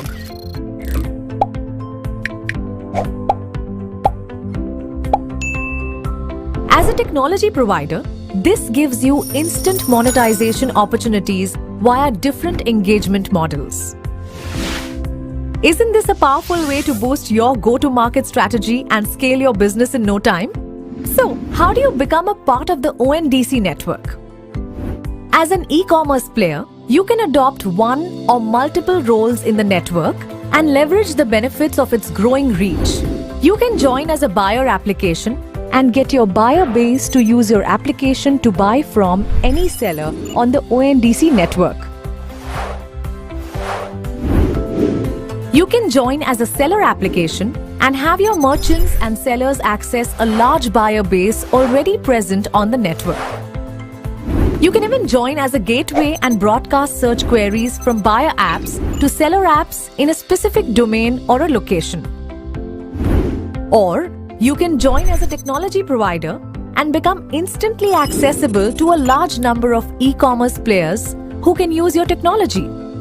ONDC network is being managed by a not-for-profit company backed by institutions of national repute. This initiative is being guided by the advisory council made up of stalwarts. ONDC is a truly made-in-India digital revolution and is being driven by an experienced leadership team. For more information about ONDC, log on to our website or reach out to us over email. Despite a massive boom in India's e-commerce ecosystem, its share in India's total retail ecosystem is still a tiny one in contrast to its massive physical commerce industry. This share further goes down in small towns and rural areas. The bottleneck lies in the current platform-centric structure of the e-commerce value chain, where a buyer and a seller can only transact through the specific platforms they are both listed on. Let's understand this with an example. A buyer needs something, logs on to her favorite app, searches for the item, and finds limited options to buy. She has to juggle between multiple apps to find more options. And there are so many other sellers not available on the apps the buyer uses. And they could potentially have offered her better options in terms of price, quality, and delivery. But alas, she has no way to discover them. On the other hand, a typical seller usually lists themselves on a limited number of apps. Guess what? There are several other apps from which buyers are ordering the same items where he is not registered. This is a massive missed opportunity for the seller. Besides, the seller is also bound by the terms and conditions of the apps he sells from. And needless to say, building their own platforms is not feasible for most sellers given that it's complex and expensive to set up the entire e-commerce value chain. Because of this, millions of buyers and sellers are unable to join the existing e-commerce model. ONDC, or Open Network for Digital Commerce, is a Government of India-backed initiative. It is a network-based open protocol that will transform the e-commerce landscape in India by connecting all the buyers to all the sellers on the network. This happens through an interoperable protocol that allows the unbundling of the e-commerce value chain. This will freely enable a buyer using one app to transact with a seller listed on a different app as long as both apps are on the ONDC network. ONDC is similar to how UPI works for digital payments, where a sender and a receiver can have different banks and can be on different apps, but can still have a transaction. Likewise, on ONDC, the buyer and the seller can be on different apps and can still have a transaction. ONDC is designed to bring the next big revolution to the e-commerce industry. Let's understand how a typical buyer would benefit from ONDC. A buyer can connect with the network through a chat widget, an app, an IVR solution, or a website, basically any type of application, and search for an item. The ONDC gateway checks the multi-domain registry and broadcasts this search to a large number of sellers as per the category of item searched. These sellers can be listed on any app on the network. Search results show the buyer multiple options to choose from. She picks the one she likes the most. She then looks for delivery options. The gateway broadcasts a request with her location details as well as of the seller to all logistics providers that serve at both locations. Search results show her multiple delivery options to pick from. She can choose from sellers who can deliver the products themselves, or she can also choose from other delivery service providers. She picks the best option. She then goes to the checkout page and confirms the details before making the payment through her preferred mode of payment. She completes the transaction and the money is received by both parties. That was smooth, right? Let's see another example where a buyer needs to order multiple products and services. Raj is moving to Kerala for work and he needs to buy a few suitcases, flight tickets, a course on basic Malayalam, and has to also book a homestay. Without ONDC, he would have to do this with at least 4 different apps. With ONDC, he can log on to any app of his choice and book all of these in a single checkout experience. Let's now see how sellers would benefit from ONDC. With ONDC, sellers get low-cost access to the complete value chain. A seller has to register only once through any app on the network and become accessible to the entire buyer universe through all the applications on the network. Sellers on ONDC can choose what terms and conditions they want to work on. All of these advantages lead to increased profitability for the seller. In today's platform-centric world, the sellers face the risk of getting replaced by the alternatives the platforms have to offer, due to which they lose access to the buyer universe. ONDC, on the other hand, eliminates this risk of replacement. The seller can move to the next seller app and hence not lose visibility to any buyer, in which case all buyers can continue to see you. Sellers can also maintain a network-wide reputation, which means your reputation will stay intact even when you join through a different seller app. With ONDC, sellers would also get rich business enhancement analytics from the seller app to derive actionable insights into their business.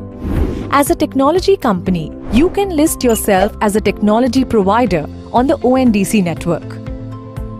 With that, you instantly become discoverable to a large number of other apps present on the network. Let's understand this with an example. Say you have built an image processing based catalog creation tool and you list your technology solution with ONDC. Seller apps on the network can leverage your technology to build catalogs for their sellers. A seller just clicks a picture of a product and the item gets automatically identified in multiple languages. He adds the pricing details and repeats this process for other products to instantly create a catalog.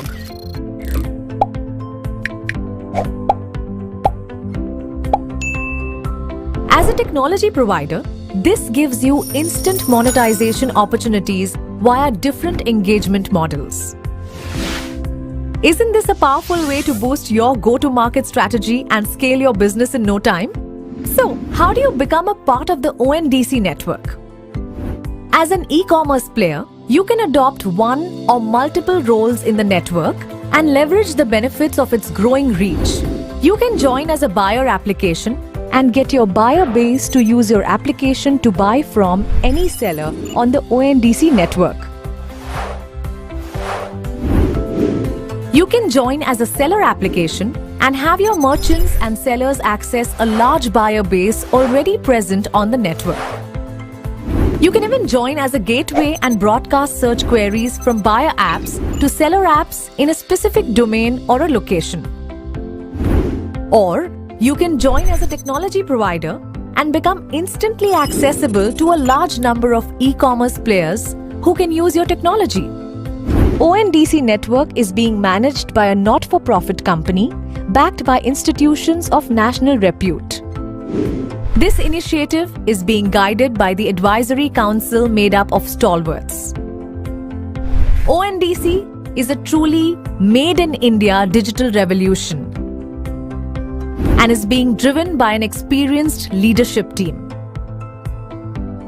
For more information about ONDC, log on to our website or reach out to us over email.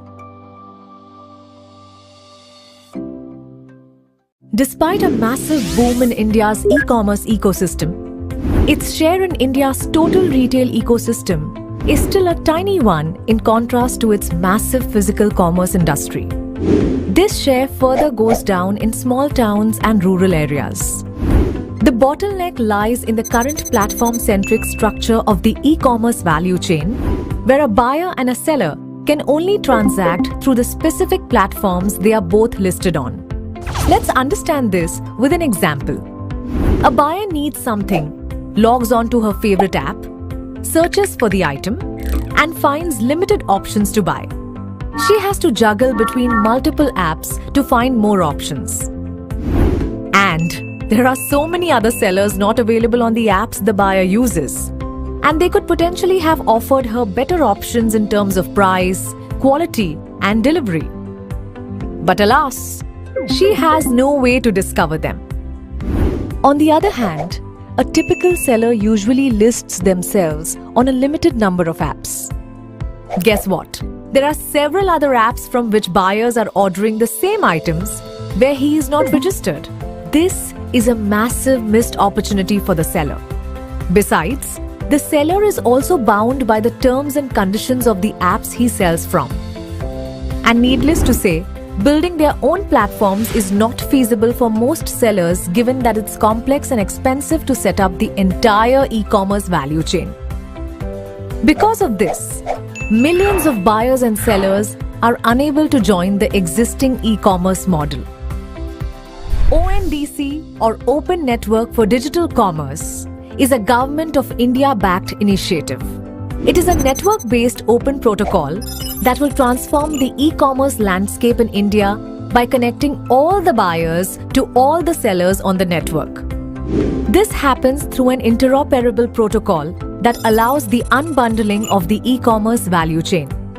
This will freely enable a buyer using one app to transact with a seller listed on a different app as long as both apps are on the ONDC network. ONDC is similar to how UPI works for digital payments, where a sender and a receiver can have different banks and can be on different apps, but can still have a transaction. Likewise, on ONDC, the buyer and the seller can be on different apps and can still have a transaction. ONDC is designed to bring the next big revolution to the e-commerce industry. Let's understand how a typical buyer would benefit from ONDC. A buyer can connect with the network through a chat widget, an app, an IVR solution, or a website, basically any type of application, and search for an item. The ONDC gateway checks the multi-domain registry and broadcasts this search to a large number of sellers as per the category of item searched. These sellers can be listed on any app on the network. Search results show the buyer multiple options to choose from. She picks the one she likes the most. She then looks for delivery options. The gateway broadcasts a request with her location details as well as of the seller to all logistics providers that serve at both locations. Search results show her multiple delivery options to pick from. She can choose from sellers who can deliver the products themselves, or she can also choose from other delivery service providers. She picks the best option. She then goes to the checkout page and confirms the details before making the payment through her preferred mode of payment. She completes the transaction and the money is received by both parties. That was smooth, right? Let's see another example where a buyer needs to order multiple products and services. Raj is moving to Kerala for work and he needs to buy a few suitcases, flight tickets, a course on basic Malayalam, and has to also book a homestay. Without ONDC, he would have to do this with at least 4 different apps. With ONDC, he can log on to any app of his choice and book all of these in a single checkout experience. Let's now see how sellers would benefit from ONDC. With ONDC, sellers get low-cost access to the complete value chain. A seller has to register only once through any app on the network and become accessible to the entire buyer universe through all the applications on the network. Sellers on ONDC can choose what terms and conditions they want to work on. All of these advantages lead to increased profitability for the seller. In today's platform-centric world, the sellers face the risk of getting replaced by the alternatives the platforms have to offer, due to which they lose access to the buyer universe. ONDC, on the other hand, eliminates this risk of replacement. The seller can move to the next seller app and hence not lose visibility to any buyer, in which case all buyers can continue to see you. Sellers can also maintain a network-wide reputation, which means your reputation will stay intact even when you join through a different seller app. With ONDC, sellers would also get rich business enhancement analytics from the seller app to derive actionable insights into their business. As a technology company, you can list yourself as a technology provider on the ONDC network. With that, you instantly become discoverable to a large number of other apps present on the network. Let's understand this with an example. Say you have built an image processing based catalog creation tool and you list your technology solution with ONDC. Seller apps on the network can leverage your technology to build catalogs for their sellers. A seller just clicks a picture of a product and the item gets automatically identified in multiple languages. He adds the pricing details and repeats this process for other products to instantly create a catalog.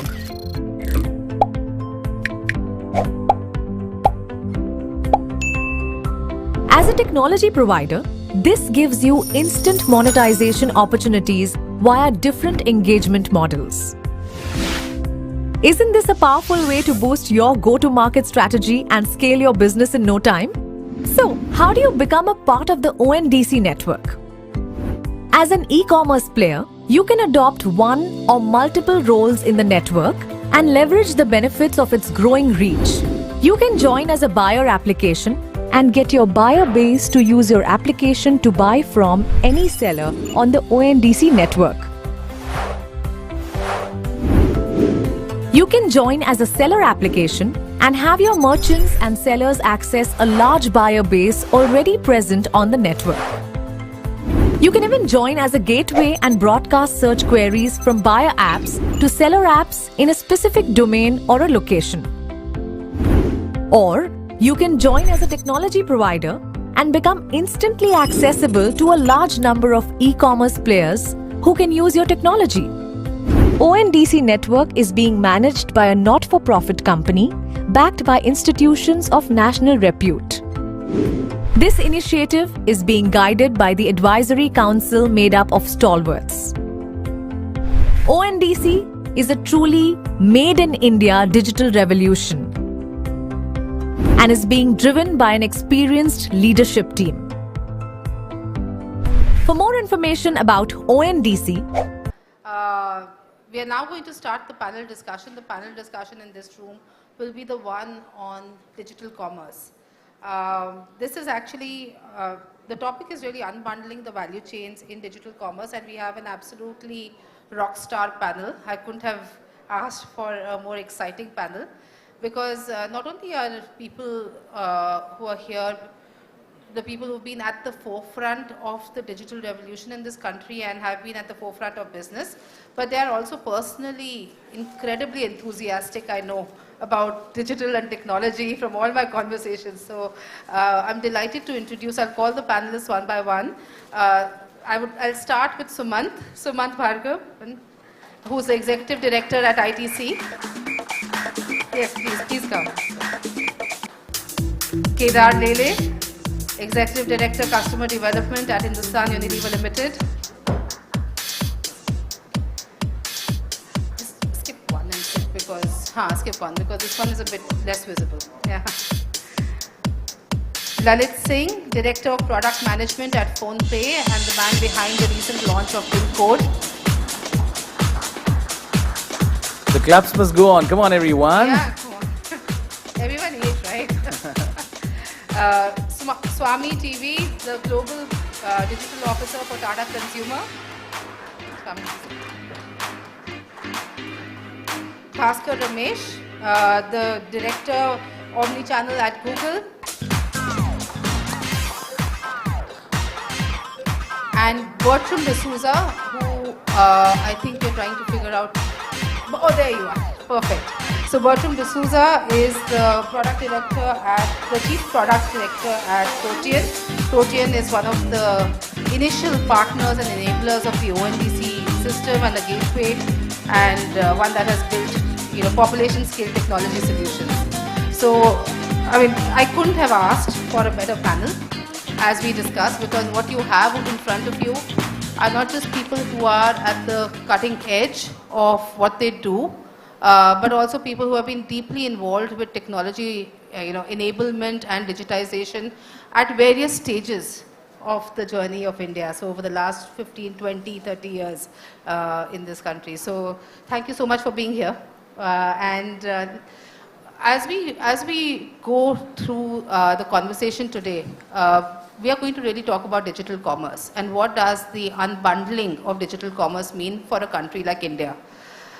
Just to give you context, we are a country of people with about 500 million people consuming content every day at 7 to 8 hours, but just 160 million transacting.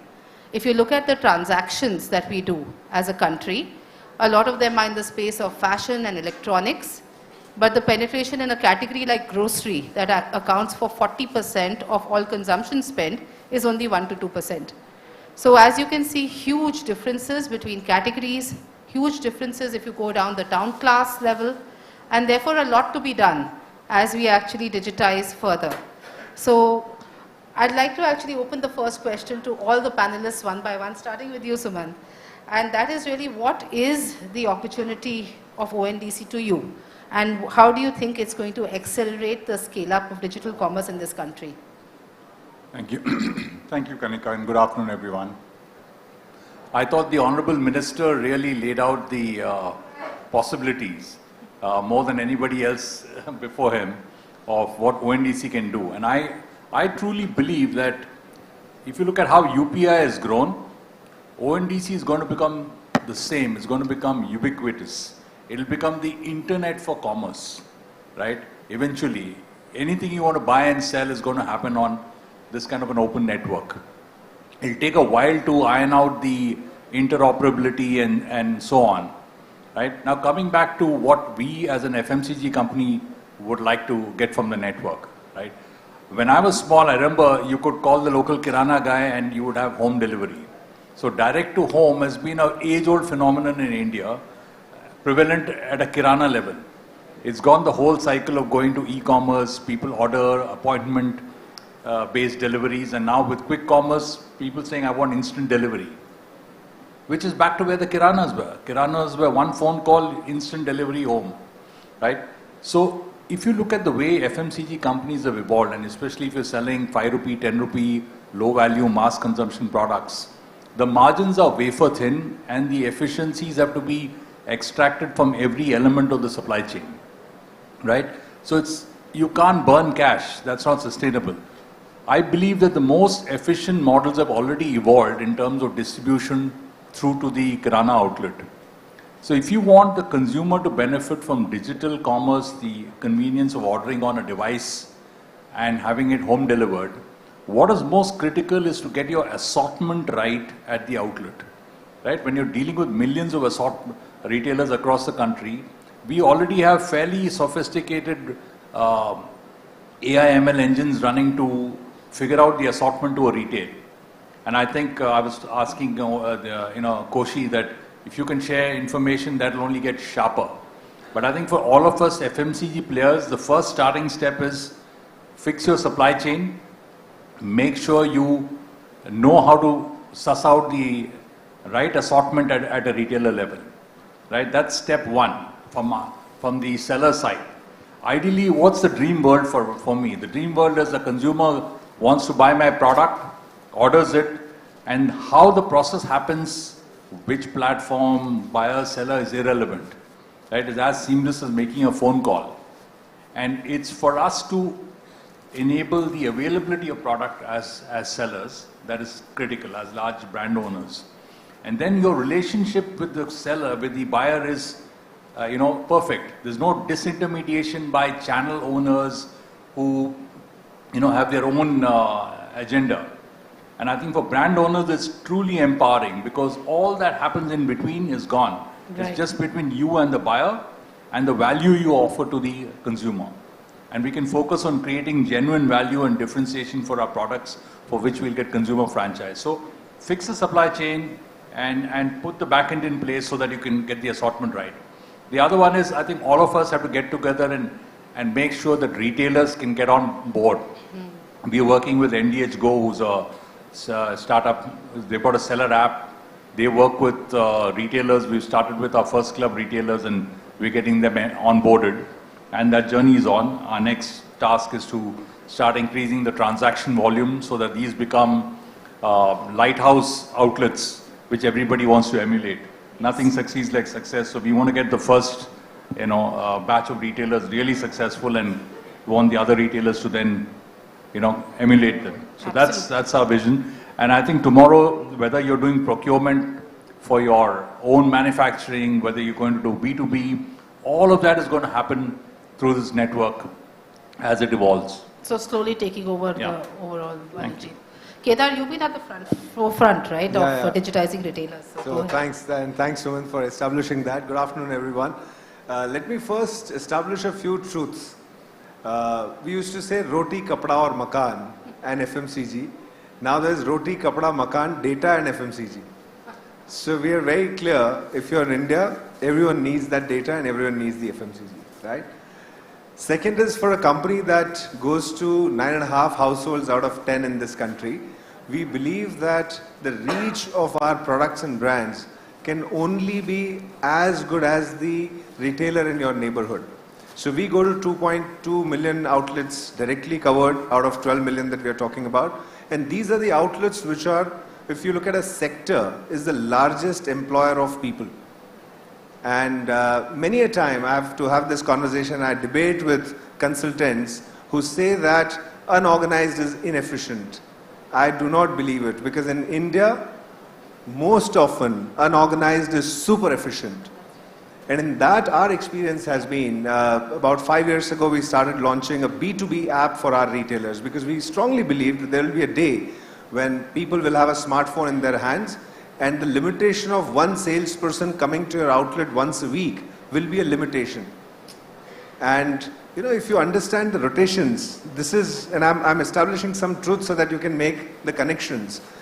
The rotations that a retailer makes is the cornerstone of how he makes money. So if you put a fundamental ROI model in place, it's an infinite ROI. Because the guy gets stocks on credit, he sells it within a week's time, gets it again.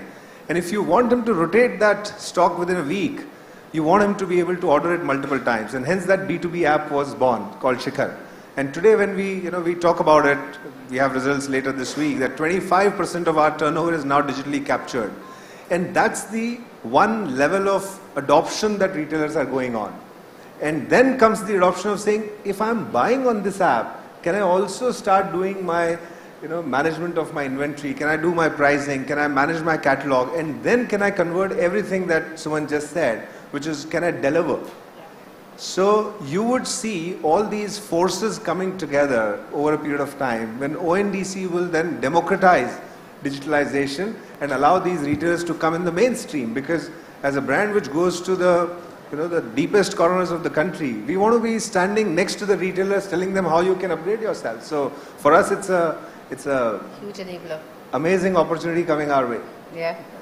And Lalit, I mean, this is the other side's perspective, right? The buyer side that you've launched, and with PhonePe, you've actually used the UPI protocol to such great effect. So would love to understand your perspective with PIN code. So I'll briefly start our journey with when we launched our QR product around 6 years back when we started, and we started visiting these merchants. So QR was not new for them. They were using, but not all of them. And then when we started discussion with them, then we realized the real competitor is not the card or any other QR. The competitor was cash. Merchant used to love cash. And it was really tough for us to explain them what they will get once they move from cash to digital. And now, if we can see that they now understand the value of being digital, better access to credit, better management, no leakage in the system, and now they are sort of ready to move to next level. So QR was the first level where they have started the journey to see the power of digital and what digital can bring to them. But next level for them is moving their entire shop as a digital shop. So the ONDC will, and this is my sort of a firm belief, that ONDC will give them one more shop. All retailers in India will have one more digital front. And from a buyer app perspective, we will be sort of surfacing all digital shop of the country, which will come via ONDC broadly, which will sort of enable our retailers to do new type of commerce. Now with this mobile penetration and data access, and they know how to use smartphone, doing this inventory and digitalization, which was really difficult. We have been trying to do this, even HUL had tried in past, ITC has been trying. But I think this is the right time, because now these guys are geared up. They also have seen the power of the digital commerce and the digital payment what they are already using. So with this ONDC, all retailers in India will have a digital front and they will have access. And the best part is they will be able to do business the way they want to do, instead of somebody else telling them the rule, okay, this is how you should play. They will only follow the law of the land, nothing else. What a great articulation, from 12 million shops to actually 24 million doors, right, digital or otherwise. Swami, salt will reach all those doors and more, so we should talk about it's what it also means. Thanks for having our water here as well. Yeah. Thanks. So hopefully next time this gets shipped to ONDC. So the way I look at it, it's three facets, right? Obviously, as buyers, today's day of instant gratification, we all need our products here and now. So I think ONDC definitely, like everybody spoke, is going to enable that. More importantly, what it means from a seller perspective, especially the Kirana, as well as producers like ourselves. So a small story, right? So we are in our early stages of ONDC discovery, and then have been to markets. And there was this little Kirana store in the outskirts of Hyderabad that I'd gone to just to understand how ready are the Kirana stores. And this was a second generation Kirana owner, and pretty smart guy. And when I spent a couple of hours with him, he opened up on how he actually does stuff. So while a lot of the big companies sell to them through their regular distribution channels, of course he procures. He also has a separate network of wholesalers. He leverages eB2B. He knows the local market so well and the pulse of the people so well. I mean, Kedar mentioned about how efficient they can be. I totally realized it then, right? And he discovers new products in terms of what would sell. And he also leveraged e-commerce, right?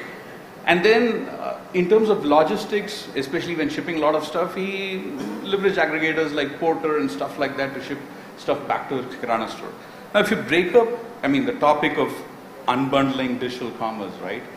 You could clearly see it in this person in terms of how it's exactly replicated in ONDC. Yeah. Be it be your entire search and discovery, both price as well as product. Be it be your entire logistics part of it. Be it be funding recon. Grievances is one part that's still not out there. Sure. But then if you look at all of this, I think that guy was actually in his mind breaking it down. And when I discussed this concept and wanting to try and understand, they're clearly ready for it. I think the time's here. And for us as producers, I think this would give us phenomenal reach in terms of what we'd want to go, and an opportunity for people to discover, newer launches faster and reach consumers faster. So those are some of the big takeaways, and I think the time's here now. Absolutely.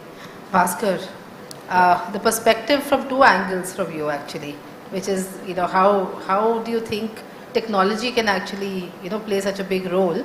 And I know democratization is at the core of what Google stands for, so would love your perspective on what ONDC. Thank you. And I've been carefully listening the first half. Let me tell you what I felt. Pramod said that the journey is moving from platforms to protocols. I don't think ONDC is a protocol. I think ONDC is a movement. People believe in it, more people will join it, and then it actually gains more momentum as it goes forward. So there is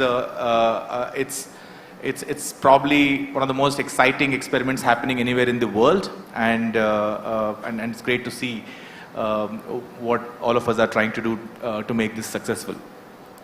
From my perspective, we are big believers in open platforms. We have 9 products with more than 1 billion users, and the power of open platforms are phenomenal. I think ONDC is going to make a difference in 3 dimensions, I feel.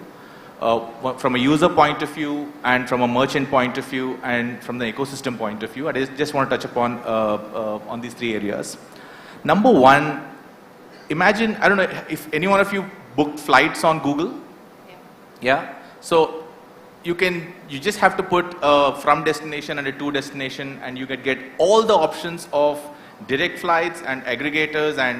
But imagine that happening at a population scale.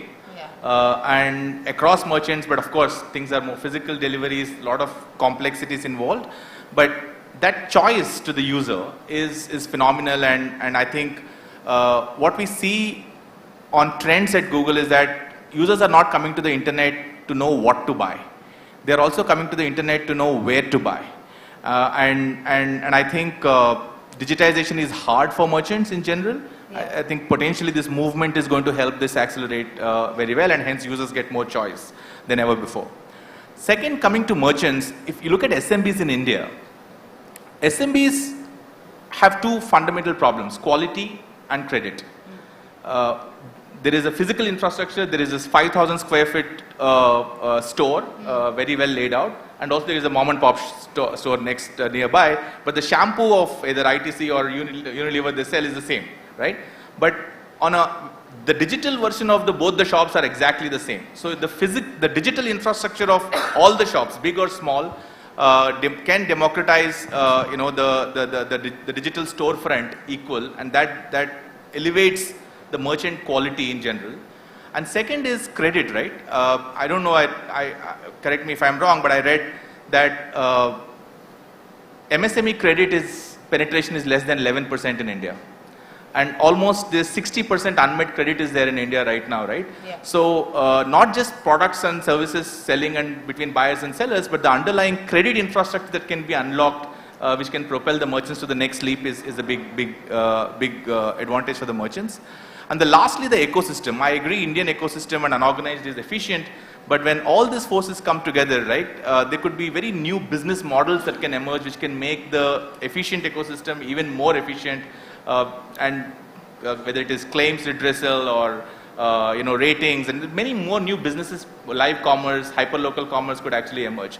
So combination of all these three, I believe, is an exciting proposition. But having said that, we have played actively in the way UPI has taken off through Google Pay directly, and we understand the power of this. But this is a journey, I would say, and I think it's a great start. Thank you. And Bertram, you've been a part of this journey right from the beginning, so would love your perspective. Thanks, Kanika. So I think from Protein's perspective, we've been building platform and population scale technology for the last 2 decades plus. And the unique thing that I've learned in my journey during this last year and a half is before ONDC, there was the learning of the beacon protocol, which is really the underlying enabler to all of this magic. And 2 years ago in Kochi, a small mobility pilot which was run completely under apps is today clocking thousands of transactions a day. Yes. I think the learning that came out of that and the credit to Pramod and his vision on how this could really transform everything that all of us on this platform are doing today is the simple concept of unbundling really is a massive accelerant to creating scale. If I give you a simple analogy from the telecom sector, you remember the days when all of us used to go to recharge with those little pieces of paper? I'm sure if not for ourselves, for somebody in the family or a maid.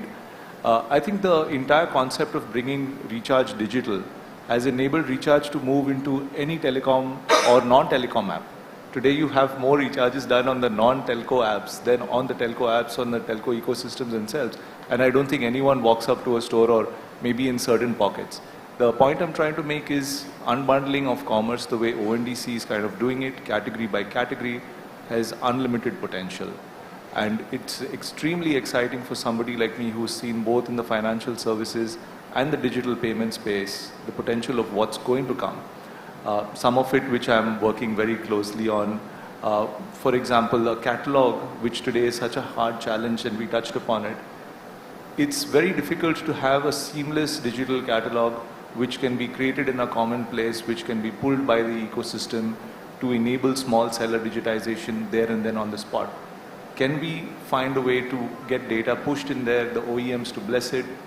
And I would love to hear from some of the panelists as well offline of how you could enable it. Because if thousands of product SKUs can move into an online digital catalog, that can be another great accelerant. So I'm really looking forward to the real impact this is going to create, and I think all the change makers are right here. Thank you. Fabulous, and I think that's a great segue into my next question, which is that we know that this is not easy. We know that there's a physical transaction that we are marrying to a digital transaction here, and therefore you spoke of enablers, and something as sounds simple, not easy, but something like a catalog can enable so much. What are the other 2 or 3 critical enablers? And Lalit, if you can talk, since you have actually been on the buyer side, and I'd love to hear everybody else's view on that. So catalog is definitely a sort of a biggest problem what even as a buyer app we are facing. Reason, so we have just started our pilot, and the expectation from a consumer side doesn't, consumer doesn't care that this is ONDC or this is new stuff.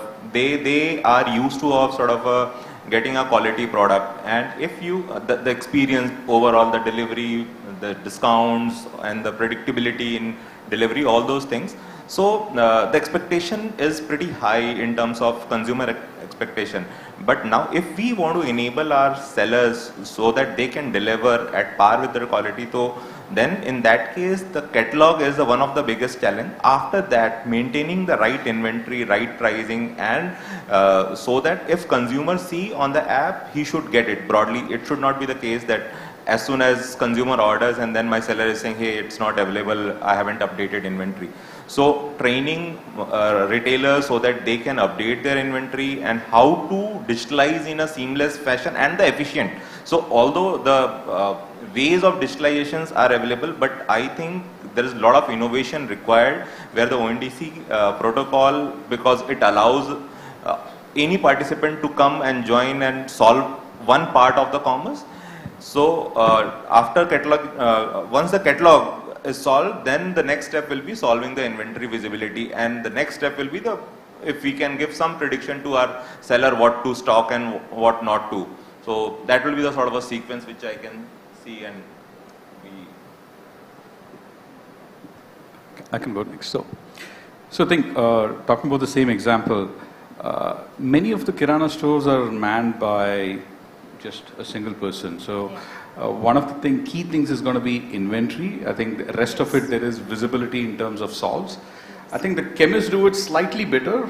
Yeah. It's not like they know what inventory they have, but when anything goes out of stock, at least they keep a note and make sure it's reordered super fast, which is not necessarily the case with Kirana. So I think the key enabler, especially for this to go deeper, is going to be how's the inventory going to be maintained, because if that's not right, the entire consumer experience is going to go for a toss, and they start losing trust in the system. You know, I place order for something that's not really available, and ratings go haywire. So I would think and second that inventory is a very, very important enabler as we go into this journey. Yeah.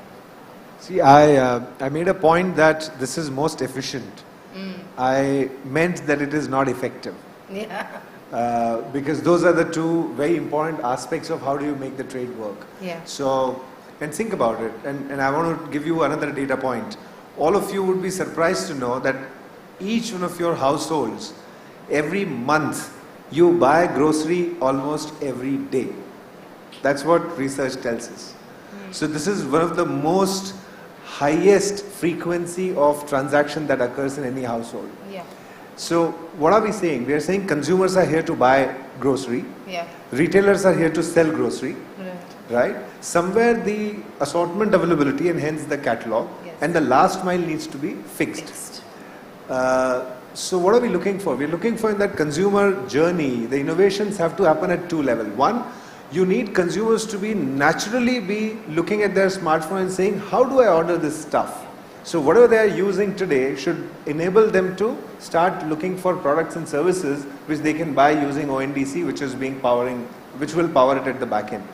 Second is you need to encourage these guys that there is a delivery commitment that you require. Like Sumant was saying, you know, bhaiya saman bhej dena, haji pahunch raha hai, versus an app saying that it will reach at 4:30 and so will come, is a big transition that's happening, and that's where the effectiveness comes in. So we need Protean, for example, the Kochi example that he was giving. Yeah. How do one service provider get retailers to adopt those two connects where the orders come in and they get delivered, because everything else is managed. For example, GS1, all of us as brand owners put all our products and imagery and details and barcodes onto GS1 standards. Yeah. So, and everyone else is trying to do cataloging. Why? Yeah, it just requires one system like ONDC to adopt for every marketer, every brand owner, to say anyone who wants to do catalog, just log in and pull it. We are a MRP driven country, right? So nobody is going to fleece consumers by saying this shampoo is for $500 because there's an MRP written on a pack. So just a creation of another standard will help this unlock big time is what my suggestion is. Absolutely, and I think these are the ideas that will come together when, leaders come together to shape this space. A thought, art of the possible. we be product companies, for example? Could we be product plus service companies? Think of ONDC in its widest imagination across products and services. And what could be the innovations that we see emerging, not just in the near term, but in the next, the transformative term, which could be a year or 2 years down the line. Would love to hear your thoughts on the most exciting things that can happen the minute all buyers and all sellers are connected. I think there's no limit to how far you can stretch it. Let me give you a real far out scenario. Let's say it's a platform anyone can get connected. So let's say you're a farmer and you are going to harvest your crop. You can actually put it out there and people who want to buy it can buy it. Right? So if you know the harvest date of every single crop, and then would come allied services like grading services. So this is grade A, grade B, grade C, and people can buy. Right? So you put in auctioning mechanisms, the entire B2B commerce, procurement that most companies do can go online. Right? And coupled with grading, so you know what you're buying, you can actually open it up to procurement. We talked about retail density. If the data is shared and there are pockets where there aren't retailers, or you could use more retailers, you could actually open it up to entrepreneurs and say, you want to be a retailer, here's the training, here's the funding, and here are the locations where if you put in an outlet, you'll get break-even scale. If you start thinking, the possibilities are absolutely limitless. So I can build on that. I think two things, crystal ball grazing, but I think shopping journeys may change if everything is available anywhere all the time, right? The way you would plan, for example, a party, right? You'll go category first. I want to buy phones, where do I go? I want to buy apparel, where do I go, right? Versus, if things are available in a different ways, you can potentially just pick up what you choose from wherever, and then it could be broken in some ways, but it could be it will be more consumer centric rather than category centric in terms of how e-commerce is actually plays out. Exactly, need centric, timeline centric, and stuff like that. So that's one thing to look out. The second thing I really believe, as I said, less than 15,000 sellers actually are leveraging, say, today's e-commerce journey, which is less than 5% of the total retail, right? And I think the future of retail is omni-channel in this country for a long, long time. So imagine 1 million and 2 million retailers are available with all their catalogs across the board, and everybody is available at your fingertips. I think then the other levers like branding and what will drive preference for this retailer versus another retailer, I think that that will come in play, right? Like the trust factor. So it's not just proximity. It's not just the proximity, right? It will just other use cases will also emerge, I feel.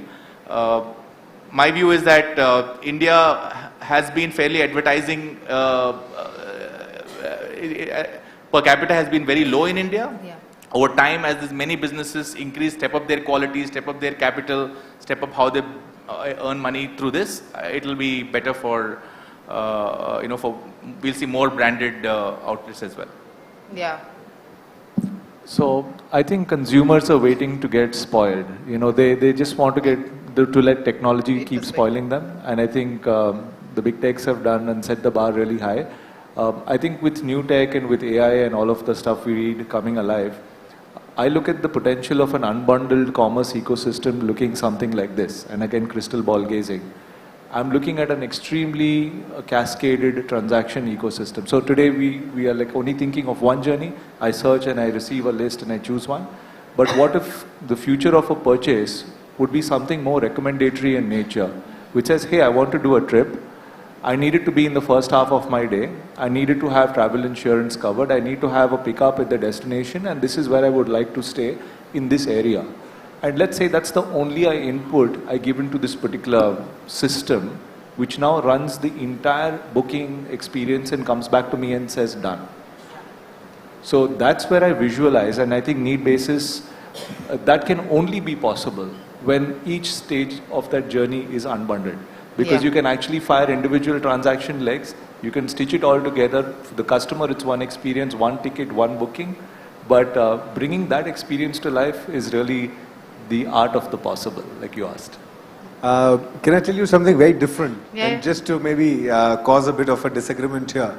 There's a story of an old woman who has a tea shop on a street. And she's a very popular tea seller. So one of people like us, a capitalist, goes to her and says, you're such a good tea maker. Why don't you also sell some biscuits and cookies and day parts? Because your income will go up. She says that no, 2 stores away, there's another guy who actually sells biscuits and day parts, and he does a great job of it. And what he does is his specialty, and I'll continue to be selling tea and he'll continue to be selling biscuits.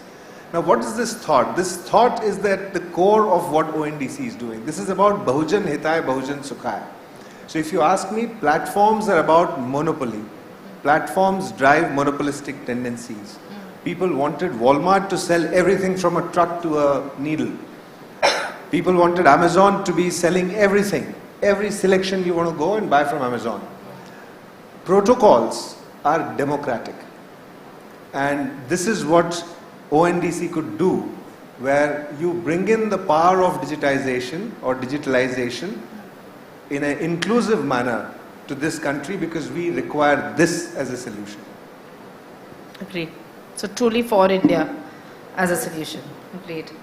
Call to action. This is a network at the end of the day. And like you said, to the point, if the tea seller doesn't make great tea and the biscuit seller doesn't make great biscuit, we're not going to get together, right? The right snacks. Over here on ONDC as a network, what is the call to action? We have a bunch of people representing all parts of the industry, financial services, logistics, OEMs on the stage, buyer apps, seller apps, technology enablers and SaaS. What is the big call to action? What should we focus on in the next 6 months and then maybe in the slightly mid-term horizon to enable this network together? The very short term, I have a few suggestions for some of my fellow panelists. I think the interconnect between the buyer app and the seller apps, we find that each time they have to reconfigure. So there's so many different buyer apps, and there's a lot of work that sellers are now doing to get empaneled onto another one. Like you've got one. Actually, it's not. Paytm has got one, and it's not the reconnect. It's test. We just test each buyer app. Just want to make sure that buyer experience is sort of at par. So each buyer app would like to test before they publish. So it's not a. So that is what the ONDC is solving. You don't have to develop multiple times. Once you have developed, it's a pipe which is ready to connect any buyer app. Now it's up to buyer app, they want to test it everything and then they publish. So I don't think in going forward, so initially yes, because the protocol is also evolving really fast, we have updates. So just to make sure that consumer app doesn't break, we test. So this effort will not be there. Okay, I get that, but I think that needs to get a little more seamless. Yes. The feedback I've got from small retailers is the settlement time is an issue, because small retailers typically sell for cash. Here you have a 2 to 7 day settlement cycle, which is causing a lot of grief. Yes. Retailers are low margin business, 8 to 10%. So if you bring in a margin structure in between, then the small retailer gets kind of very badly hit. This is also something which has been discussed and we are working on it with the team. So almost like a war room is needed to solve all of this together. I get that, yeah. And but for everybody, this is the right time, right? Despite all these glitches and the fact that it will take some time to get together. I'm sure this will get a handout. Exactly. So, but this is... The other big challenge is, we need to the retailers need to educate their consumers that they're now available online. So we're doing a lot of work of postering with the QR code. So, WhatsApp blast to consumers by the retailer. We've got merchandisers in the store actually getting retailers to, getting consumers to scan the QR code and start ordering from the store. We're also doing some promos now. You buy now and you'll get a discount. So you kick off the process of buying in the store. So I think building that momentum of using digital ordering from that store has to start. And I think that's a lot of socialization work that needs to be done. Sure. Yeah. And... Just one thought from my side. I think building trust is extremely important because at such a nascent stage of the protocol ecosystem, there will still be naysayers, there will still be people who will take time to come on board. It's all the first movers who I see who are committed to it, but there are so many of them who can just quickly come on board. It doesn't take more than a couple of weeks for a seller to get onboarded onto a certified seller platform. Now, in my mind, the other important aspect is the settlement, because I think to build trust, you need to make sure money moves from point A to point B within the designated contract period. And the complex piece about ONDC is it's a dynamic contract. So when the seller and the buyer interact with each other, they agree on a return window, they agree on a time in which it can be returned, and beyond that, no returns allowed. But all of that is something which we expect the systems to take care of, and there should be no person and people intervention. We've been one of the early believers in the recon settlement protocol, and I think many people are now coming on board slowly. But I think building trust with settlement, building trust with also the dispute handling process are two extremely important pillars, and they should not be deprioritized. And the second is awareness. I think you're doing a fantastic job from what you said. I just hope everyone else follows those same footsteps.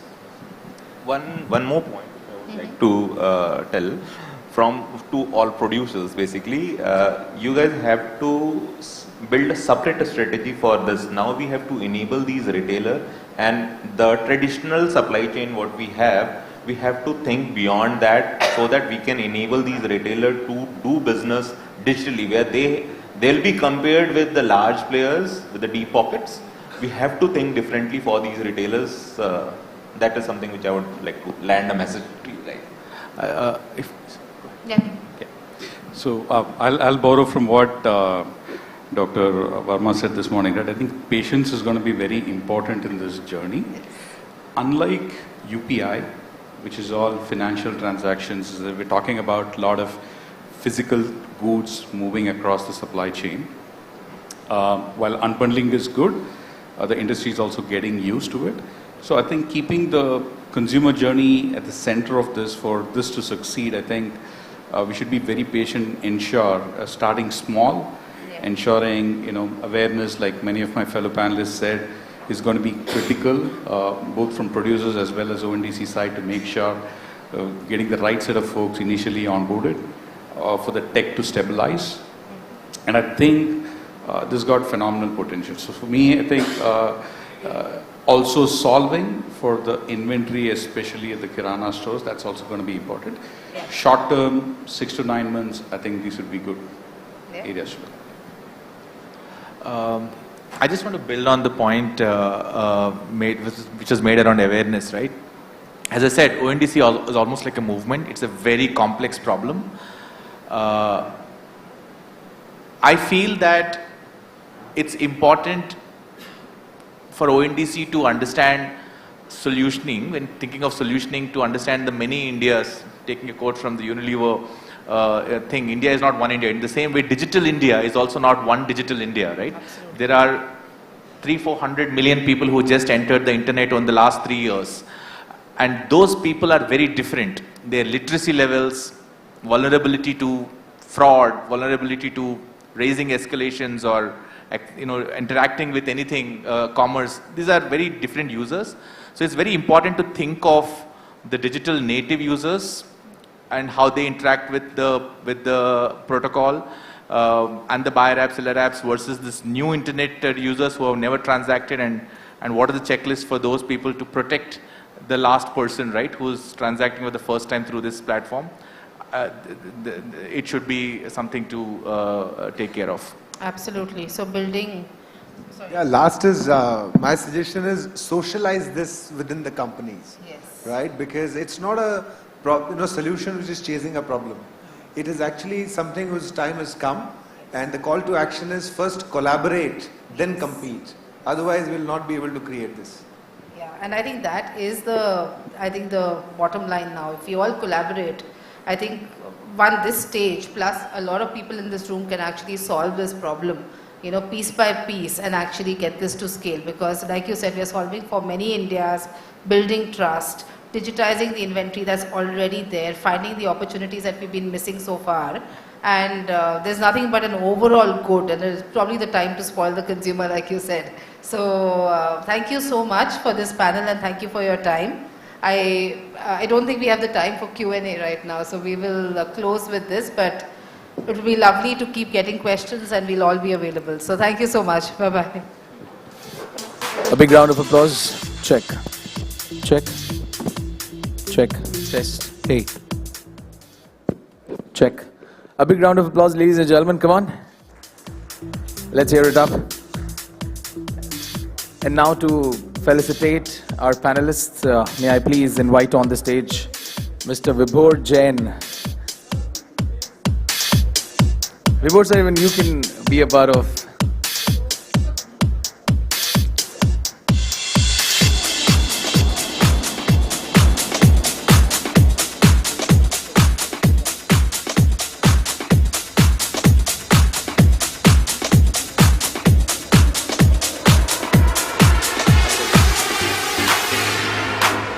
Gentlemen, please wait. We'd like to felicitate you, please. Thank you.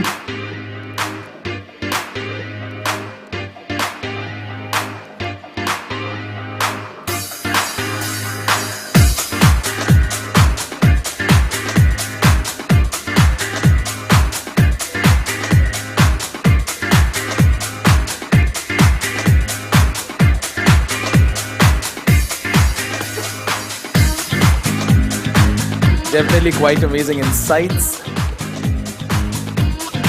shared by our panelists, and I'm sure it's going to be big. A lot of discussions, a lot of takeaways. Thank you.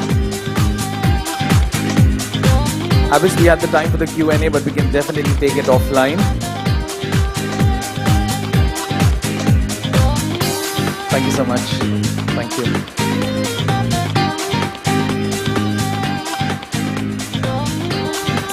Very quickly, we are on to our next very own speaker, Mr. Abhishek Chaudhary, the Vice President, Corporate Affairs, NICDC. And ladies and gentlemen, with a big round of applause, put your hands together for Mr. Abhishek Chaudhary. I can't hear the claps. Come on, everybody. Some energy in the room. That's better. Thank you.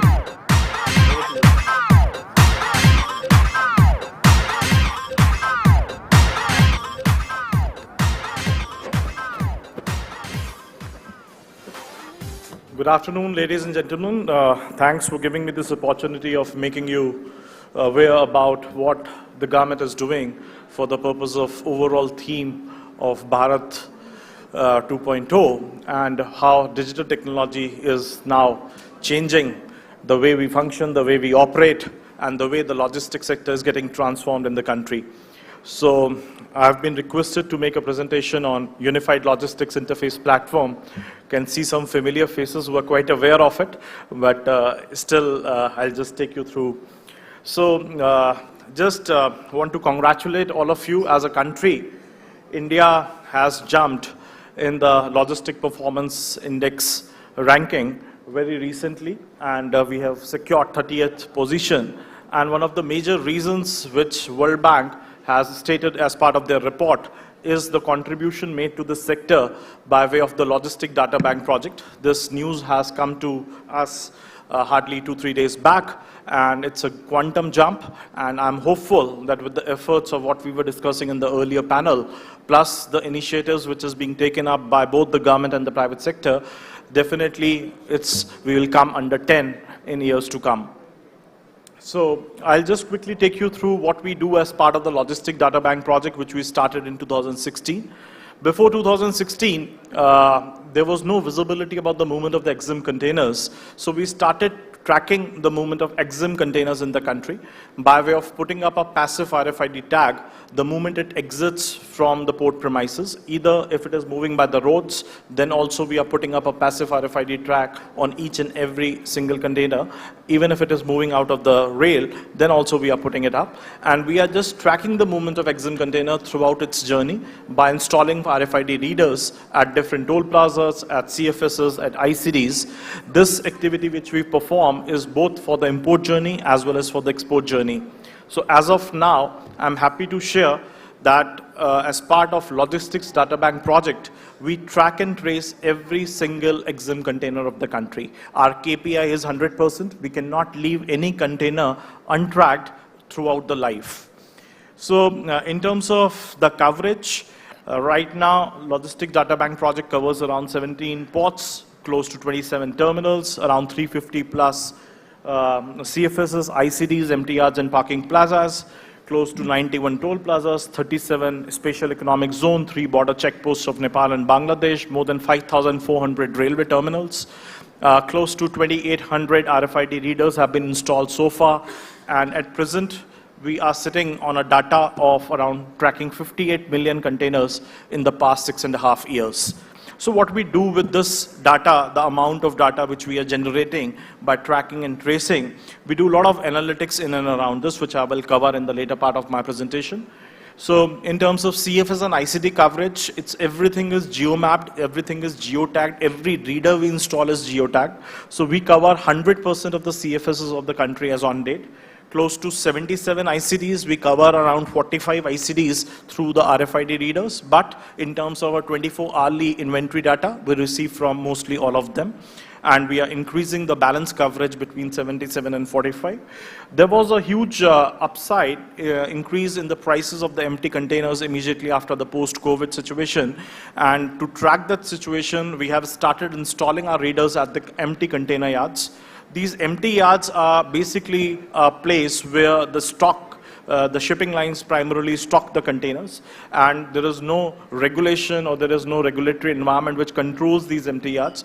These are predominantly owned, operated, or managed by the shipping lines. So we created our crack teams and start attacking on every single empty yard which is there in the country. So far, we have been successful in giving coverage to 176 empty yards, which covers close to 80% of the empty container traffic.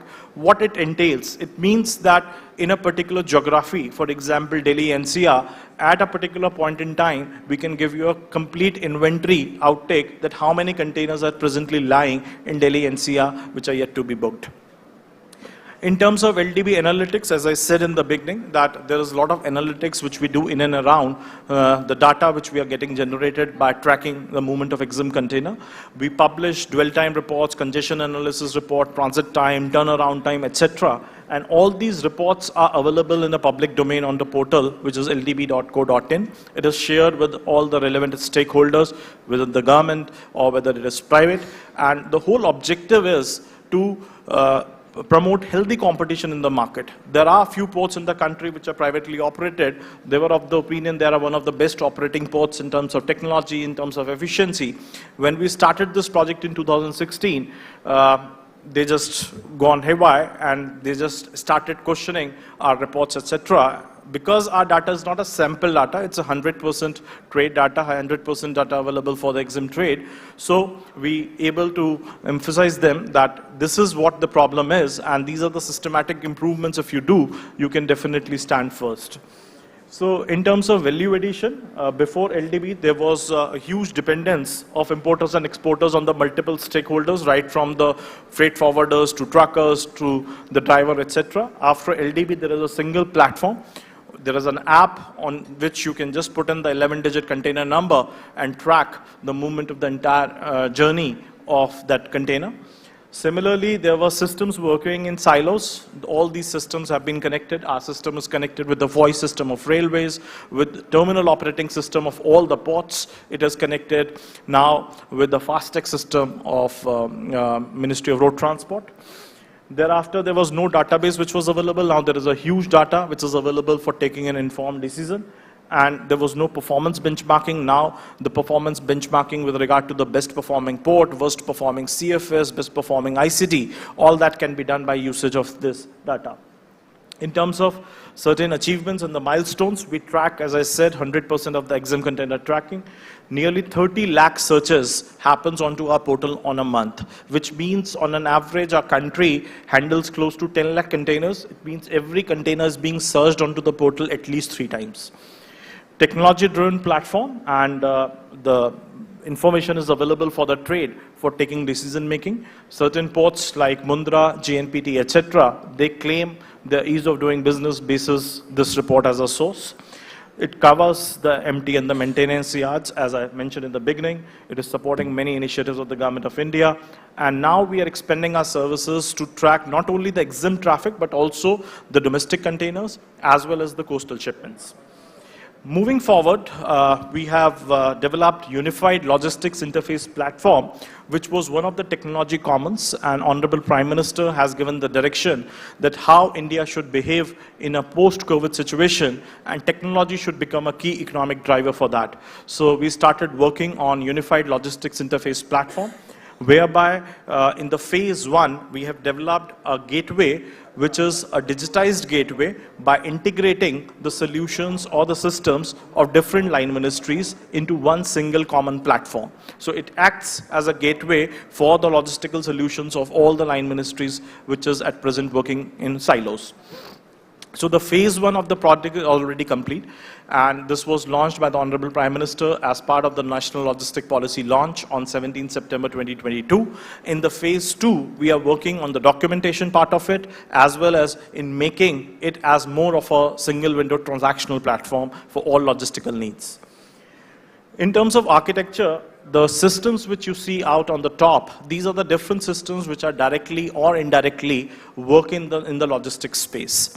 So what we have done is we have created a virtual gateway in the form of ULIP, whereby the information from all the systems mentioned above will come, and this information will be used by different sectors of the trade, whether it is an exporter, importer, manufacturer, government, private agencies, freight forwarder, CHA, etc., for the purpose of authentication, track and trace, value-added services, digitization, etc. So some of the users, which I think you will not be able to see because of the sofas and all, is being used for different purposes. So as government, we have implemented the 2 layers, which is the governance layer and the integration layer. The top layer is being left to the private sector. So we are not developing our own apps to market what ULIP is. Otherwise, we are promoting the private sector players to come forward, develop their own apps, develop their own presentation layer, and leverage the integration which has taken place as part of the overall ULIP project. In terms of the status update, as of now, the ones which you see in the green are all integrated by way of developing APIs. The one in the gray are in the process of getting integrated. Hopefully next 2 to 3 months, we shall be in a position to integrate all of them and everything will turn green. Close to the quantum of the job which has taken place, to understand it very well, 33 different systems of 7 ministries has been integrated by covering close to 1600 odd fields by way of developing close to 105, 106 APIs. As of now, we have opened up for public, we have opened it up for the use of the private sector immediately after the launch on 18th of October 2022. And since then, close to 490 companies have registered on goulip.in. We have received close to 290 use cases, again 100% developed by the private sector, and only 100 companies have submitted these close to 300 cases, which means that around 3 use cases per company has come up. We have verified those use cases, and these companies are at different stages of developing the beta version and the app layer. Around 76 non-disclosure agreement has already been executed. Close to 7 crore API hits has already been processed on ULIP as I speak today. All the trade associations, whether it is freight forwarders, whether it is container associations, whether it is ports, everyone has been consulted, and hopefully everyone is aware about ULIP and they are making good use of it. These are some of the companies. When we started, we were majorly targeting the startups. We were majorly targeting the 3PL and 4PL companies. But I'm happy to share that now all the manufacturing companies wants to integrate their logistics systems directly with the ULIP. So recently, we have signed agreements with Reliance. We have signed agreement with Ultratech, JSW, Adani, who all. And definitely, we are promoting the startup companies, the 3PL, 4PL players to come on board and utilize to the maximum possible extent the integration which has taken place as part of ULIP. Thank you so much. In terms of data governance, last but not the least, it's a request response based system. We don't store the dumb data of any system. The storage is only for the transactional data. No personal identified information is shared, so it's completely foolproof. And it's developed on the node guidelines of the METI, and it's secured through a secure secured method of data exchange. Thank you.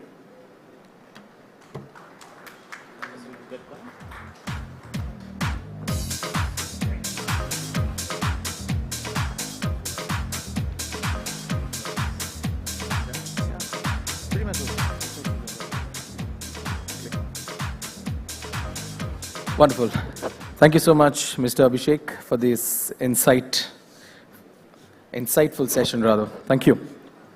Moving on, ladies and gentlemen, to our next round of discussion, of course, with the topic reimagining logistics and supply chains, enabling hyper-local commerce and seamless multi-model delivery. And to discuss this crucial topic, we have a lineup of industry experts and leaders who will be coming right here on the stage. Join me in welcoming with a huge round of applause our panelists. Our first panelist is Mr. Raghuram Taluri, co-founder and chief executive officer, Load Share. Request him to please come on the stage. The claps must go on. Come on, everybody. Mr. Gautam Kapoor, chief operating officer, co-founder, Ship Rocket. Welcome. We also have Mr. Suraj Saharan, co-founder, Delivery. Please join us. Thank you. Last but not the least, Mr. Abhishek Bansal, co-founder and CEO, Shadowfax, to please join us. And a moderator from McKinsey & Company. Over to you.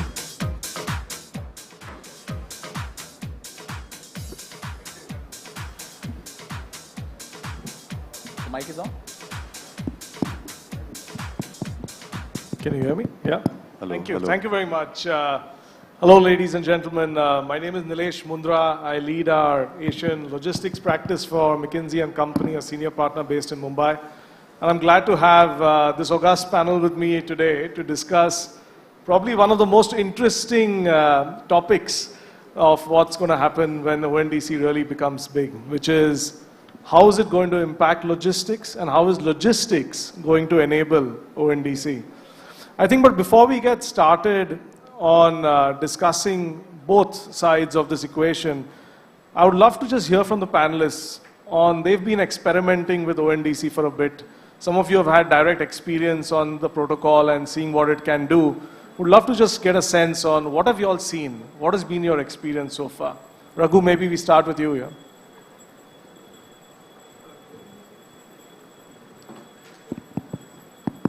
So thanks, Nilesh. Glad to be here. And we were the first to go online with ONDC when it started. So we are very, very high belief on the whole opportunity.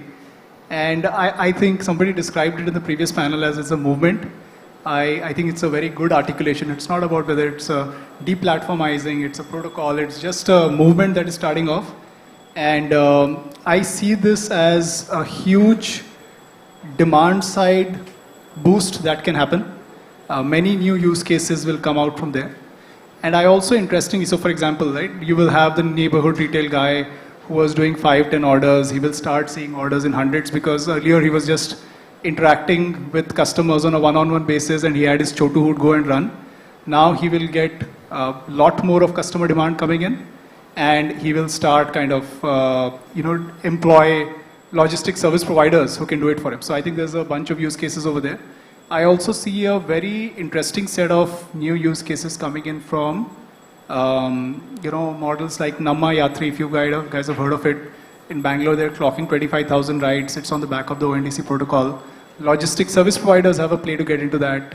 We think that can lead to new sets of like bike taxi players who can come in by leveraging their fleet. So, but I think these are all interesting possibilities. We are at a very early stage. I do think that things are just about starting and early signs are, in terms of just sparking up imagination is extremely high. A lot of things to be kind of sorted out on the customer experience front, but I think very, very bullish and very optimistic and early signs have been from where it was 6 months back and where the momentum is now. I think it's real, right? So quite excited about it. Thanks, Raghu. Gautam, maybe over to you. Firstly, a happy birthday. Thanks for joining us on this panel and to put you on the spot. Shiprocket's obviously been also toying with ONDC and what all it can do to unlock capabilities. How has it been so far? Thanks a lot, by the way.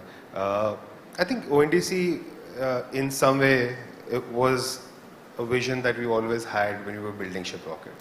How do you democratize the whole demand?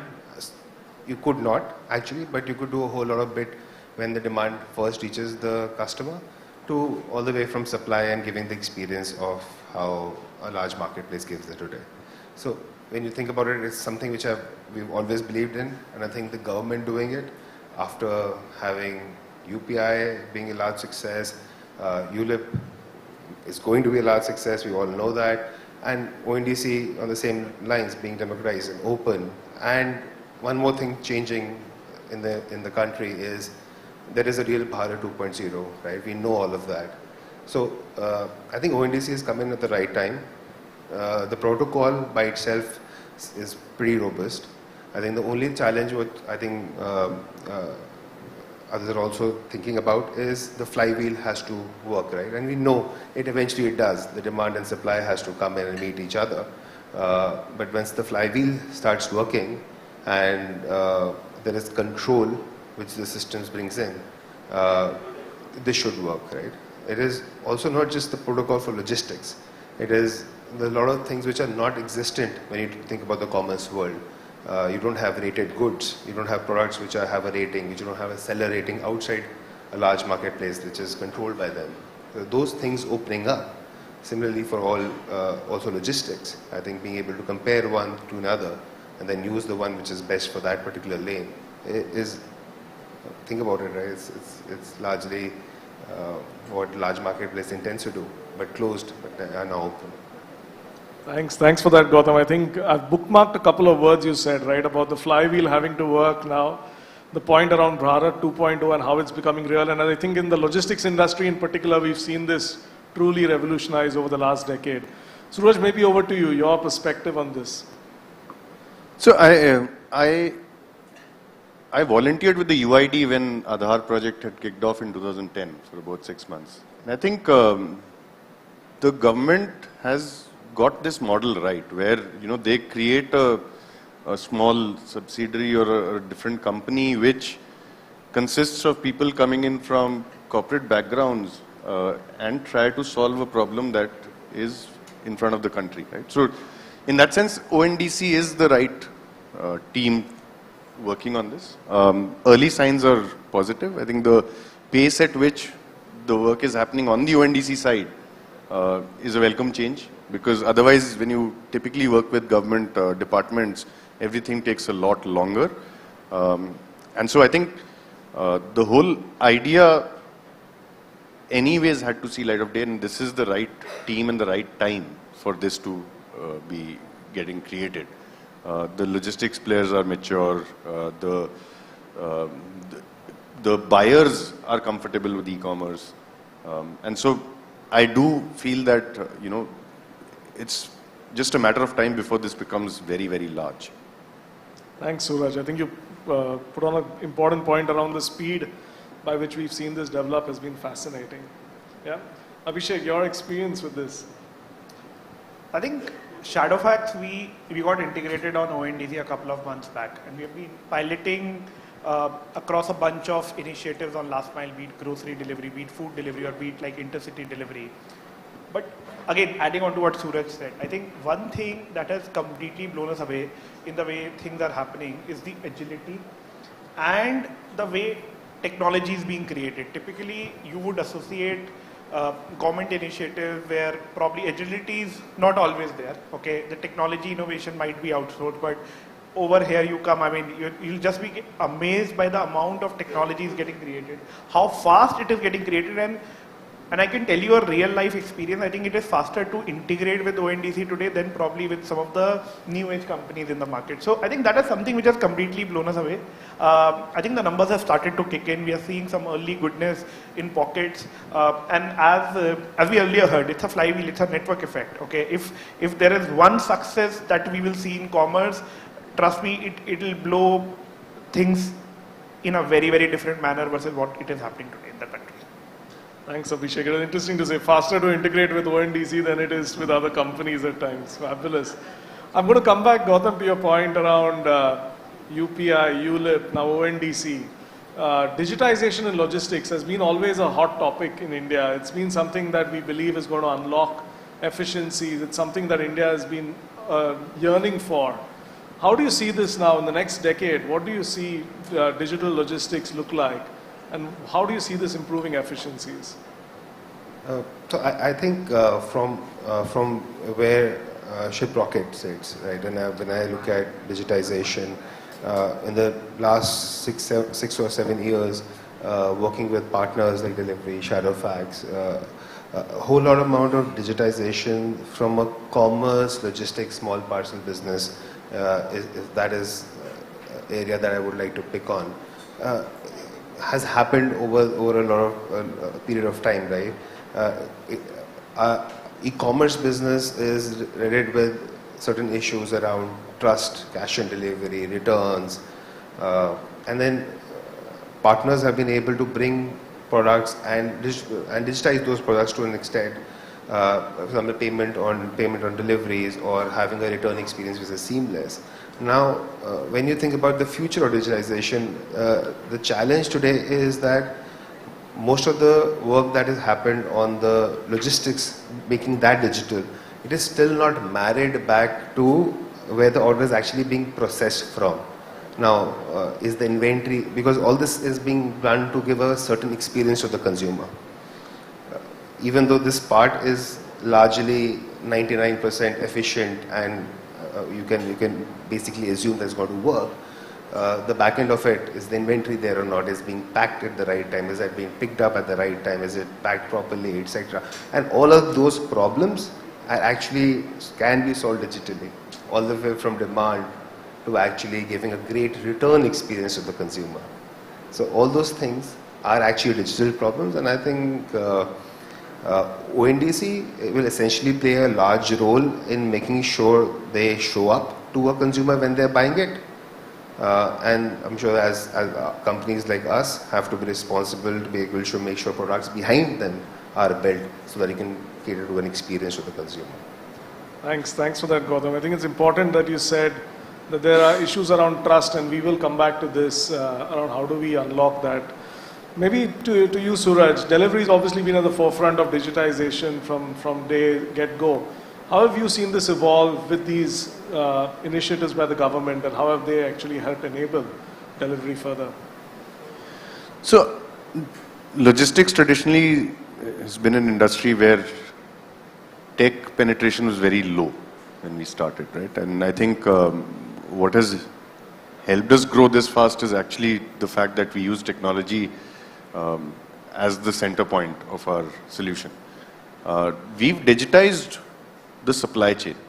Now, what is remaining is being able to digitize inventory. So, in earlier sessions also we spoke about the fact that wherever the supply is available, the connect from there to demand is digitally trackable and visible. But there may be supply available today closer than where you're getting it from, but that's not digitally known yet.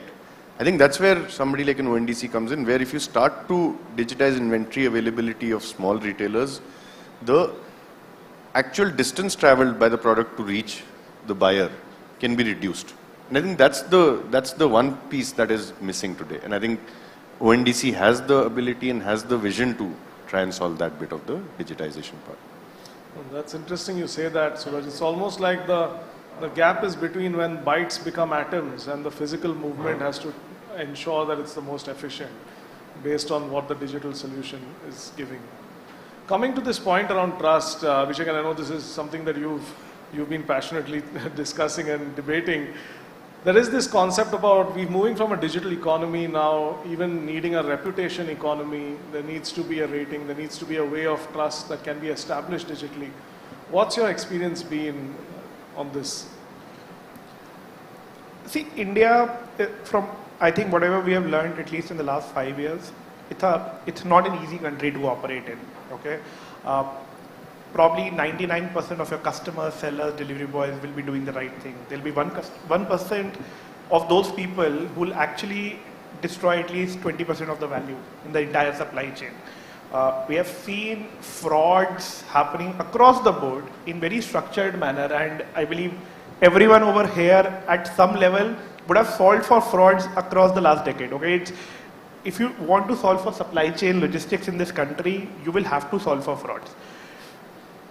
If you look at some of the largest platforms today in the country, they have actually solved for fraud. They have like massive teams who are just trying to figure out patterns where there is theft happening, where there are frauds happening.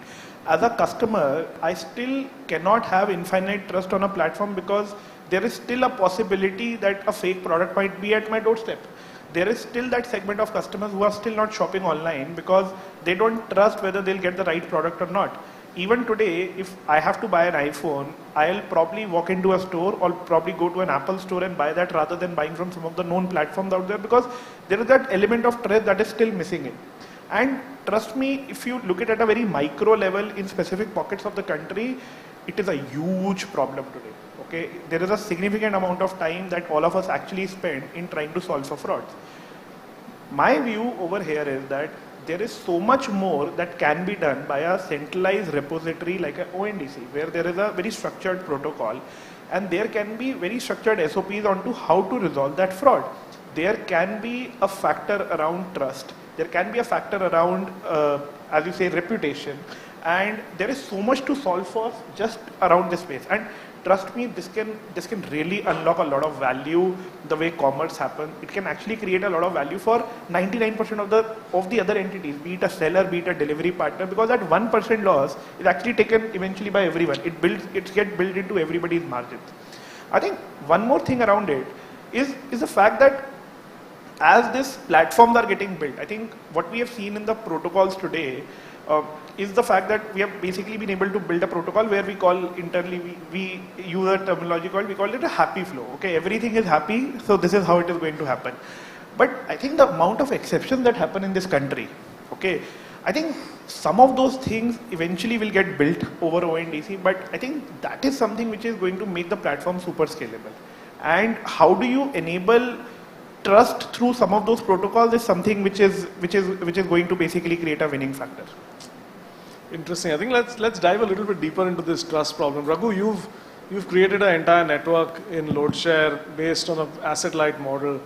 How have you dealt with this trust equation even amongst different third-party partners of yours? Yeah, so I think you solve for trust primarily by using technology. I think there's no at scale, the only way you can do it, and then you have to also solve for trust by saying that, look, I will put aside a certain part of whatever my margins are, dedicated to just kind of writing it off, because there'll be some cases that happen.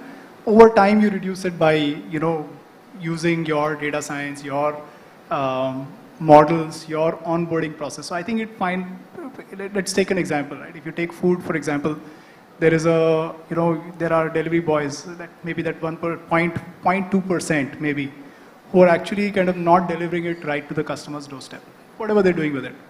Do you have a governance engine that basically tracks this and makes sure that you don't let these guys come on board and come onto the platform again? Right? You can't do this manually. It is a technology process. In the meanwhile, you also figure out there might be some genuine issue that the 10% of those guys actually face. How do you prevent them from getting debarred onto the platform, right? So there are things that you have to solve for. Again, so technology has to come to the forefront to be able to solve this. That said, I think the other part of it, which is also equally important, is what kind of incentives and disincentives you're putting on. For how do you reward this, or how do you reward good behavior? And that builds in a virtuous cycle that the good guys actually keep coming in and the bad guys get weeded out. That's one example. I think food is still easier. I would say on the e-commerce side, it gets a lot more tricky. Value of the shipments are much higher. There are too many kind of moving parts. There are too many stakeholders. Who's done the fraud? Is it the seller who's done it? Is it the customer? Is it the delivery boy? It's just very hard to solve it. I think it's over time that you realize that these are specific pockets and this is specific things, but there's a price to pay, which is what I meant in terms of saying you have to go through the cycle and then you learn certain things. You make sure that you correct that one part of it and iterate again, right? So it's not an easy problem to solve, but it just takes time. I think the the idea of having like a CIBIL score for each of the participants, and that acting like a reputation score, CIBIL score, whatever you call it. I think that's a critical element that's, I think, the trust and safety team at ONDC is putting together. And like I agree with Abhishek, if you solve for that, if somebody central at a government body level kind of puts that framework in place, I think it just benefits the industry at large. No, thanks for that. I like the idea of a CIBIL score for logistics almost for every individual. Gautam, you've also dealt with this trust thing, I'm sure, in the millions of parcels that go through your platform. Any thoughts from your side on how ONDC can better this system? I think I'll try and take a different view on it's a different element of trust, which is the consumer trusting the seller to be able to get the goods. That trust there's a large trust deficit there, right? Okay, I am ordering a shirt, I'll get a shirt. Because most of the purchases are happening by looking at an ad on a social media platform. You maybe liking the marketing ad, landing on a product, reading the product description, liking the price, checking out, purchasing it on a cash on delivery transaction which you've not paid for. You'll pay only when the goods are coming to you. The trust deficit there is largely multifold, right? Will the goods ever come to me? I should pay on COD, that is why. And then there is several 5 or 6 workflows which will come into action if it's a COD order, and then there's a large cost for the seller in this case who will lose money on that COD order because the transaction will be much more expensive, there's a high chance of return, and the material has to come back, so he's losing money there as well. So it's a loss for the seller in most cases. From a consumer perspective, he does not know if the return experience will be proper or not. So when you think about this trust deficit between a seller and a buyer, and think about how ONDC will eventually solve this, that is really what you are trying to solve. One reason again is if I should buy from here or I should go to a standardized marketplace which will give me a standard return policy. Most of the sellers on D2C do not have a clear return policy. So they eventually customers will change their mind, not take the product, or even if they take the product, the percentage is smaller. So it's making it too expensive for the brand to be successful or the seller to be successful. Oh, interesting you say that, Gautam. I think maybe what we'll also do is twist the discussion. So we've discussed a little bit about digitization and logistics and what's potentially the struggles that we're facing. But logistics is also a key enabler for ONDC's success. Frankly, without companies such as yours, ONDC is not going to be able to deliver the products to the customers, especially when it's a democratized system. Would love to hear from you, your experience on that side, being a service provider on ONDC. How has it been, and what are the learnings, if any, on how that can be scaled up? Maybe Abhishek, we start with you. I think this is still early days. We are also trying to figure out how best to iron out some of these issues and what are the key enablers for some of these things to happen. I think one thing is very clear to us is that this entire concept of unbundling, we are a big believer of unbundling. I think in this country, if you really have to unlock the power of logistics, if you have to gain the right efficiency, there have to be some regulatory interventions to ensure that basically platforms that scale operate in an unbundled manner. Okay, if you look at China has multiple logistics companies and fairly large logistics companies, and there is a reason for that because that market at least an 80% level today operates on a completely unbundled level, okay, where typically sellers have the power to choose which logistics player to work with. Okay, one of the things in India which requires some bit of attention is how do you make it more systemized? How do you make it more, maybe bring in some sort of an intervention from a regulatory standpoint so that logistics companies can basically scale to a certain level. And it's again a very simple flywheel. I mean, the more the scale, the better is the cost you can provide, the more data you have, the better is the experience that you can eventually provide. So I think it's a very straightforward sort of flywheel that we have seen operate in some of the other countries. You look at probably markets like US, where again, there are fairly large logistics platforms who operate in an unbundled manner. So I think in India this was not happening, but with ONDC there's a huge opportunity that if a significant portion of the GMV of the market actually starts moving in an unbundled manner, this can really stabilize all of our networks, and that benefit can be actually provided back to the sellers, which today maybe just be concentrated in a few hands. Interesting, Abhishek, that you mentioned this flywheel again. Let's maybe dive into that in a minute, because this flywheel point is really the core of scalability for the platform as well, that we are also doing with ONDC.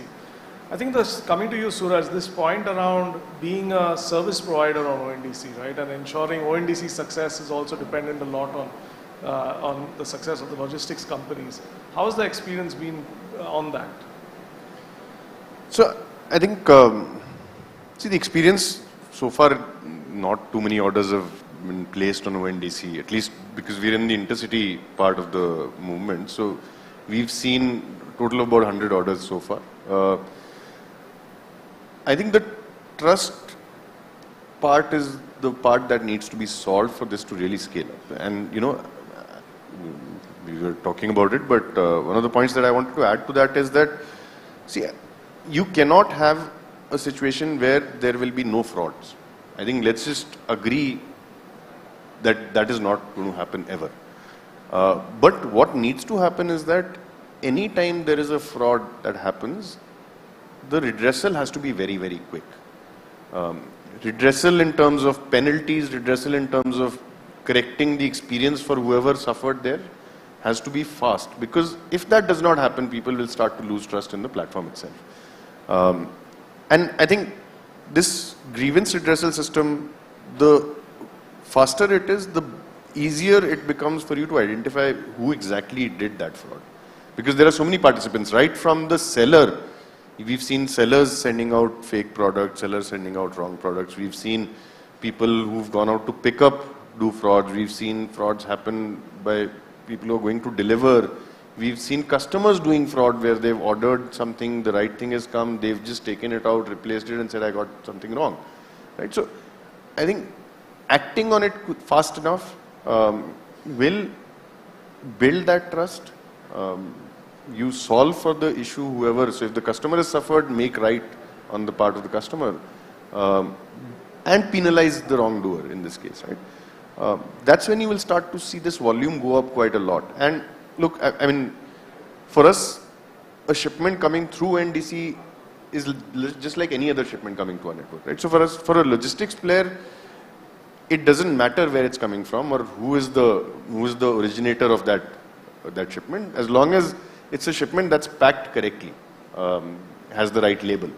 If those are fulfilled, I think we obviously will benefit out of more volume flowing into the e-commerce industry through NDC, and we will also be able to provide a certain standard quality of service as long as the basic packing requirements are met. So those are my Interesting.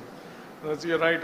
Finally, a packet is a packet. As long as the label is correct, it doesn't make a difference which protocol it's following. Raghu, I'm going to twist into a different part of the discussion. We also wanted to touch upon multimodal logistics. And India, with its large coastline, with its significantly dense railway network, still struggles with multimodal in a big way. We just heard about how ULIP is trying to get all the data accessed onto the platform. What is your sense on multimodal? What is stopping, and can ONDC really provide a solution even to help multimodal? I'll put a disclaimer on this. I don't think we've explored multimodal enough, right? But there was a time, I remember, we tried to do something with the railways, both on the e-commerce side of it, to use railways as a means for like long haul, as well as to do it for the B2B segment, the non-e-commerce side of it, right? And I just think we gave up very quickly because we just felt it is impossible to deal with them. There's no systems in place, right? There is no protocols or no APIs, nothing that helps us kind of work with them in a streamlined enough manner for us to even take the discussion forward, right? So I will say the potential of this, just from the cost of, transportation of large bulk goods on waterways, as well as like rail, is obviously, I think, interesting to consider. Perhaps not for e-commerce, but I think beyond e-commerce, there's a significant part of trade that is beyond e-commerce. I think there's a massive opportunity over there. But I think if, from whatever I understood of ULIP so far, I think it's super promising. I think my eyes just lit up at the digitization that's happening and the fact that people are thinking of integrating all of these systems together to reduce overall system cost. So quite excited, love to learn more actually about how this is going to play out.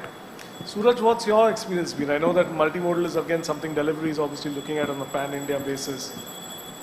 So I think we've again experimented with railways in the early days. Pilferage was a big issue, and lack of information about where the parcel exactly is was an issue. I think those are being solved now as we speak. We are also experimenting with things like it's called roll-on, roll-off, where the truck actually moves onto a rake and gets transported, and then you take it off at the destination and move forward. I think ONDC per se doesn't have a role to play here, but with everything happening around the new logistics policy and the unified platform, this will become a lot more efficient and possible very soon. That's the hope. And given the record of other things like Aadhaar and the UPI and now ONDC, I think the government, now that they have decided they're going to solve for this, I don't see it's going to be a problem for too long.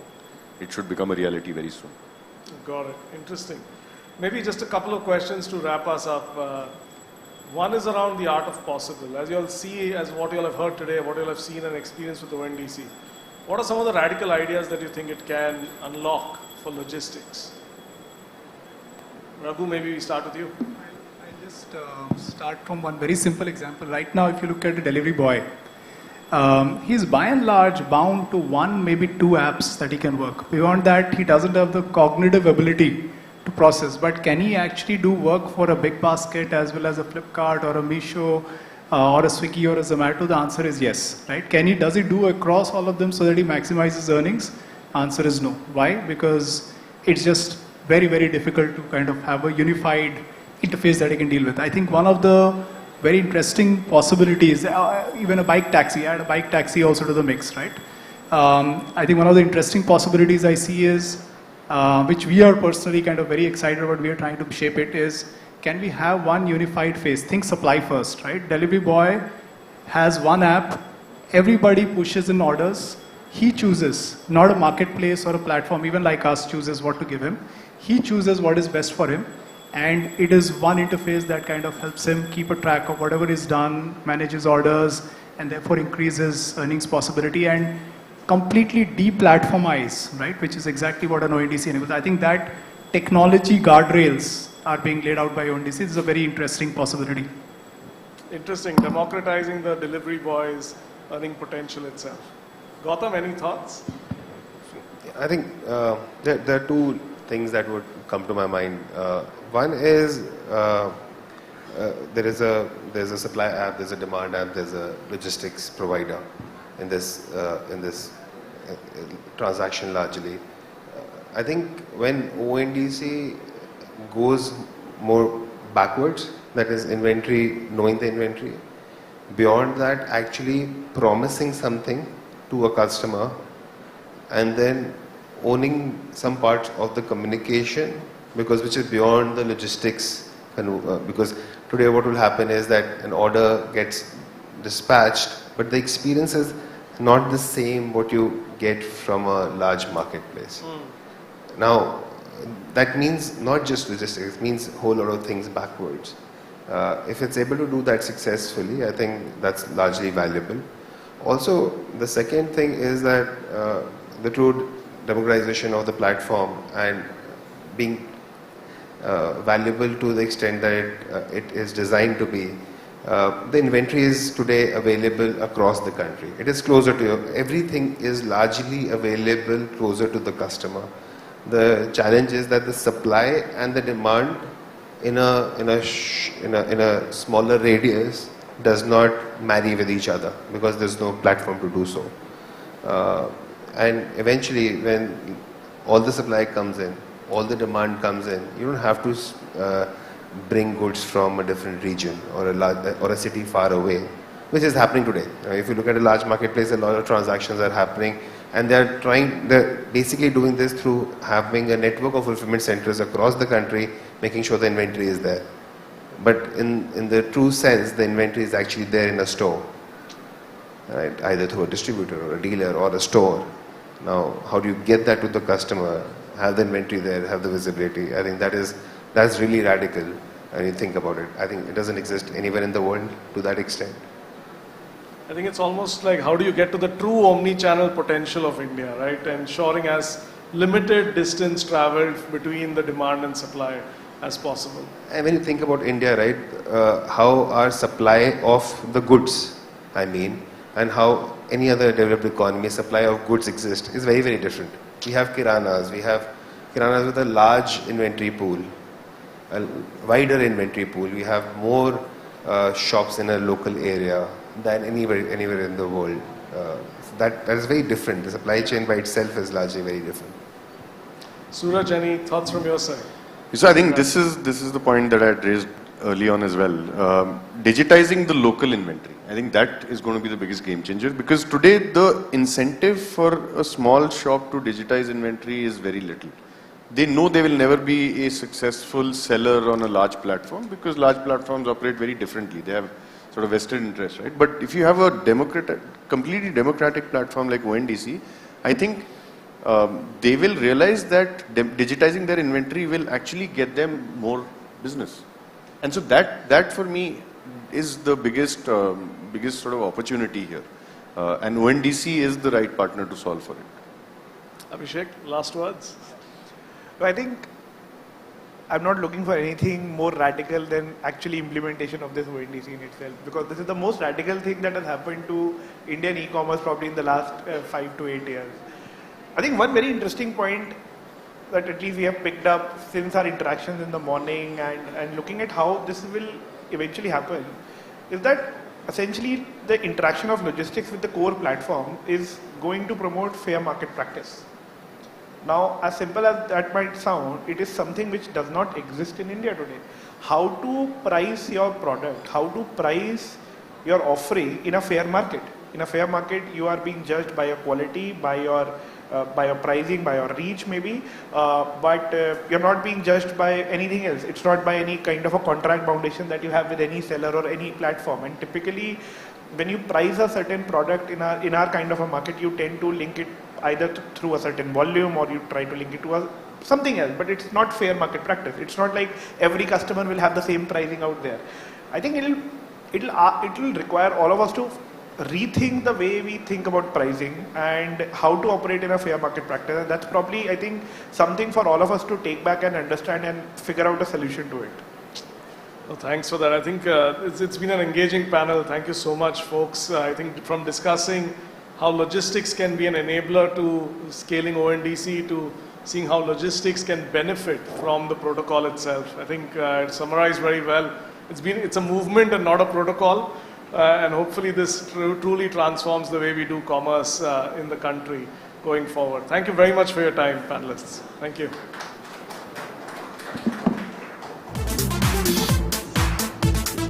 I think the clap should be more. Come on, people. We are less in number, but definitely not less in energy. On this note, I would request our moderator to please felicitate our distinguished panelists right here. Thank you.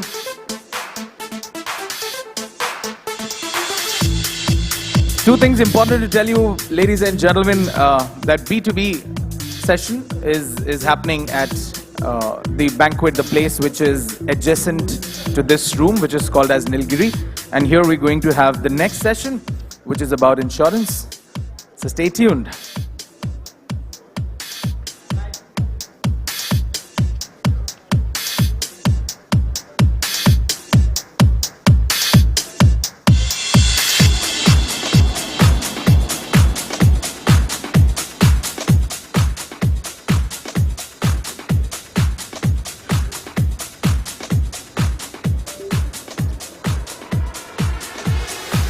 Thank you so much.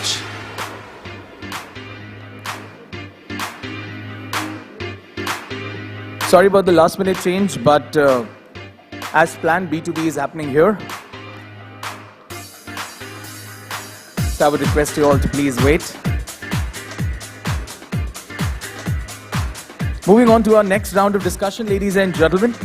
This time we would like to be talking about the potential evolution and inclusion of MSMEs through open network. But before we jumpstart, kindly give me a moment to introduce our panelists of the day. We have Mr. Sanjeev Kumar, co-founder, executive director and CEO, Spice Money, here with us. Mr. Sanjeev? Yes, he's here. Lovely. Thank you. With him joining will be Mr. Sumit Duggal, founder and chief executive officer, Signach. We also have with us Mr. Avinash Gupta, managing director and chief executive officer, India, Dun & Bradstreet. Also joining us is Mr. Mukesh Mohan Gupta, president, MSME Association, CIMSME. Our next panelist is Our next panelist is Ms. Bhargavi Sridharan, head e-commerce, ICICI Bank. Requested to please join us as well. Last but not the least, Mr. Nityanand Sharma, founder, Simple. And our moderator for this session will be Mr. Shobit Mathur, partner, EY. Please join us on the stage. Yeah, I think most of them have gone in that room. No worries, no worries. I would request someone from the team to please go and tell them that the next session is happening here, which is about B2B. Requesting everyone to please settle down because, yes, again, it is just like the other sessions. This is also going to be quite interesting, intriguing, and we'll make sure that, we have a lot of people joining us in the next few minutes.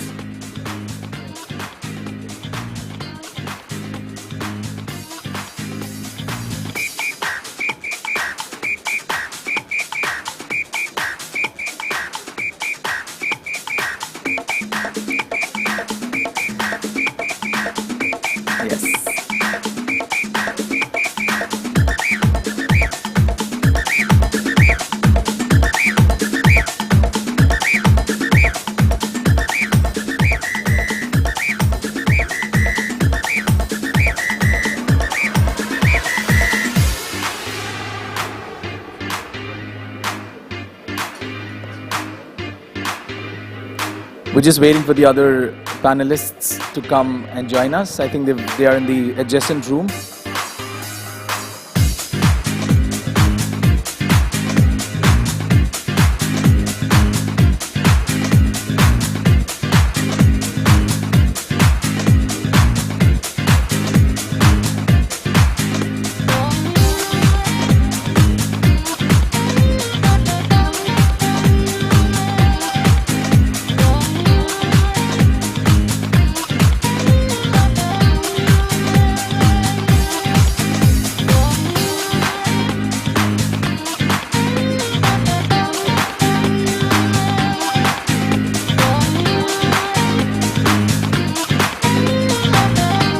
This is going to be the discussion about the potential evolution and inclusion of MSMEs through open network, for which we are waiting for the panelists who are not here with us to join us.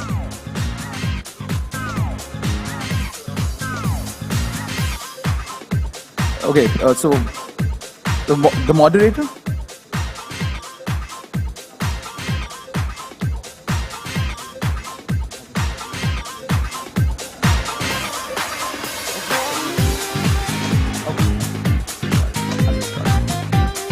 But before that, ladies and gentlemen, allow me to invite Mr. Siva Subramanian Raman, MD and CEO, SIDBI, to share his thoughts on B2B. Give him a huge round of applause.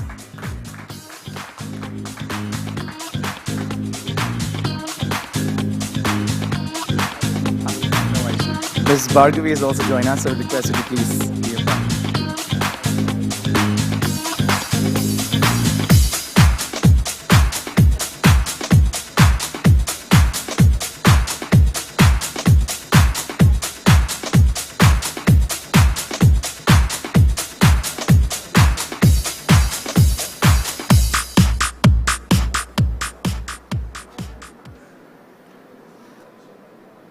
Hi, good evening to all of you.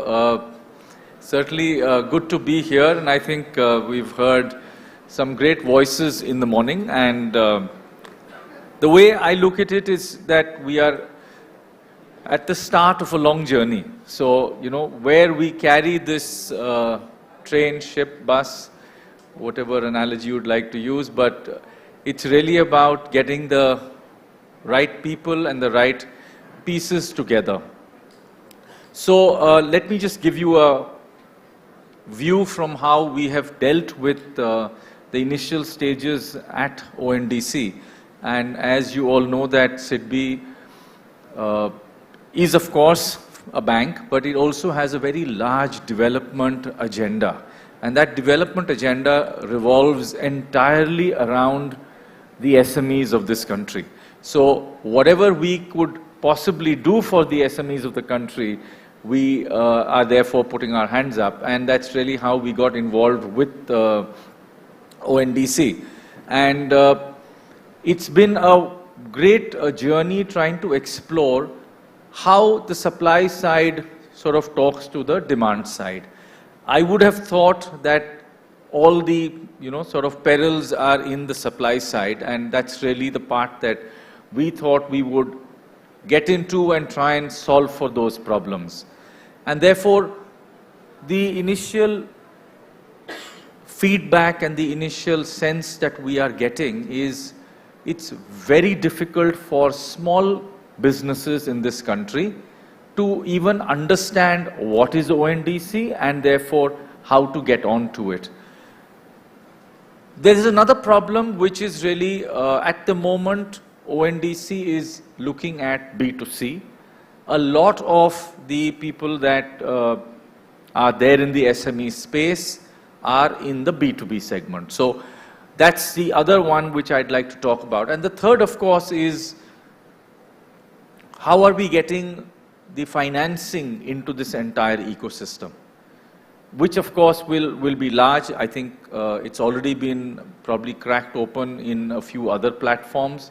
But, you know, these are really, in a sense, the three areas that I'd like to touch upon. And I'd be great to, you know, hear the panel sort of give their thoughts on some parts of these three topics, apart from the great experience that they bring in. So, for one, what is it that the small entities really need to become sellers? They are all enthused by the fact that they would get far better realizations from selling on ONDC. And that, I think, is the biggest motivator. Show me the money, and I'm sure we'll have lakhs of suppliers coming onto the ONDC platform. But is it sustainable? Do they have the wherewithal to even take that first step? Having taken the first step, what happens in the next 6 months, and then what happens in the next probably 24 months? How long is it going to take for these small entities to stabilize on an ONDC platform?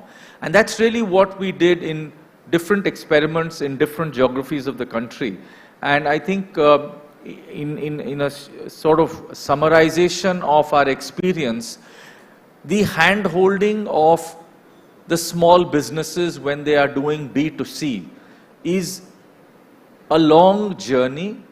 They really do not have the ability to even take a photograph and create something called a digital catalog.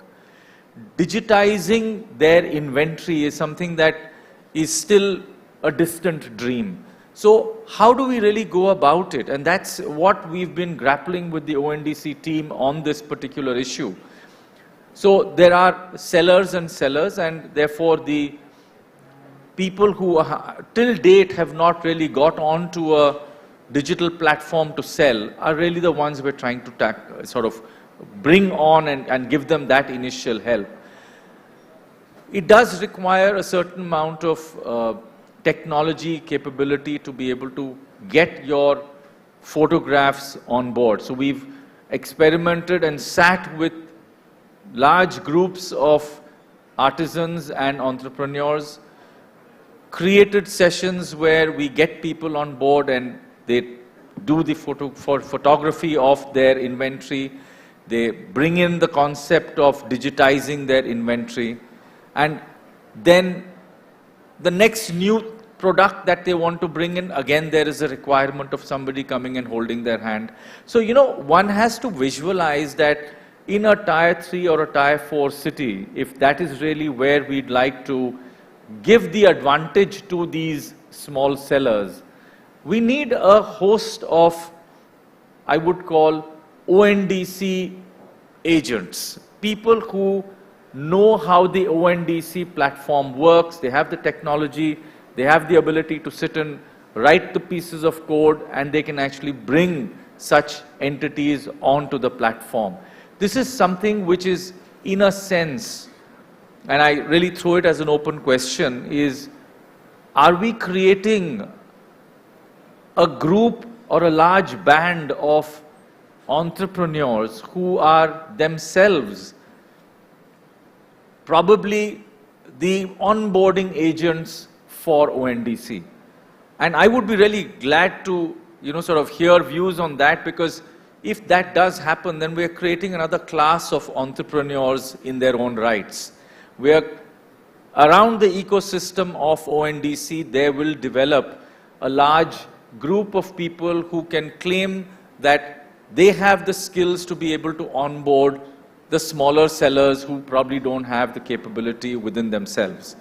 And SIDBI would be the first one to step forward and actually create the capacity and help build that capacity further, would even be willing to go ahead and provide working capital to such onboarding agents. So are we looking at the possibility of creating this large group of people spread across the country who probably have some accreditation from ONDC or some sort of a badge saying, listen, I am an ONDC person who is there to help you. We are therefore creating another class of people who could help ONDC, could help probably any e-commerce platform, any e-commerce initiative. So let's look at that as something which the ecosystem of ONDC throws up. The second is really B2B. I think B2B has a tremendous opportunity. I would urge the ONDC leaders to quickly take steps to move forward on the B2B section. It's something which we as people who are interacting and working with the SMEs of the country very closely, we can see the potential for the B2B commerce going forward. It probably has less complexities than maybe a B2C, but that's something which surely could be debated. But how do we then kickstart the B2B e-commerce on ONDC? That's something which needs really a good deal of thought and immediate action if that were possible. It also then comes to the fact that today in platforms like the Amazon and the Flipkart, there are enough fintechs who we deal with, and these are fintech lenders. And some of them, of course, are NBFCs in their own rights. Now, they're actually buying data from these large platforms and using that data to be able to construct something like a transaction history. And with that history, they manage to provide a loan. So these are algorithms which are already in place. These are known ways of doing credit appraisal and to be able to lend money.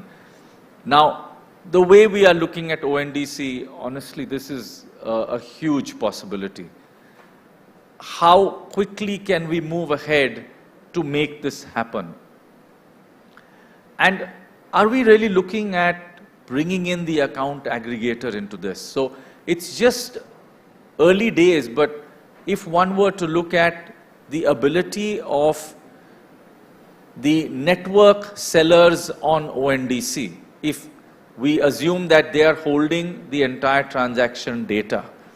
Now, each one of these network sellers is in itself a data store.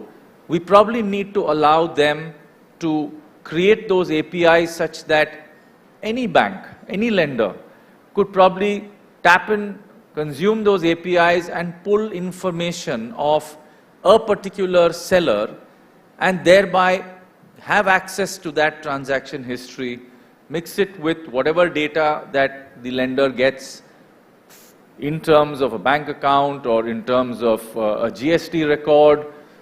So it's about strengthening the ability to do your credit appraisal with the fact that there is a lot of rich data lying within the ONDC network. So are we ready to create this as a model? We need to have clear rules around who owns that data. It's certainly not a case where the network seller is owning the data. It is just held more as a fiduciary. Have we got the rules around it for saying that this data is shareable to such persons who tick the boxes, and therefore we are creating a set of people who can access the data? And therefore, if this data is then found to belong to each seller, then are we saying that there is a consented architecture for the sellers to be able to give their consent, and therefore the data gets pulled? Now, this is really where I say, the account aggregator framework, with whatever, warts that currently might exist in it, but it's also something that's hurtling along at a great speed. And therefore, do we look at account aggregator being that vehicle which will allow us to pull the data?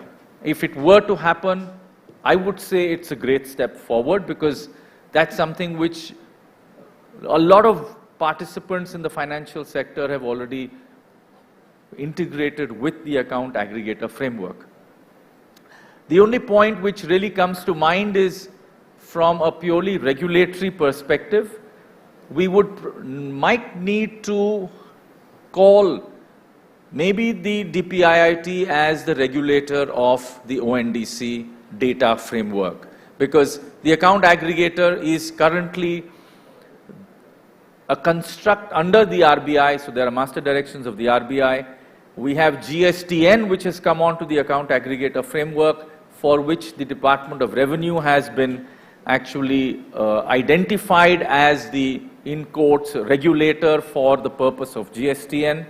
And therefore, if ONDC data or selling the e-commerce data under ONDC is something that is to be construed as data under the account aggregator framework, then we might need to have, say, a DPIIT being nominated or designated as a regulator for that purpose. So that's something which, according to me, we should think about immediately and try and sort of solve that problem, because then we might just see a lot of financing coming into the ONDC transaction data, which is certainly helpful.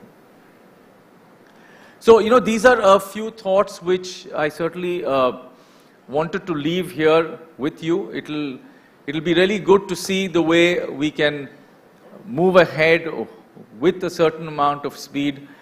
But having said so much about the selling side, and I always, as I said, thought the problems are really on the seller side, but more recent information which came to us once we started our sort of experiment with ONDC, where we've actually given out a gift coupon to about 1,800 people within the SIDBI umbrella, purely to experiment that what is the customer experience. If we actually put in that amount of money into the ONDC networks, two things happen. One, a lot of sellers that have come on board through the help of SIDBI and the ONDC team, these sellers would probably get the immediate benefit of, oh, I'm on ONDC, I get so many more orders, and that's a kind of, cause and effect that we would like to create. We would certainly like all sellers who come onto the network to immediately see the realization in terms of sheer revenues coming to them. And of course, from the buyer side, we have a control group, which is really the employees under the SIDBI umbrella, and this is current employees, retired folks, and to be able to gather from them what has been the experience. And that really is, I think, the part we need to work on further, because we've all got so used to the kind of UI, UX that exists on an Amazon or a Flipkart. Are we really there? Are we really asking the ONDC buyer to come back to the platform saying, that was a great experience, let's go back? We may not have all the products on it at the moment. I mean, that's still work in progress. Every day probably we're adding a few more products onto the network. But are we testing the buyer experience sufficiently? And I think that's, the sense I'm getting is that we probably need to do a little more on that space and create the wow factor in the buyer. So thank you so much for hearing me out, and I leave you to an August panel. Thank you.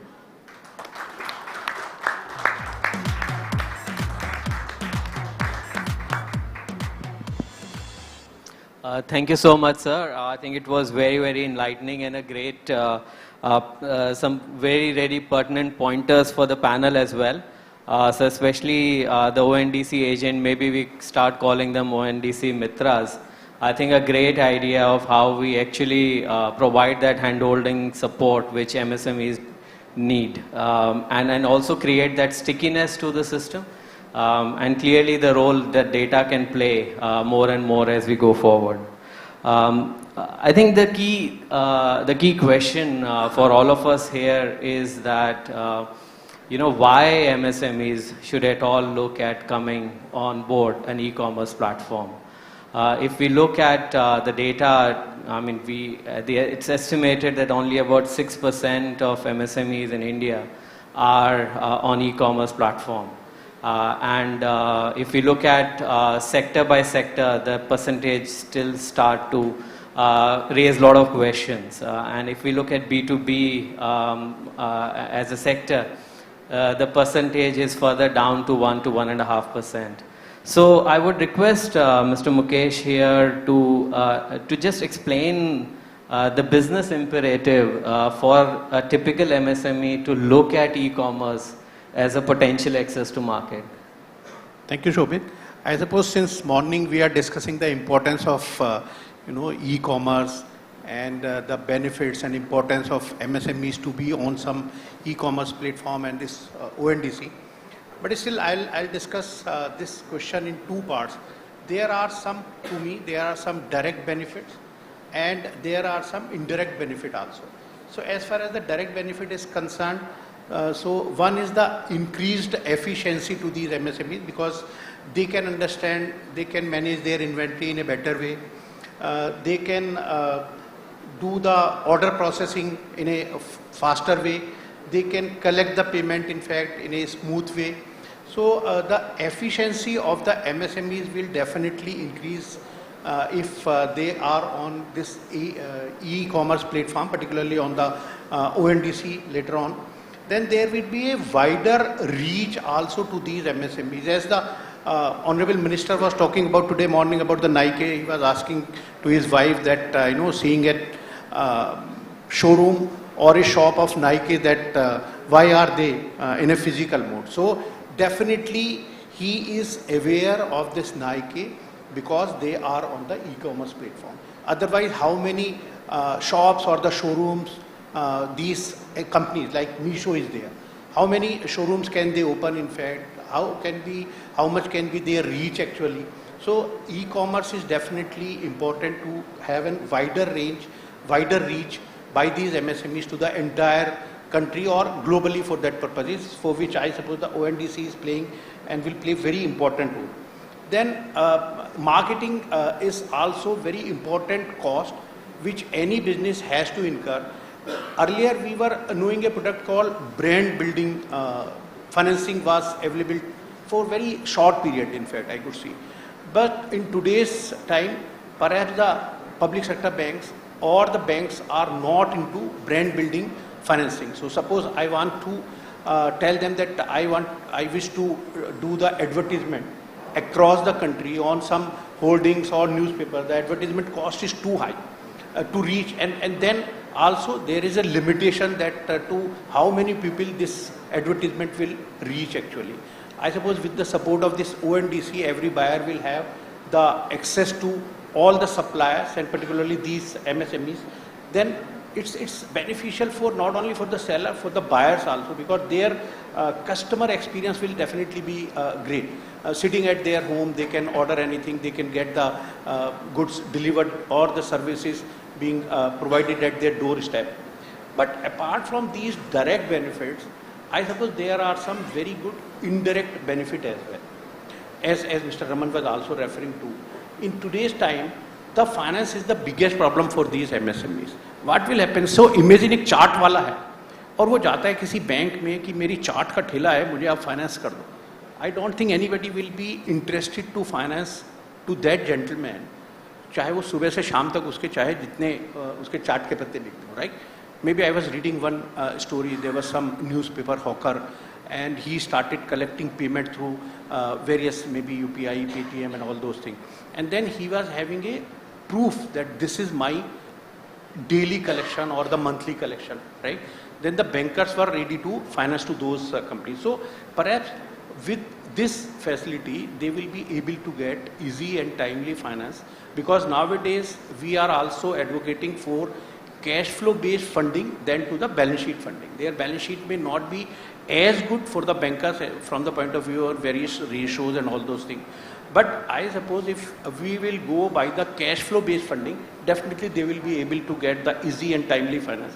Then it will be trusted by all the stakeholders. So if I am a customer and if some seller is on this ONDC platform or e-commerce platform, I am pretty satisfied that if there will be any grievances later on, he will not be able to afford my complaint on the internet, right?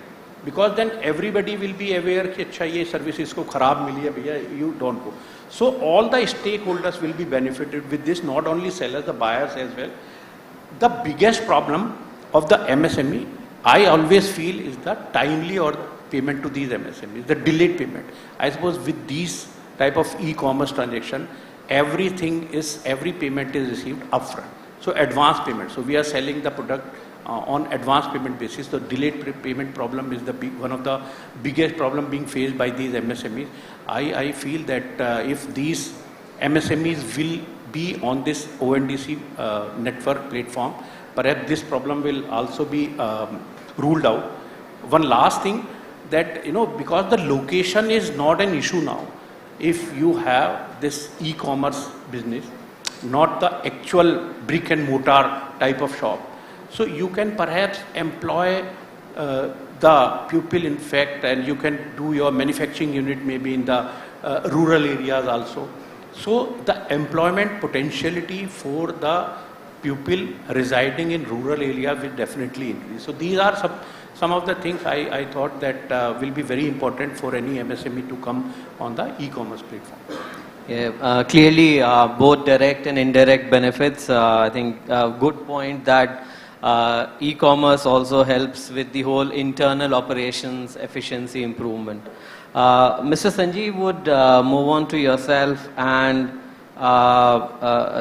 request you to just bring to light some of the typical challenges that an MSME faces with respect to this whole process of digitization, and then of course subsequently coming on e-commerce.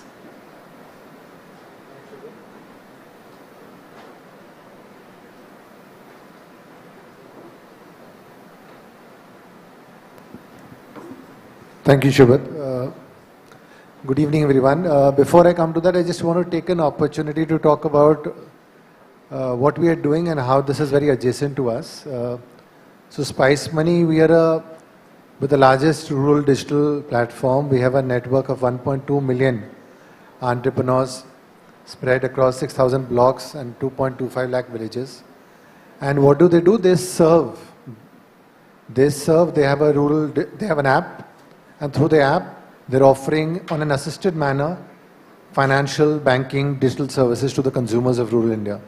We serve about 2.25 crore consumers every month. So, and these are none but micro enterprises, small stores in rural India. And the opportunity that we see with ONDC here, and this is the B2B what sir you were talking about, is exactly the opportunity of how we are excited on the B2B opportunity in rural India, where these same merchants, they're also selling an inventory. Question is, all this while, what is the problem statement? They would go to a district headquarters and get an inventory from a distributor there. The distributor would go to a larger city, the person would go to a city capital, and the person would go to a Delhi. Now what are we saying? We're saying, since you're using this platform, let me get you the seller of Mumbai and the Delhi is right here. You order from here and you can buy the same inventory. You got a wider range of inventory, better pricing that gets delivered at your doorstep.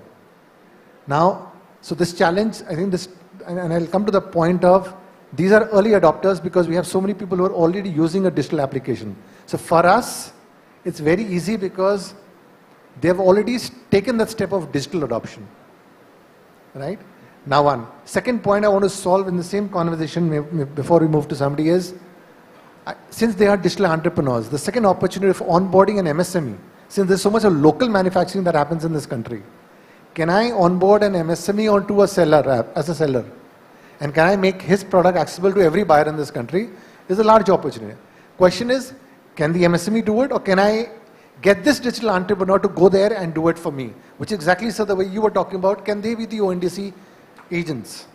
We have these digital entrepreneurs. So I think the combination of this, so is what in my mind is a huge opportunity we're sitting on democratization of commerce in rural India.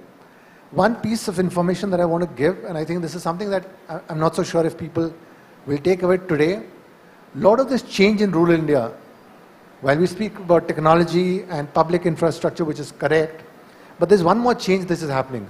And the change is, who's driving this change? Who's driving this growth? It is the youth. If you today, 70% of my network is of people who are below age of 30. The reason is they are digitally savvy, they're looking for entrepreneurship, right? They're ambitious. So what I keep saying that there is a CTO in every house today in rural India.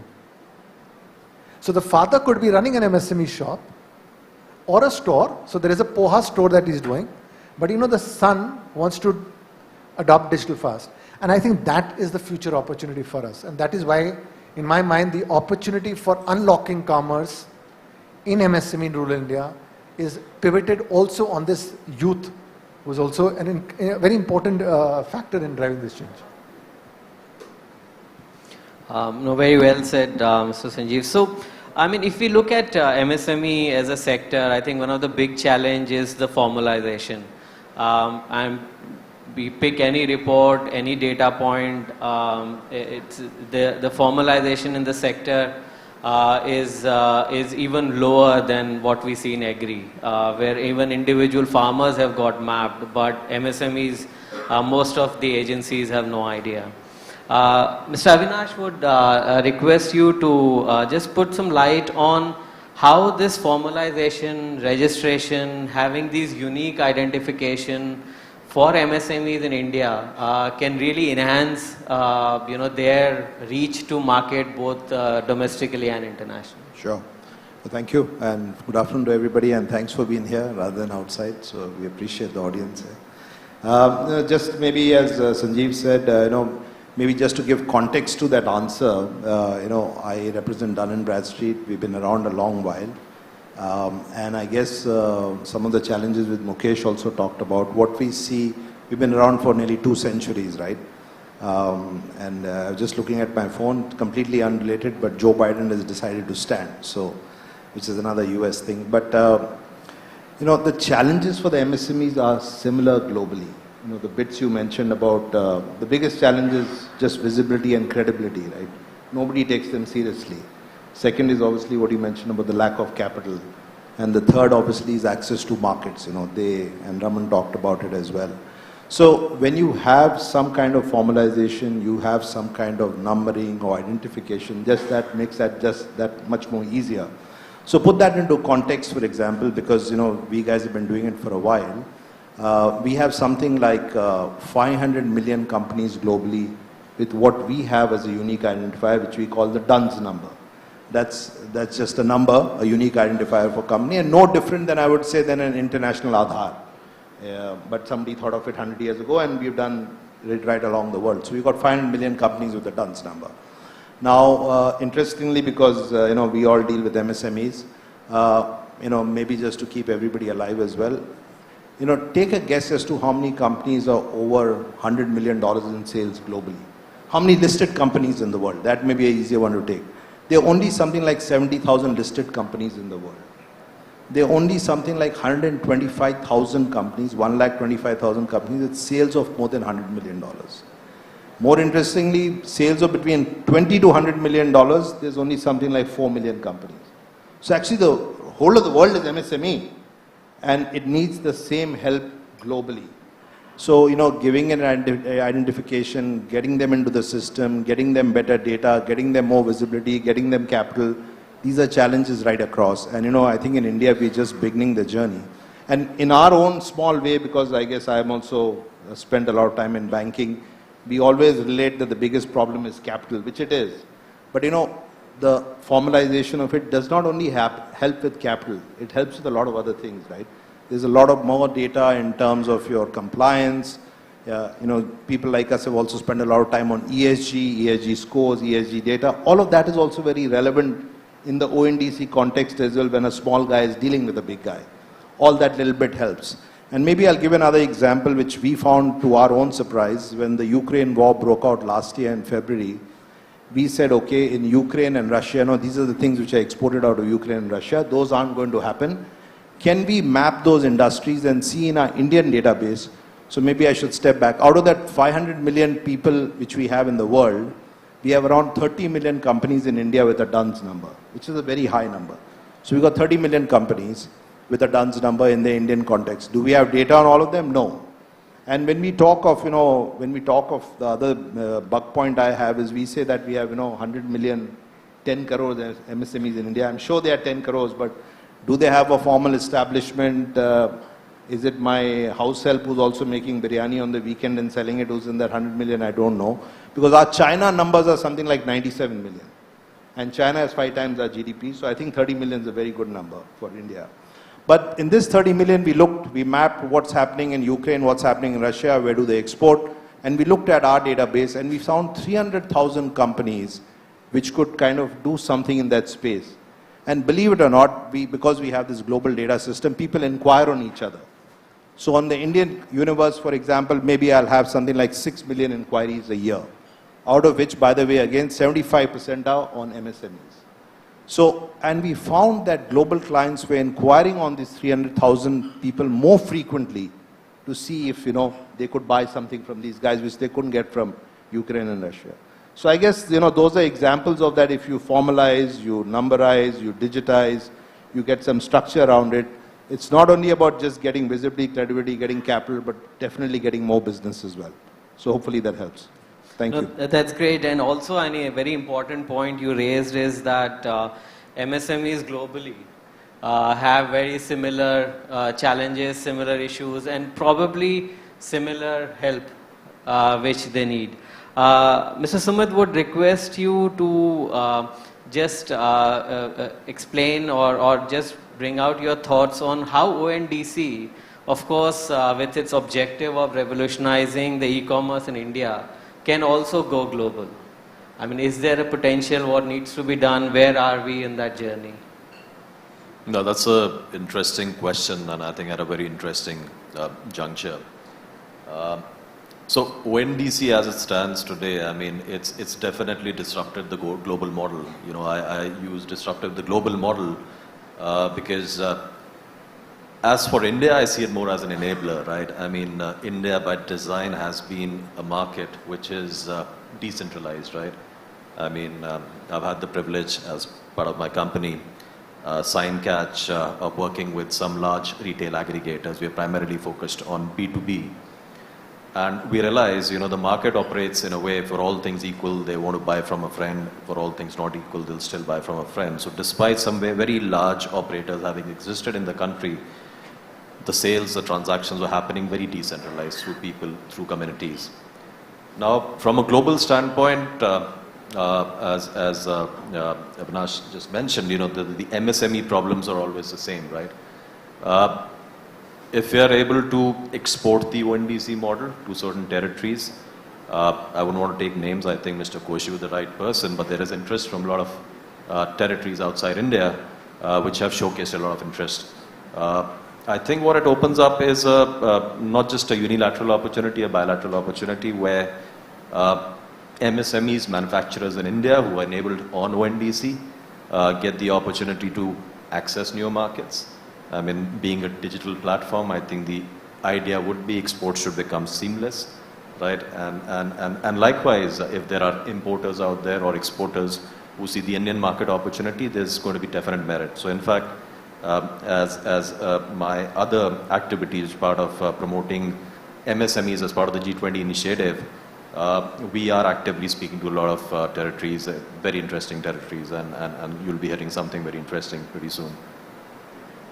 No, very interesting, and the way India is progressing with public digital infrastructure, I think clearly ONDC can be right up there. One of the key anchor points of any relationship is trust, and if we look at B2B, it plays even a bigger role. So, Ms. Bhairavi would like your views on how trust can be built in a open network like ONDC, and how do we ensure that it continues to build. Thanks. Good afternoon, everyone. My name is Bhargavi. I think, firstly, when the audience here, the crowd here, the participants here, extremely euphoric. We are probably at the forefront of the change, have witnessed it over the last decade or so, and we have innate conviction that this works. When we translate the concept of ONDC to a lay person, and perhaps Spice Money has done good work, and they would also have ground up feedback. The entire construct that it's not a platform is hard to convey. The most experienced digital folks revert to a platform construct, right? Almost intuitively. And when seller apps go down to the grassroots to onboard, they are going to sell platform because it's their platform, right? So there is a journey of awareness and adoption that will start, and at that stage, yes, today India probably has conviction that digital can expand my market, especially post-COVID, more players have come. There is more trust in digital.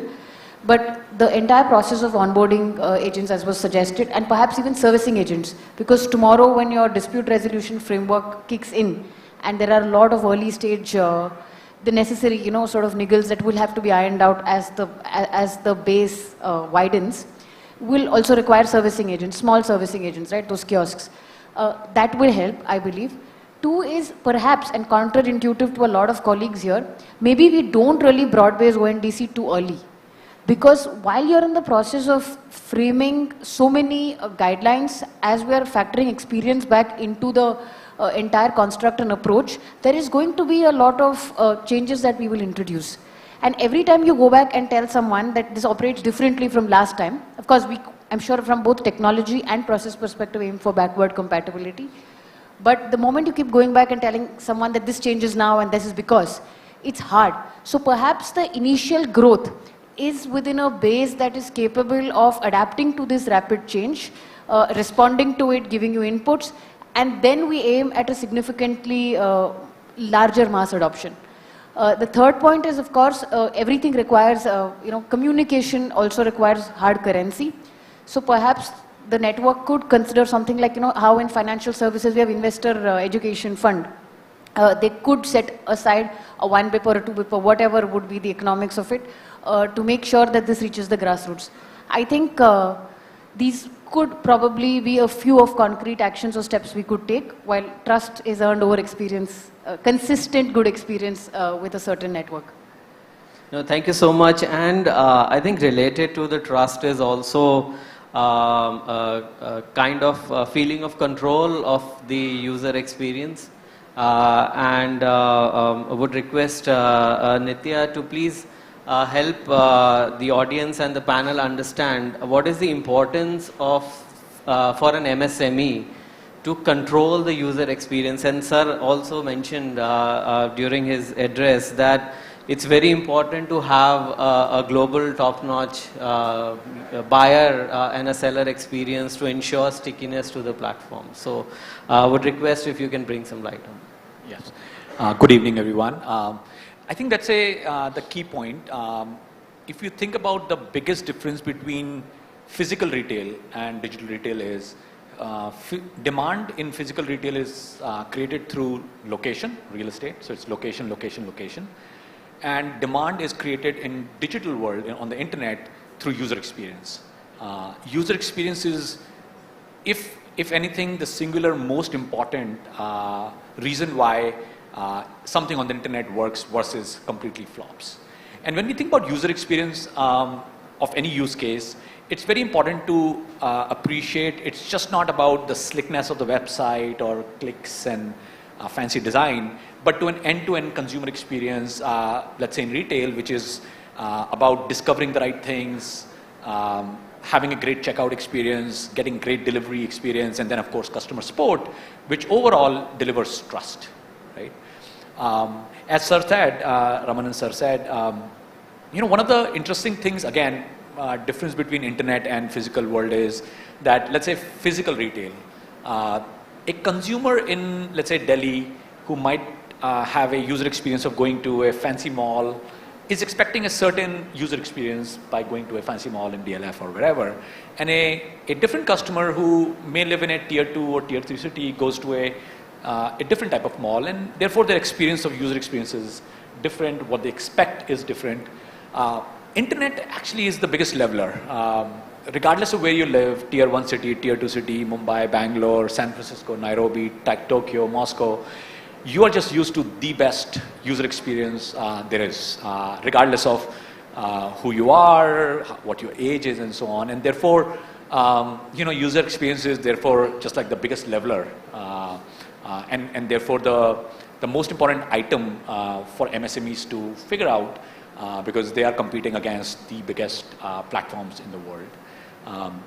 And I think the exciting opportunity that ONDC gives is a set of infrastructure and protocols, which can then be tied together into a connective tissue where the consumer experience, regardless of where they buy, one of the things about decentralization is, while obviously it's great from a seller point of view, from a buyer point of view, it creates more chaos. And if the user experience is broken or not standardized, demand will drop. And therefore, it'll be very important, and it'll be exciting to see how ONDC's infrastructure, technology, and protocol is leveraged to create a seamless, standardized, great user experience, buyer experience, which is both great experience on checkout and so on, but also great delivery experience, great customer support experience, so the consumers feel safe about buying things online and buy more and return back. Clearly I think the whole end-to-end experience, including the returns, cancellation policy, all play a huge role.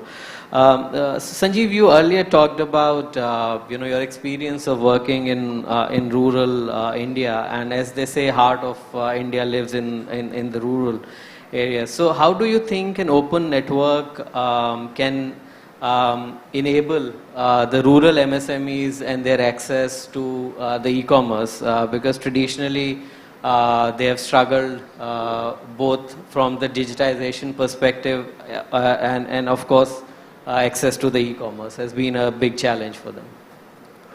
So like I said, there are two big opportunities that we are seeing, and I think the first is, I'll share some statistics, is the whole B2B buying and the B2B selling. I think these are two opportunities.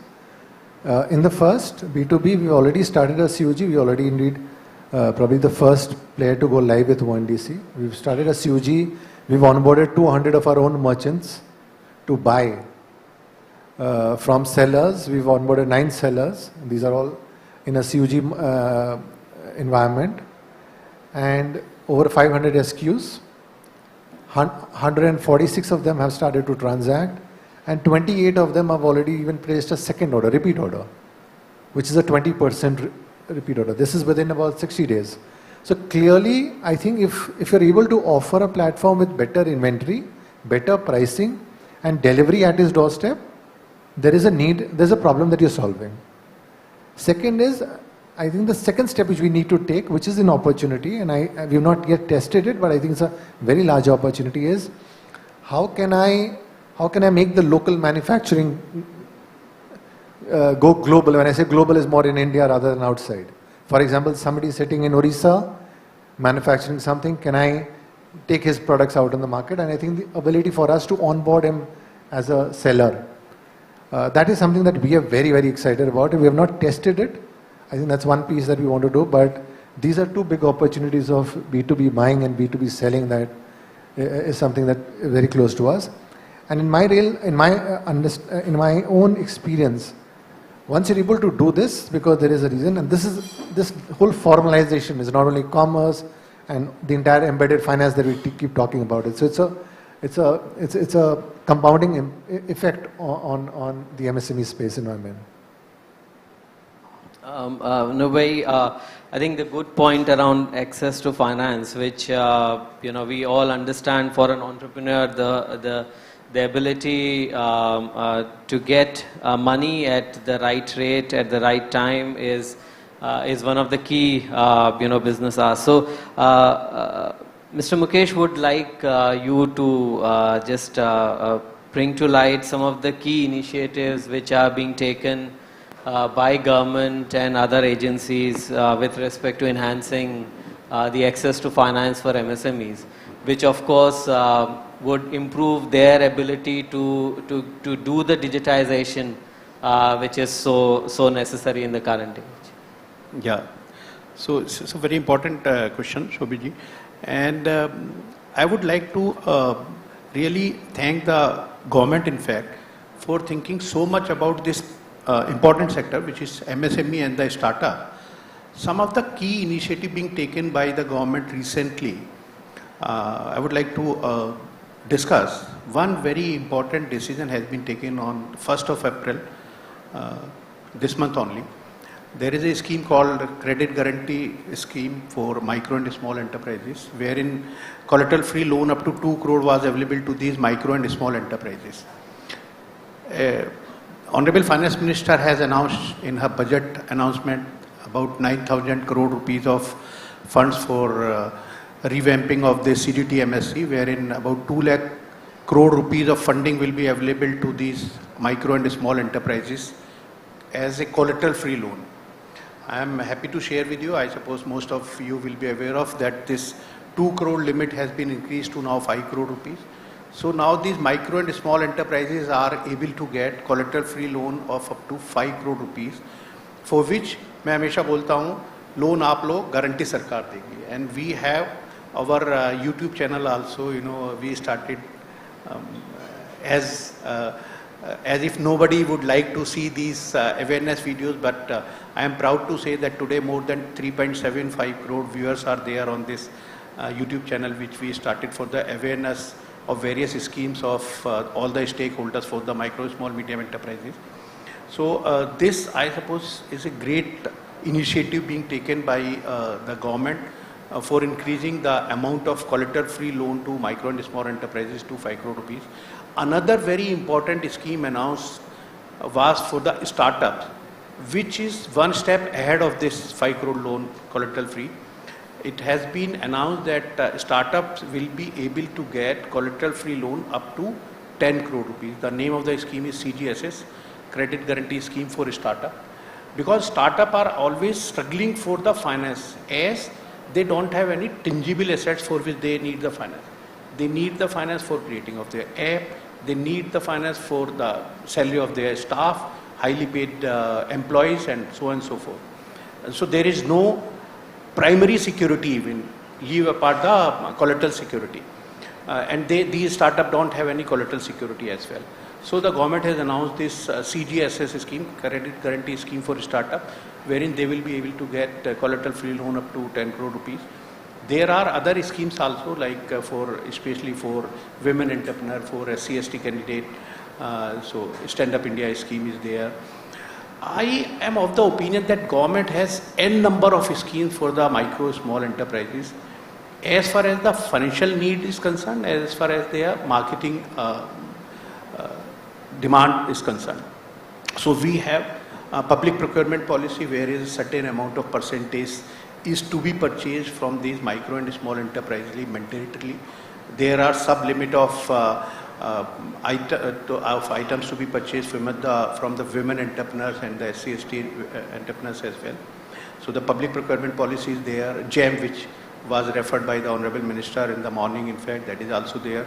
So all the purchases by the government is through this GEM portal in a digital mode, wherein all these, preference to the MSME, preference to the startups are already inbuilt.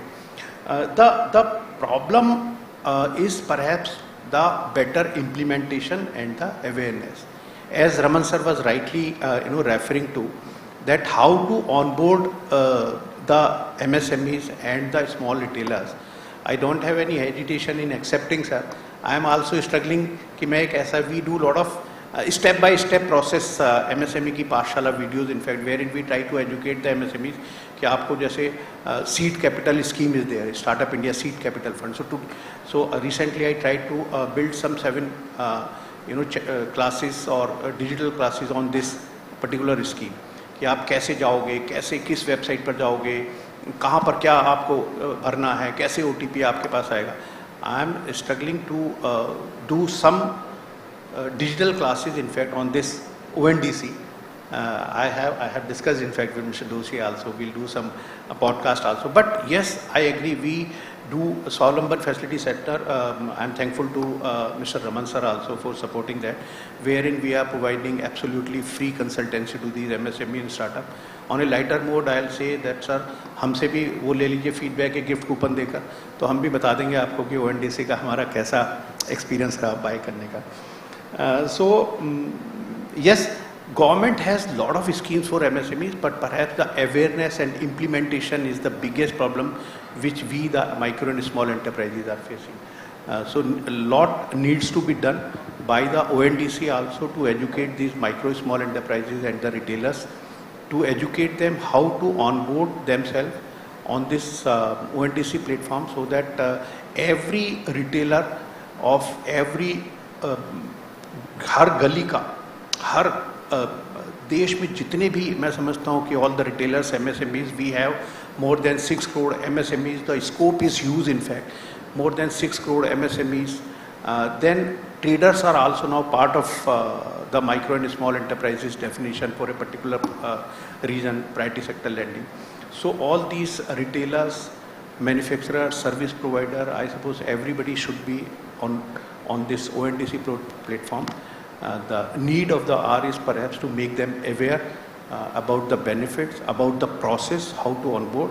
I fully agree with Mr. Raman that there need to be some agencies who can assist these MSMEs and retailers how to onboard for the benefit not only of their own benefit, but for the benefit of, I suppose, the entire population of the country, being the buyer and the seller. Thank you. Clearly a huge need for providing a much more robust handhold support. What I'll do is now I have one common question for all of you, and would request if we'll go from one end to the other. If all of you can provide your views very quickly. The question is, what is that one call to action that you would give the B2B industry to make this whole ONDC movement, as was called by one of the panelists earlier, a success? So maybe I'll request with you, Bhargavi. B2B industry. Okay, that will require me to collect my thoughts, but I would, ONDC adoption across the board, I think it's only a question of awareness. Like I said, people are asking what it is, right? I think, and even for experienced players, let's say the financial services players that, we are not a e-tailer in the sense of selling retail products, but even for a financial services player who's serious about it, how do we participate in this shape-shifting And we all discussed the lineup of innovations that can come, the ifs and account aggregators. Yeah, we are all able to see the possibilities. But today what exists, how to walk that path, if we can have a framework of step 1, step 2, step 3, step 4, and a bunch of such templates, I think that will enable adoption at all levels, whether a small player or a big player.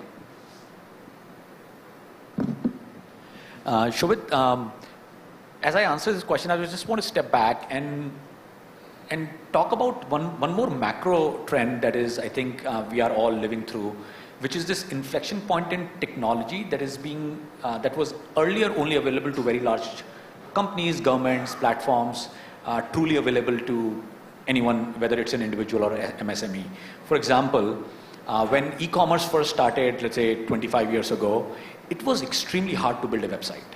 You needed engineers, you needed servers, you needed server-side engineers, you needed designers, and it took a lot of people to build a website to sell anything online. Today, anybody can start a website in 2 hours, no code, zero cost, right? We all know we are living through this interesting time of AI, where AI is not now available to almost everyone to do so many things. And then on top of it, you put something like ONDC. We are living through this very interesting time where what was available to very, very large companies and platforms is now available to every single person, including small entrepreneurs. And I think the question would be, how do we stitch these together to deliver great consumer experiences, consumer value, sometimes in broad ways, but sometimes in very niche vertical ways. So I think that's probably the call to action to MSMEs. How do we leverage all these technologies from, everything that is available around the world on the internet, plus ONDC, to just be directly talking to the customer and delivering user experiences? Thanks, Nitin. Over to you, sir. Yeah, I guess tough ask for MSMEs. I think, call to action, I guess, each one of us, I think all the trends you described matter to all of us. Jokes aside, in the office, and I have 2 kids who go to university, when they kind of start slacking off, I said, go see this website, will a robot take my job? Talking of AI, and there's a website called Will a Robot Take My Job? And you can put your job there and it tells you which jobs are going to be out of the market in which time frame as well. So I started as a credit analyst and I'm doomed because most credit analysts are doomed. So, but jokes aside, I think, the call to action really is to kind of, I think all panelists and we talked about governance, getting all that right, security, cyber security, all of that, the basics. And I think just getting some early wins in the morning session, they talked about, I guess if people can, from an MSME perspective, if people can get finance, it may not even, the cost may not even be relevant, but if they can get finance and, be able to do more business, I think that will be a big success from an MSME perspective on ONDC.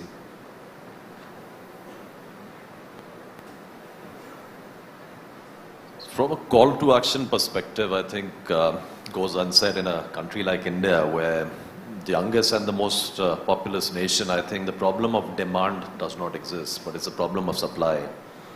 So if there's a problem of supply, I think MSMEs need to look at it as an opportunity. Like Avinash rightly mentioned, if you can have embedded finance, credit available to these guys, digitization is the way to go, not just for the Indian market, also globally. And having said that, I think what ONDC also gives them is a opportunity to partake in a revolution which has not happened anywhere, right? Decentralized commerce, where there is a buyer side, there is a seller side, there are technology partners. So I think hats off to Mr. Koshi and his team that they've been wonderfully able to segregate different components so that it's almost like an assembly line operation for an MSME whosoever wants to come on board as a seller side, a manufacturer, a brand or a wholesaler. Life can become very simple and I think no better time and no better place than India to launch something like this. Thanks, Sumit. Over to you, sir. So perhaps almost everything has been discussed, but from my point of view, one very important thing is simplification of the compliances will be very important. Then the digitalization and awareness.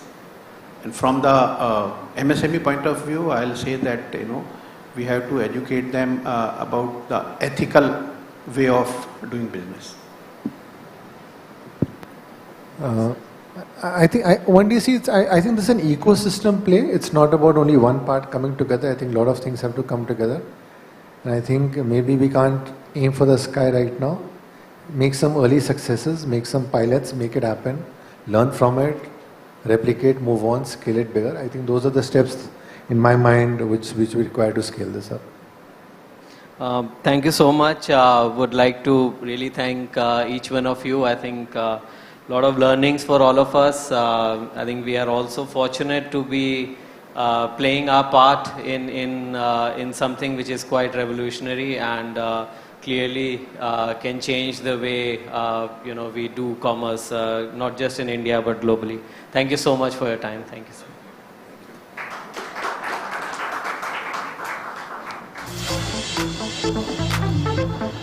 Thank you so much, esteemed panelists. Thank you for your time. And I would request Mr. Shobit to please come forward and felicitate our panelists.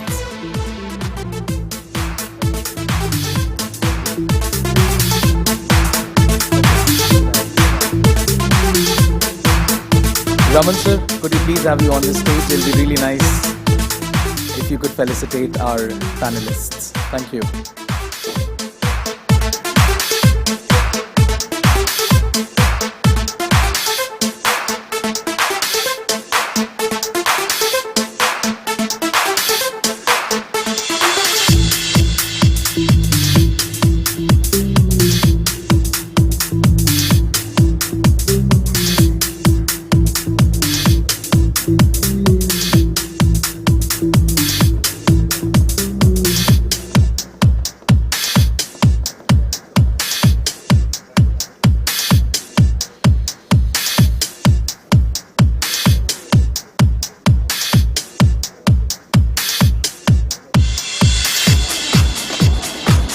A big round of applause for all of them. Come on, everybody. Let's hear it out loud and clear. Come on.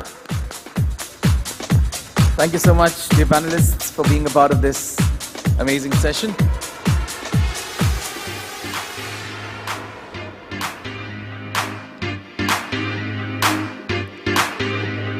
Raman sir, right there in the center. Yes.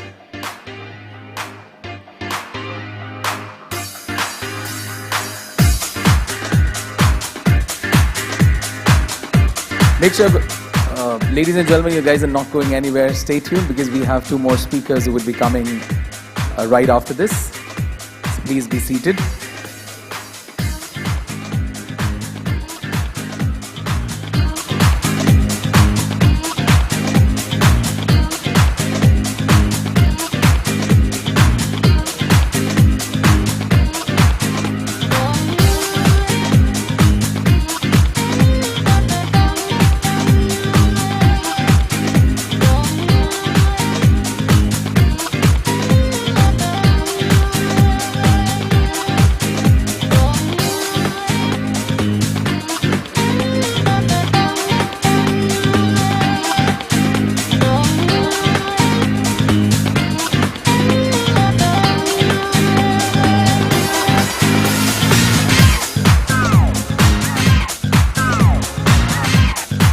Thank you, dear panelists. I would request you to please join the audience. Thank you.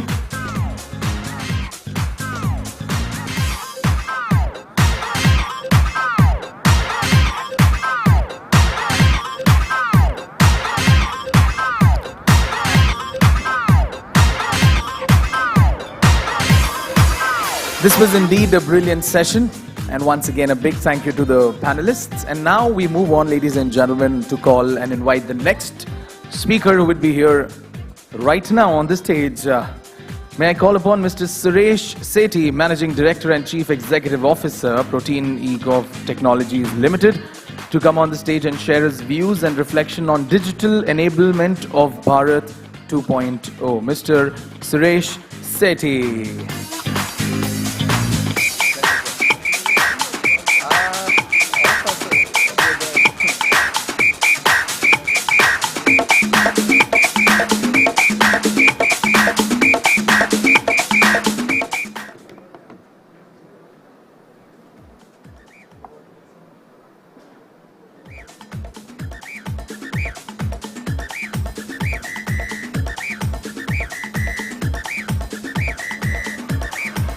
Okay, good evening. I'm saying it's almost end of the day, right? So what I'm going to do, I'm going to reflect on the proceedings of the day and largely pick up from where Pramod left us. So as we remember, I think it's been a fantastic day. We've been celebrating India's digital public infrastructure, something which Pramod set rolling in the morning in terms of the discussion. And I'm going to summarize some of the discussion since the morning and add some more data points to it for us to discuss and chew on. I think one of the key things which we realized as we were discussing in the morning, that digital identity has been a panacea. So a question which comes to mind is, why is digital ID so important? ID of any sort is critical, whether you're looking at holistically at inclusion, whether it is access to financial services. It becomes even important for us to create a sustainable business model. We are talking about onboarding costs. We spoke about the cost of KYC. We spoke about reduction in leakages, and we spoke about frauds. So everything is enabled if you have an ID ecosystem in place. When we look at global statistics today, there are 1 billion people who today don't have a globally, who lack a legally recognized ID. And out of them, there are around 3.4 billion people who have an ID, but due to not having a digital ID, cannot avail digital services. So as we are talking e-governance, we are talking digital delivery of services at the last mile, that becomes a challenge. 1 to 2 women in low-income countries do not have an ID, thus limiting their access to critical services. So if you look at it, we talk about India pre-Aadhaar. I think Pramod covered it beautifully, but since it's part of my deck, I'm going to repeat it. I think one of the big things, if we see, that when we look at pre-Aadhaar in 2010, we had no concept of a digital ID. And 60% of the people had no ID at all. Equally important was the fact that 63 years after independence, only 17% of the people had a bank account. Now, bank account itself is a start to your journey to be financially included in the formal economy. If you look at the demographics of the country, we have 650,000 villages, and out of that we realize that as we speak about 2010, there was only 100,000 bank branches and outlets. I'm adding that entire BC ecosystem which was there. So you were looking at a 1 branch for every 6.5 villages. Effectively, what does that translate into? It translates into a scenario where the nearest bank branch was 15 to 20 kilometers from a household. With 65% of India living in rural locations, this was a significant challenge. What that also meant was that, as Pramod again called out, and I'm going to quote him very frequently, that when you looked at subsidy distribution, direct benefit transfers, it was just like throwing money in the air and hoping it will land in the right place. So there were 20 to 40% leakages in any distribution of subsidy going through. So as a welfare state, if we are putting out 100 rupees, only 60 would reach the end point and 40 would get consumed through middlemen and leakages. And last but not the least, it was the cost of onboarding, which means that today, when you look at the banking system, it was virtually impossible to have a sustainable model of doing last mile inclusion in that scenario.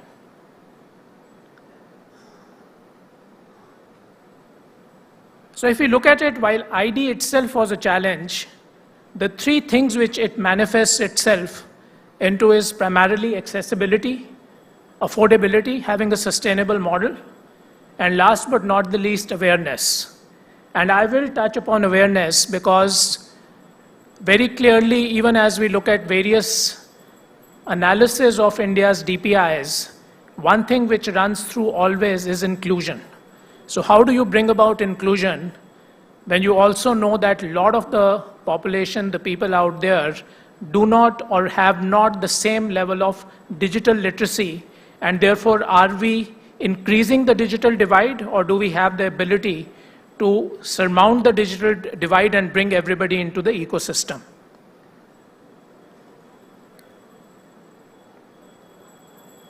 So when we look at the national ID, clearly there were a few aspects which are important to call out. The first was a minimalistic approach to data. How did it become a scenario where we were able to issue, and today as we speak, we are talking about 1.2 billion IDs issued out there. It was the minimal approach to say we will only keep it restricted to a few data items. Use privacy and security by design, so biometrics became a very critical element of it for deduping. And in order to ensure inclusion, we adopted a federated module where we allowed a number of enrollment agencies across the country to come together and enroll people. Today, as we look at it, the success lies in the fact that today you almost do 1 billion transactions monthly for authentication using the digital ID. Open architecture was the hallmark, which effectively meant that state services could be accessed by private players, and we have seen the success of it playing out. Today, when we look at the India stack, we clearly see a scenario where you have the banks playing the role they are playing, and you're talking about big tech reaching out to the last mile through applications which are connected through an open stack and open architecture and take the value of the ecosystem right to the last mile. So following a policy of maximum governance and minimum government, again we saw amazing confluence of policy, regulation and technology playing a big role. The DPG is built on principles of open technology, built on principles of reusable building blocks. We speak about it even as we talk about the new open digital ecosystems which are coming into play. A scalable architecture. What was equally important, and that is where I want to again pause and talk about the fact that just having Aadhaar was not good enough. When we talk about the physicality of the infrastructure, it was equally important that people have access to internet, people are able to connect. And even as we look at India today, it is 3 Indias. There are people with smartphones, there are people with feature phones, and there are people who have no devices at all. So today's architecture solves for all 3. As we were seeing in the morning, today there are people out there who are able to leverage Aadhaar-enabled payment systems just by using their biometric, and they are able to do a transaction that need not carry a device to be able to be part of the digital ecosystem as we see it. Important for us was the penetration of internet, the cost of data. These were other convergences which came into play. And I think the assisted play was very important as we look at the way that we created the entire ecosystem of the India stack.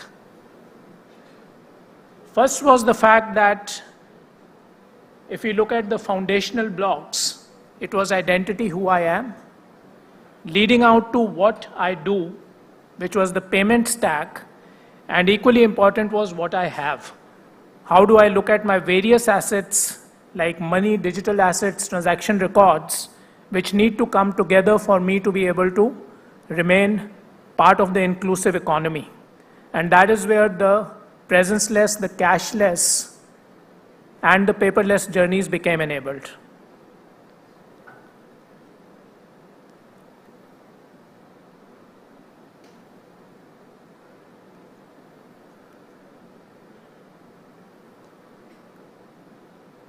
This entire exercise then led us to a very significant initiative. We talk about the entire Jan Dhan initiative, which was built on the triad of Jan Dhan accounts, which was all about account opening. We were talking about Aadhaar, the digital identity, and the mobile. So put together, that became the foundational stack for enabling an inclusive India. Some of the numbers we saw in the morning, so I'm not going to repeat them. I think we are all very familiar with it. But one of the things I would like to call out over here, which I spoke about in the beginning, that how do we build an inclusive ecosystem out there, and how do we address the digital divide? Now for us, I think when we look at people without devices, when we look at people with feature phones, it also becomes important that how do you play the assisted model in the country? And we've seen examples, whether it was, say, an India Post, which was able to reimagine their entire ecosystem and convert it into a banking ecosystem on the back of AEPS technology, where the last mile doorstep banking agent, the Dakia, could provide ability to any bank to reach the last mile. These things played out during the pandemic, when you were able to put money into the accounts of the people using the Jan-Dhan architecture, but at the same time you were able to disburse cash at the doorstep of a person. So from a scenario where we were talking about challenges of accessibility, of a bank branch being there 10 kilometers away from a household, we were able to actually bring the banking system right to the doorstep of the, of the people. If you look at it today, we are talking about a significant play. We are talking about 17 plus transformational stacks coming together. India stack becomes naturally the foundational stack. And today, as we culminate, we are saying in 2022, some of the best examples are stacks like ONDC, which is enabling digital commerce. We are talking about Open coming and becoming housed within ONDC to create an open finance stack. We are looking examples across mobility. And as we go forward, we are actually looking at a scenario where we are seeing a diverse sectors today adopting an open digital ecosystem and enabling interoperability between siloed systems and bringing innovation as a collaborative play over there. If you look at it from a sheer numbers perspective, we are talking about creating new value of our almost $700 billion on the back of these diverse stacks, cutting across different sectors. If you look at it, what does it translate into? Today, a health stack would translate into 1 to 3 years of increased life expectancy. You're talking about education and skilling, which can lead to 15 to 25 million student dropouts not happening because of the stack, and likewise 50 to 80 million people expecting to be fitted into better jobs. Mobility today will give you the ability to have 100 plus hours of time saved per person per year on the back of a mobility stack. Each of these stacks translates into a significant push into the GDP of the country. And UNDP has recently called out that digital public infrastructure could add as much as 1.4% growth to low and middle income countries by 2030. So I think this is an amazing journey. As we celebrate the DPGs, I would like to conclude with this on this positive note. And again, I think this journey today, we've all come together to celebrate the early journey of ONDC, and we look forward to that becoming the next shining example of the India stack. Thank you.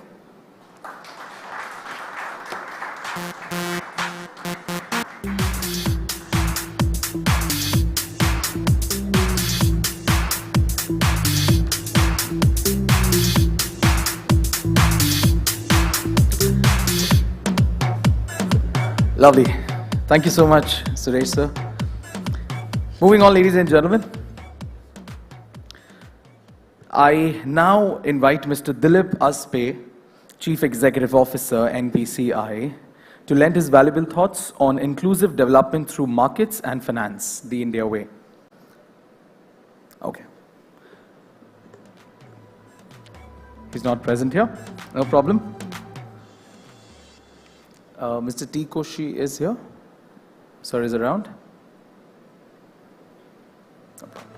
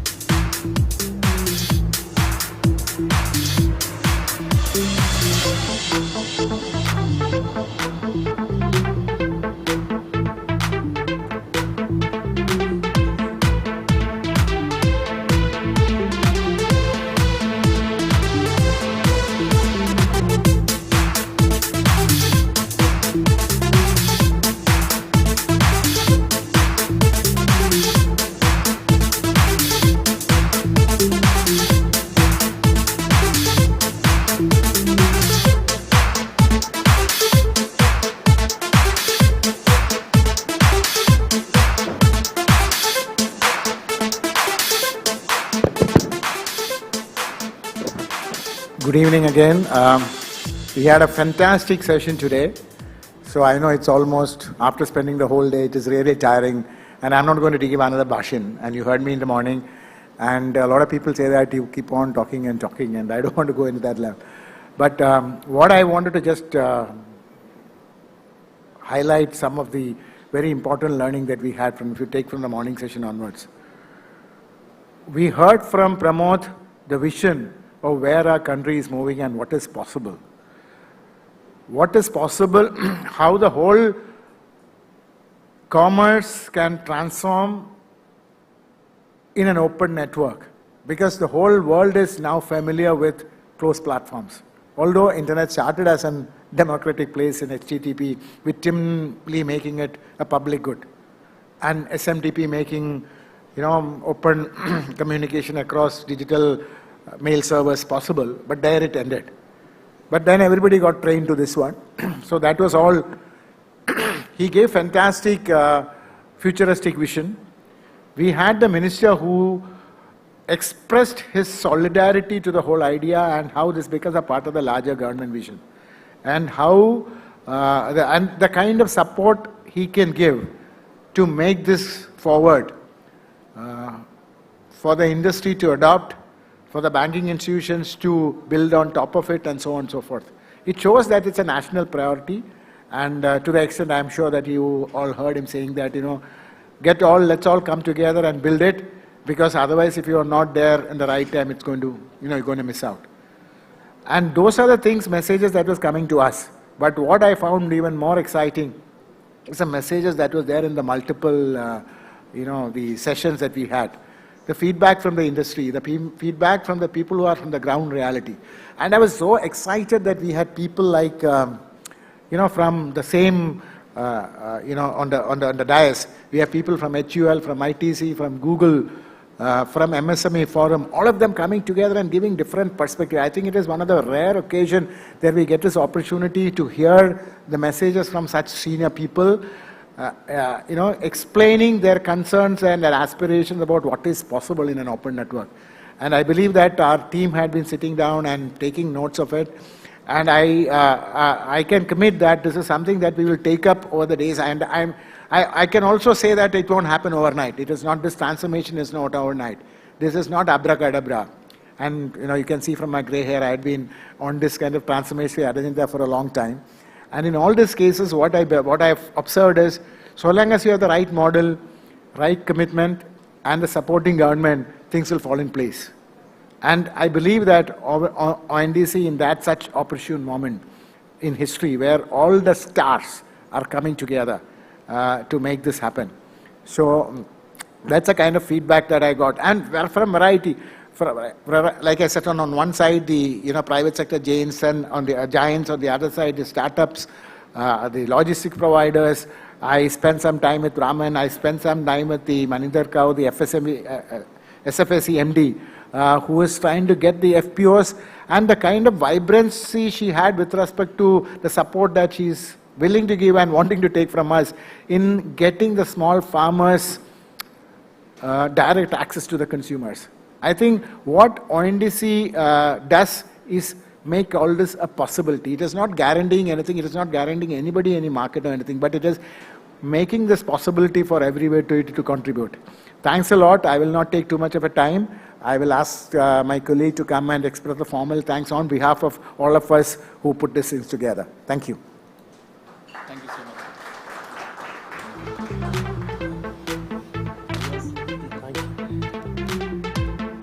So by now we are all tired, right? And so this is the final part to it. And after this, we can all go outside and get into traffic where you will get honked at by different cars all over the place. Well, firstly, thank you very, very much for everyone for coming here and joining us, and especially at the Enabling Bharat 2.0 event and helping us to make this possible. I would like to start by thanking Shri Piyush Goyal, Ministry of Commerce and Industry, as well as his office and the Secretary, Joint Secretary and Directors at the DPIIT, Ministry of Commerce and Industry. Nothing would go further than saying that, hey, including our board also, which has kept us honest and true to form. I would like to thank the entire team of ONDC as well as our results-oriented leader, Mr. T. Koshi, for ensuring that the event could come together and bring out some of the thought-provoking ideas and insights. It was heartening to see that some of the ideas that we have been working on at ONDC are now being thought of within the, so to speak, confines of the open network as such.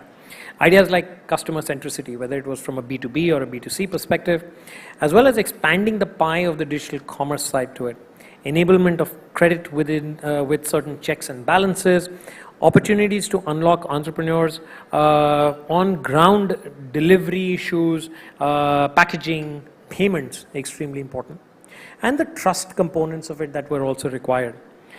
Also, a very, very big thanks to our various partners, RBI, H, NPCI, Samati, and Aditya Birla Group.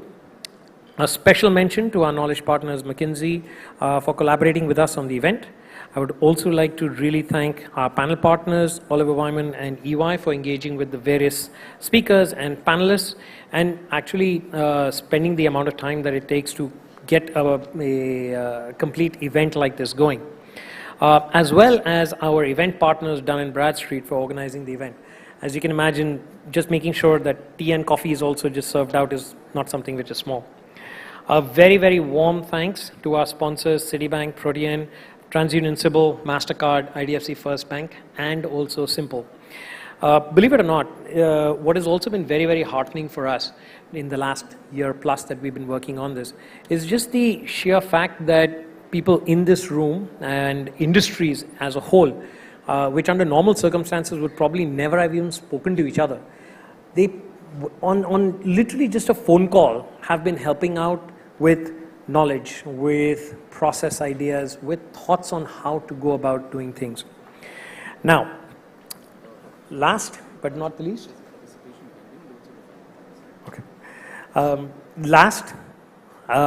thanks to all the speakers, panelists, moderators, esteemed participants for making this highly memorable and engaging event. We will surely be in touch with each one of you as we build out and scale the next leg of open network solutions to bring about Bharat 2.0. And as Koshi said, it won't happen overnight, but we will work hard enough to make sure that we can try and get it done as quickly as possible. There is a felicitation working, right?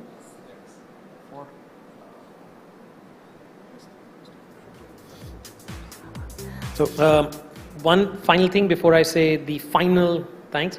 Koshi, can you please come up, and we'd like to felicitate Mr. Suresh Sethi, who's been extremely, extremely helpful with us. Please, sir.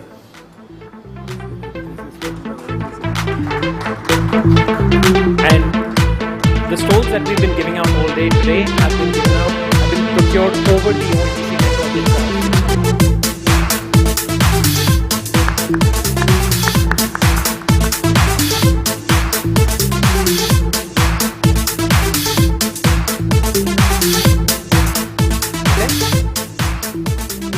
Now with this, I am now allowed to say a final thank you to everyone for having come.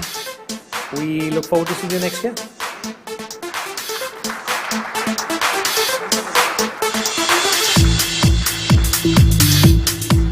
Yes, you heard that right, ladies and gentlemen. Yeah, you can meet and greet while you guys are listening to what I'm saying. The last few lines that I have to say, very important.